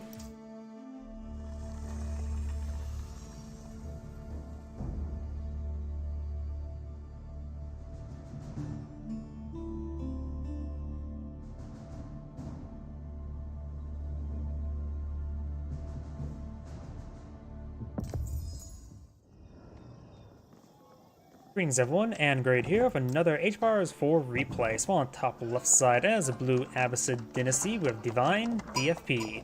On bottom right side as the red Ottomans, we have War Spite with a capital 1. Let's see now. Ottoman versus Abbasid Dynasty. Ottomans, of course, get a lot of free units, which are one of the most powerful, I guess, economic / military benefits in the game. Getting those free units means you don't have to take time to collect up resources and refine them into units. You get straight military units with their specialties, as well as a lot of free assets for the Vizier system, including some other economic benefits. Versus the Abbasid Dynasty, who does have the House of Wisdom. The Tier 1 Golden Age is incredibly powerful, getting plus 15% reflection rate for all resources. Let's come to unique units. In Feudal Age, the only thing that's unique for the Abbasid Dynasty is the Camel Archer. Versus the Ottomans have Sipahi and the Metters. The Metters are incredibly powerful to provide just general benefits. The Sipahi is, of course, a more powerful horseman, which is also a bit more expensive, and also very effective versus non-melee units with the ability called Fortify. Or Fortitude or Fortify? Fortitude. Military wing now being deployed in the field. It's going to get a small little defense force going.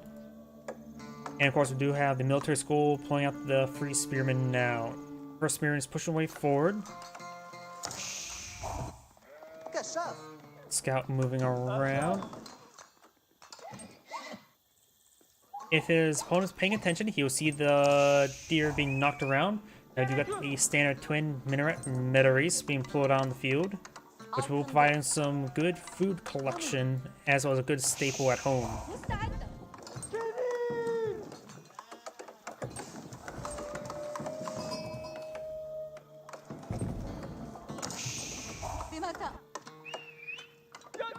Spearman over here, currently doing nothing. He's going to try to deny the stone deposit. The villagers could push forward and shank him, though. Now I've got the next age research. He does have access to these spearmen archers there. Does spot the scout there. May need to fall back just to deal with his spearmen, but maybe just better just to shank him. His force not following him back. These villagers do soft retreat away. And twin minaret Meteries now being almost complete.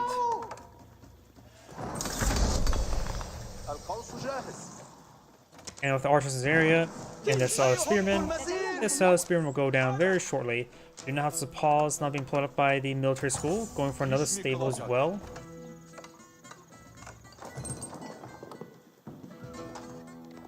Going fast forward now, since that early harassment is complete.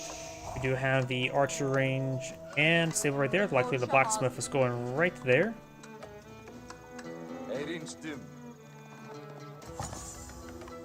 And now he's eyeing for a stone deposit as well. I wonder if he's going to get another town center, or is he going to go straight for the more military schools. Fresh food stuff has been completed, so now he has cheaper villagers.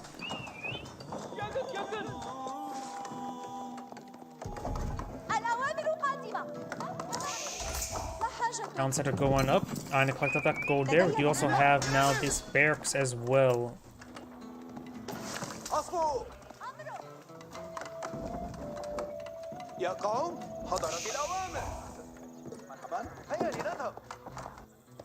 You now have the Metter and Spa advancing on forward. I wonder, was that through the Vizier? Keep the Ottoman player selected. He did get at the Metter from the Imperial Council.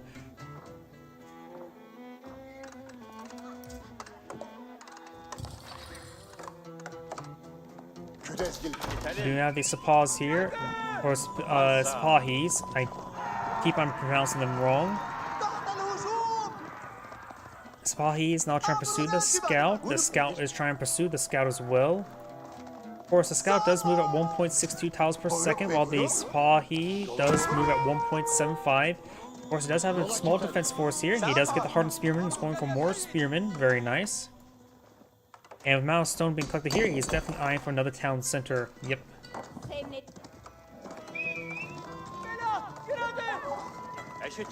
Spahi trying to find another engagement. Archers do find a couple arrows.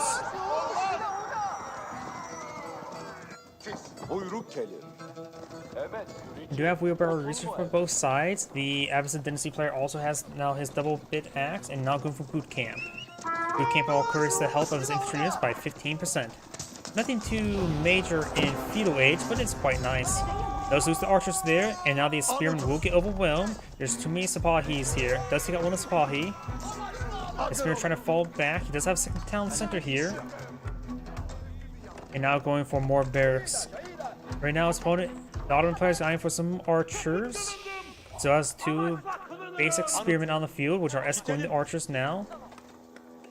This berry bush has a little bit of berries left, nothing too significant. Does find a good volley arrows there, taking out one of those basic spearmen.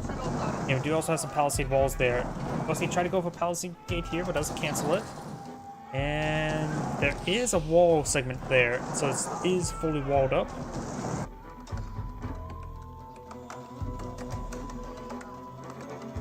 Got some pierce damage and more economic research as well for blue. Got pierce armor being researched by the Ottomans now. The Ottomans do have a bit of stone also in reserve. Let's switch over to the number of village count. I keep on forgetting to do that. Got the exotic doggo here. Trying to get some bites onto these Sapahi. I have 5 spearmen here. That should be enough to ward away this force if they can catch up with them.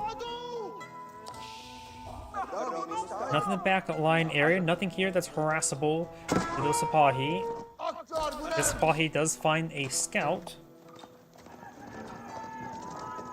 There's also a berry deposit back here for blue to claim. ما حاجتك؟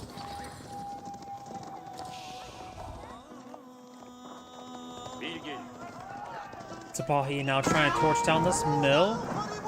The town center does get some arrows off. Right now the military force on both sides is 14 to 16, and the Ottomans eyeing for a large number of Sapahi as well as archers. Still has 1 spearman left over as well. And there's a villager here with 2 health. Maybe he should try bonking that boar with that hammer, right? That would go great. I'm sure of it. We do now have the outpost attempting to be built there, which help provide some good vision as well as a good spot to hide away villagers. Going for a line of palisade walls here. And the next gold deposit for blue is right here, pretty close forward, just outside of its walls. Also some stone deposits here, so if blue needs to start expanding out, here and over here are going to be good options. There's another gold deposit here as well as the boar. But wait, Abbasid dynasty, right? Islam, so they can't get out. Collect the boar. Never mind about that part. And this palisade wall will go up. There's also some of these force puffers here as well for the food collection. Now this archer force advancing forward with a single spearman and 2 Sapahs. Phalanx being researched. Phalanx is incredibly powerful because it improves the spear brace range to 2.09, which makes it really hard to not pull off the back the last minute, it feels like. Archers do see a bit of fire there, not hitting the spearmen. Spearman does go down there, does get a spear brace as well. Phalanx has been deployed, so it makes these spearmen very, very effective. They do now have a range of 5.9 tiles for the basic attack. The metrics in this region, so it's able to get some good attack speed benefits to these archers. Spearmen slowly going down. The Sapahis getting hit by these spearmen. So the spearmen are going down. Archers now stepping away, trying to deal with these Sapahi. The metric does go down. 1 Sapahi remains. And now Red's being pursued. And so generally Ottomans rely on a lot of free units. It's harder for them to remass them when they lose their forces. Though at this point in time, the Abbasid dynasty player doesn't really have an adequate force to really push forward. He can be aggressive, but gotta be careful of Sapahis. They are hard to deal with sometimes. We do now have an outpost up here, upgrade of arrow slits. And now eyeing for a bit of berries here. He is also collecting these berries back here. There's also some more of these forest puffers way over here. You can always collect up this little bit extra berries if he needs to. Right now the Ottoman player does deploy out 2 town centers. The Abbasid dynasty currently has 2 as well. So we do have 57 versus 49 villagers.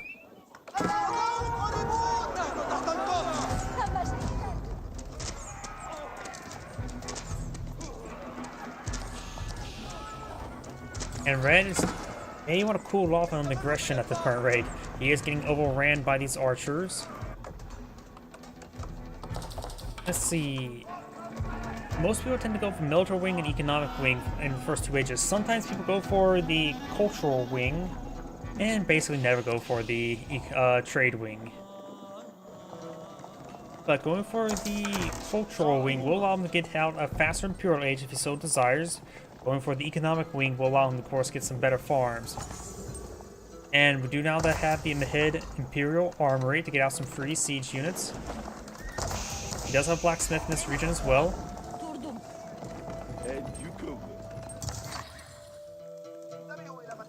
We got a line of palisade walls going up, trying to collect up these berries. Another outpost here as well. Let's see, Absent Dynasty player, he needs a bit more food there in order to get out his own castle age. It'll take a bit of time though. While he push way forward, there's a good number of archers here. He does have a decent number of spearmen as well.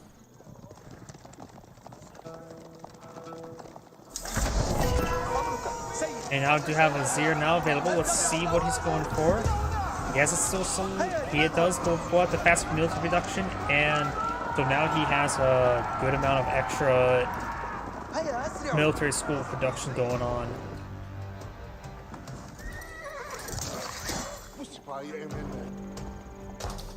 We do now have the veteran Sipahi research. We also got a double layer of palisade walls there. This wood deposit is almost completely claimed up. This one's starting to be tackled, and this other one's still more or less safe within its walls. The Ottomans does have a wood deposit outside of its walls. This one still has plenty. This one is largely consumed. This villager will go down. Or maybe not. Yep, now she will go down. Forest Puppets now trying to be claimed up here. We do got a good number of research coming up by the Ottoman player. Economic brewing now being researched. And there's the veteran Sipahi research.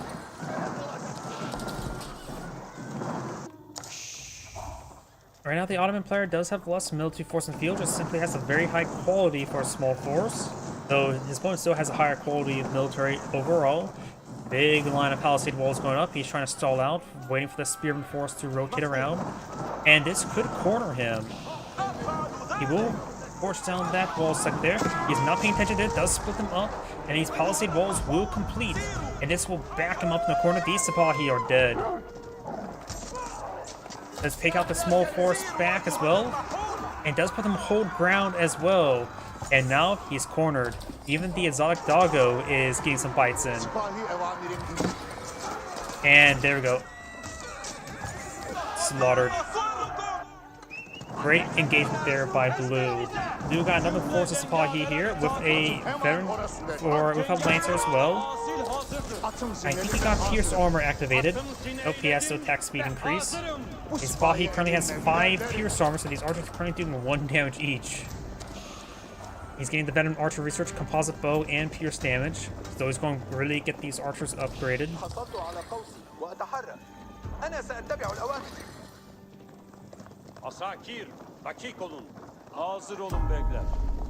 Now we've got the secret site. Nope, he's eyeing for the relics.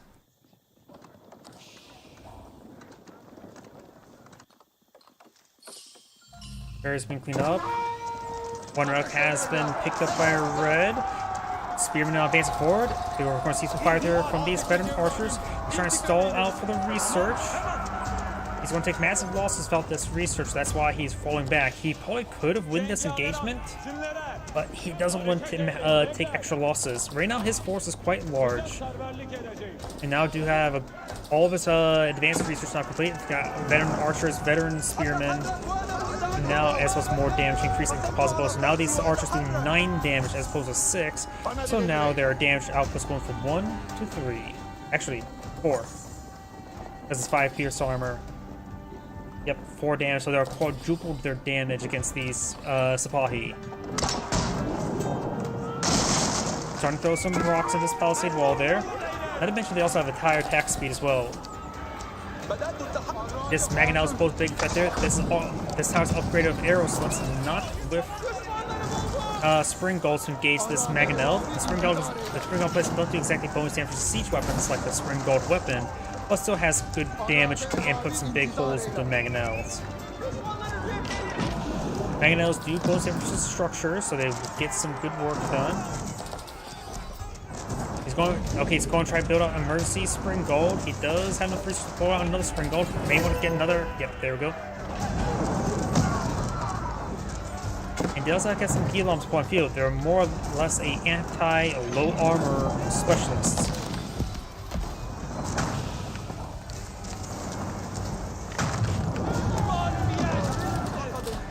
Savali pushing way forward. We got some villagers here. He may want to back away into this town, so there's 10 of them there. Enough room for them. Both Spring Golds have been pulling field. Gotta make sure they stay alive so we can hit that Mangonel. Composite Bowman doing some great damage there. Savali pushing way up here. There's a large number of villagers here. You may see the Fortitude ability.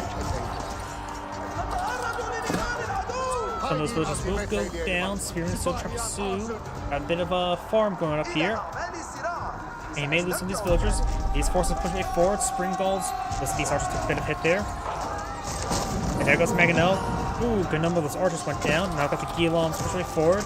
Janissaries being pulled on out. I believe that was the emergency Janissaries. Sapali now moving around. These Spring Golds will go down shortly, but right now they're not really needed at the moment. This would be nice to keep alive. Sapahi will be encircled there. Trying to go for this other Spring Gold there. Janissaries do have good damage. They do have 16 damage with really high rate of fire. The Composite Bowmen will be very useful. They outrange Janissaries and have even higher rate of fire than Janissaries. Lancers are starting to go on down. Got some of these Man-at-Arms here as well. They do have 6 pierce armor. Another Mangonel push way forward. Will not get a volley there. He's going for this backline archers, I believe. And rolls a miss there. Got lucky with that dodge. Lancer does go down. Now trying to pursue the Mangonel.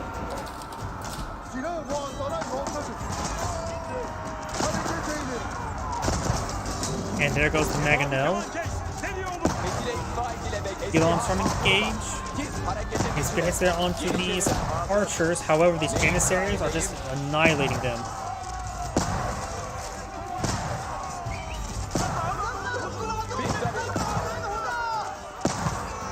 Archers getting some good damage there. Taking out a bit of these forces there, but some of these Man-at-Arms are drawing a bit too much fire for Blue.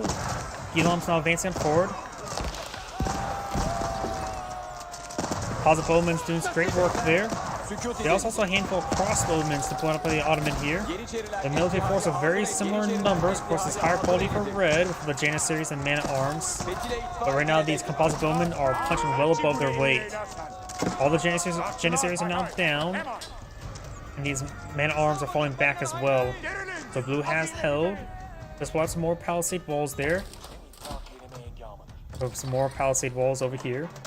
Maybe a good idea to get some gates over here just for better evacuation. Blue's going to just go ahead and take time, reinforce, rebuild. Right now, Blue does have a slight village advantage, particularly the max resource income. Blue is the same. Wood is slightly better for the Abbasid Dynasty player. Gold is slightly better for the Abbasid Dynasty player. And the Abbasid Dynasty is actually going for a bit of stone.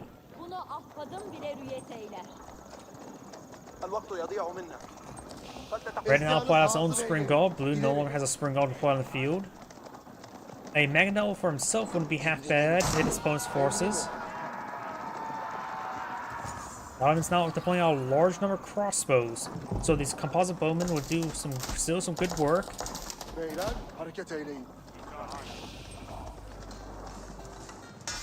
Got more barracks now being deployed on out.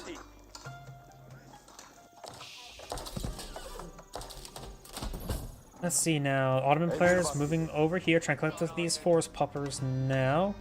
Looks like Blue's exhausted all of his berry deposits. That's why he has farms on the field.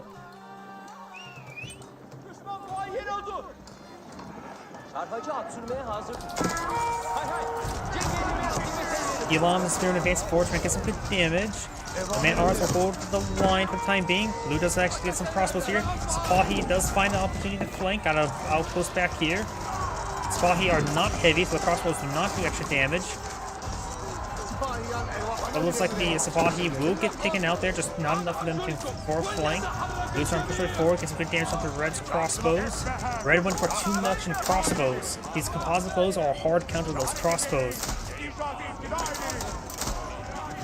We have this tower now, Garrison. Got some of these villagers being picked off as well. Not enough room for them. The Ottoman players losing a good number of villagers. Got another Magna up on the field. This will be a very powerful asset. And first volley gets a decent hit there. Got another volley, gets another good hit there. Red's going for a fortified outpost. That's this one here. Does not have the arrow slip at the moment. We have some lancers now on the field. Looks like Blue's down to one crossbow, because 0 crossbows. Another Vizier has been selected. Let's see what he's going for. He's not selected anything just yet. He does pull out the military scores now, pulls out Lancers and Janissaries. At this point in time, either will be useful. Let's see what he's going to go for. He's going for crossbows. He's going to go Lancers now. One of them still crossbows, so maybe eyeing for a bit of a mix. Megan Nelson pulling the field.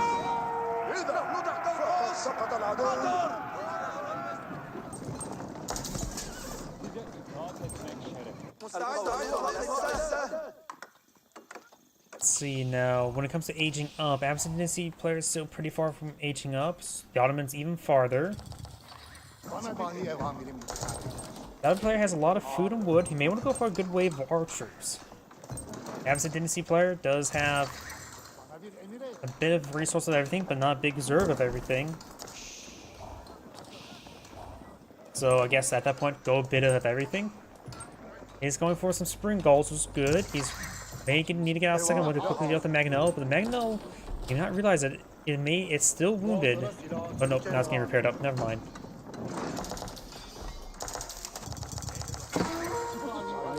Oh, here we have, looks like the man arms pushing forward. This is a Spring Golden placement there. Now Blue's eyeing for some Sacred Sites captured. Red has 2 Sacred Sites captured up, which will provide him a decent amount of gold reserve. A good gold tithe.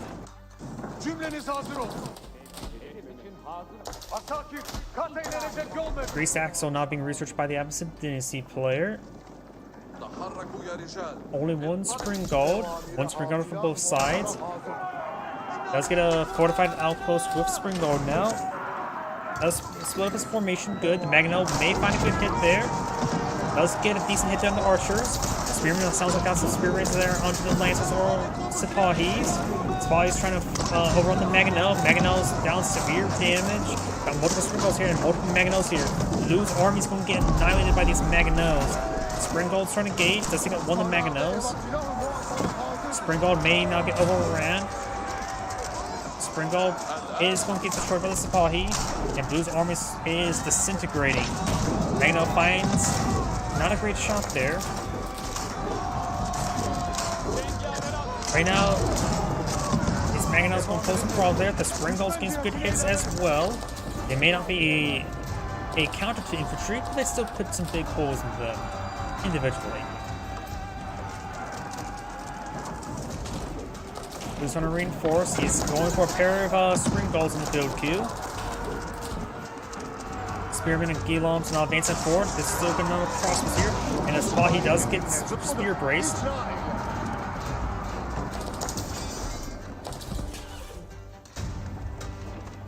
More Spring Golds not being pulled on the field. Another outpost going up.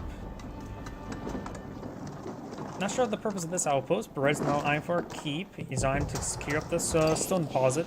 We can build some more keeps. Oh, that 2 health villager that we saw earlier now has 3 health from thanks to textiles, and now collecting up gold all by herself. She has a lot of work in front of her, but she's doing a good job. She collected up 800 gold all by herself. Outpost now on the fire there. Outpost here. I'm not sure the purpose of this outpost at the moment.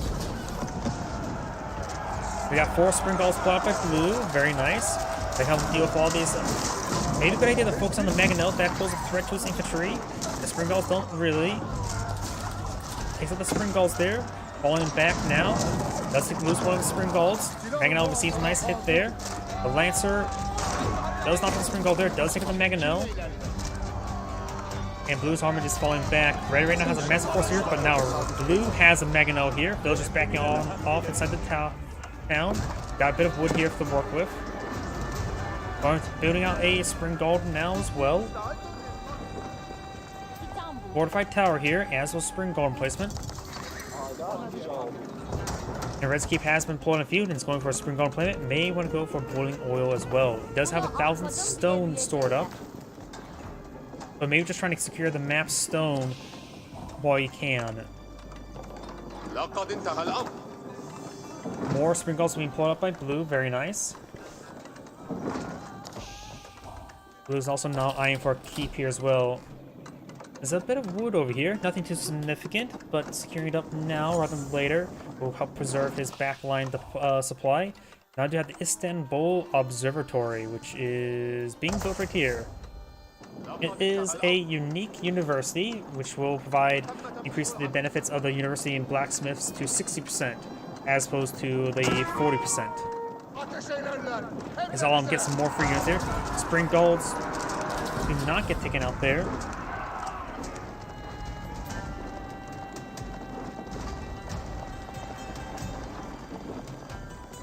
أوامر ورود Supply will find an opportunity to engage. There's not enough stone walls in this region.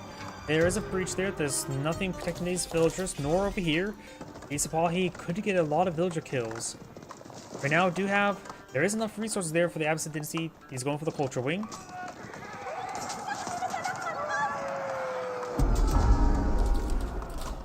Supply will get some good damage there.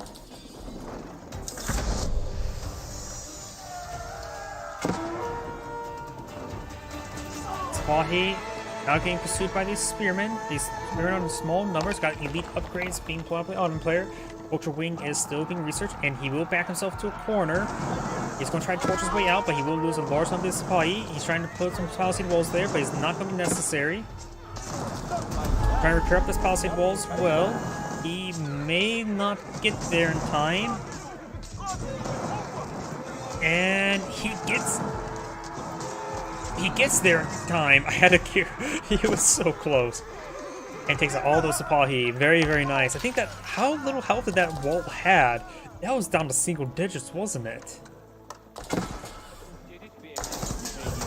Oh, we got counterweight trebuchets engaging this keep now. We got some Spring Golds here as well as Mangonel. Got a line of palisade walls. Is Mahid Imperial Armory going for the Great Bombards? Nope, not at the moment. Now we do have camel research. Camel handling. And a big line of stone walls being pulled out over here. This monk or EM will likely see it. Keep does go down. Only a small amount of stone has been claimed.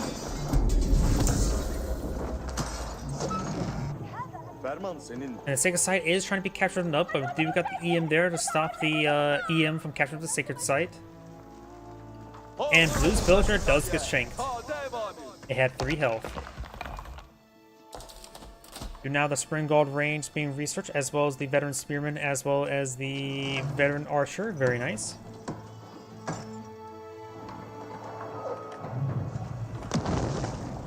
Rocks raining in the keep. Looks like he was forced fire on the ground there.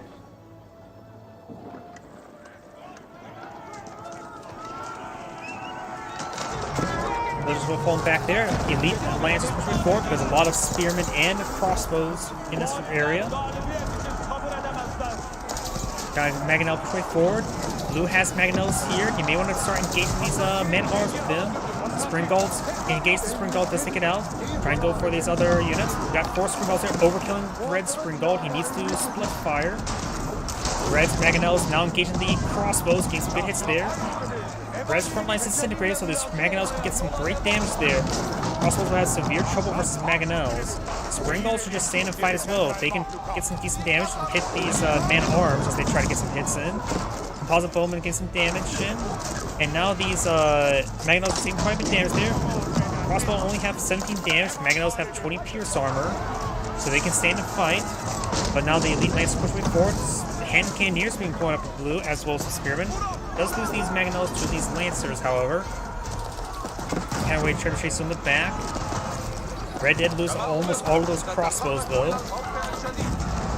Now got a cannon placement here. Keeping upgraded cannon placement. I probably should a good idea to go for boiling oil as well. We still got the EM here, İstima ve itaat. shouting at the EM. We may want to send one of these villagers to shank the EM. That's the best way to deal with EMs, right? Just shank them with a knife.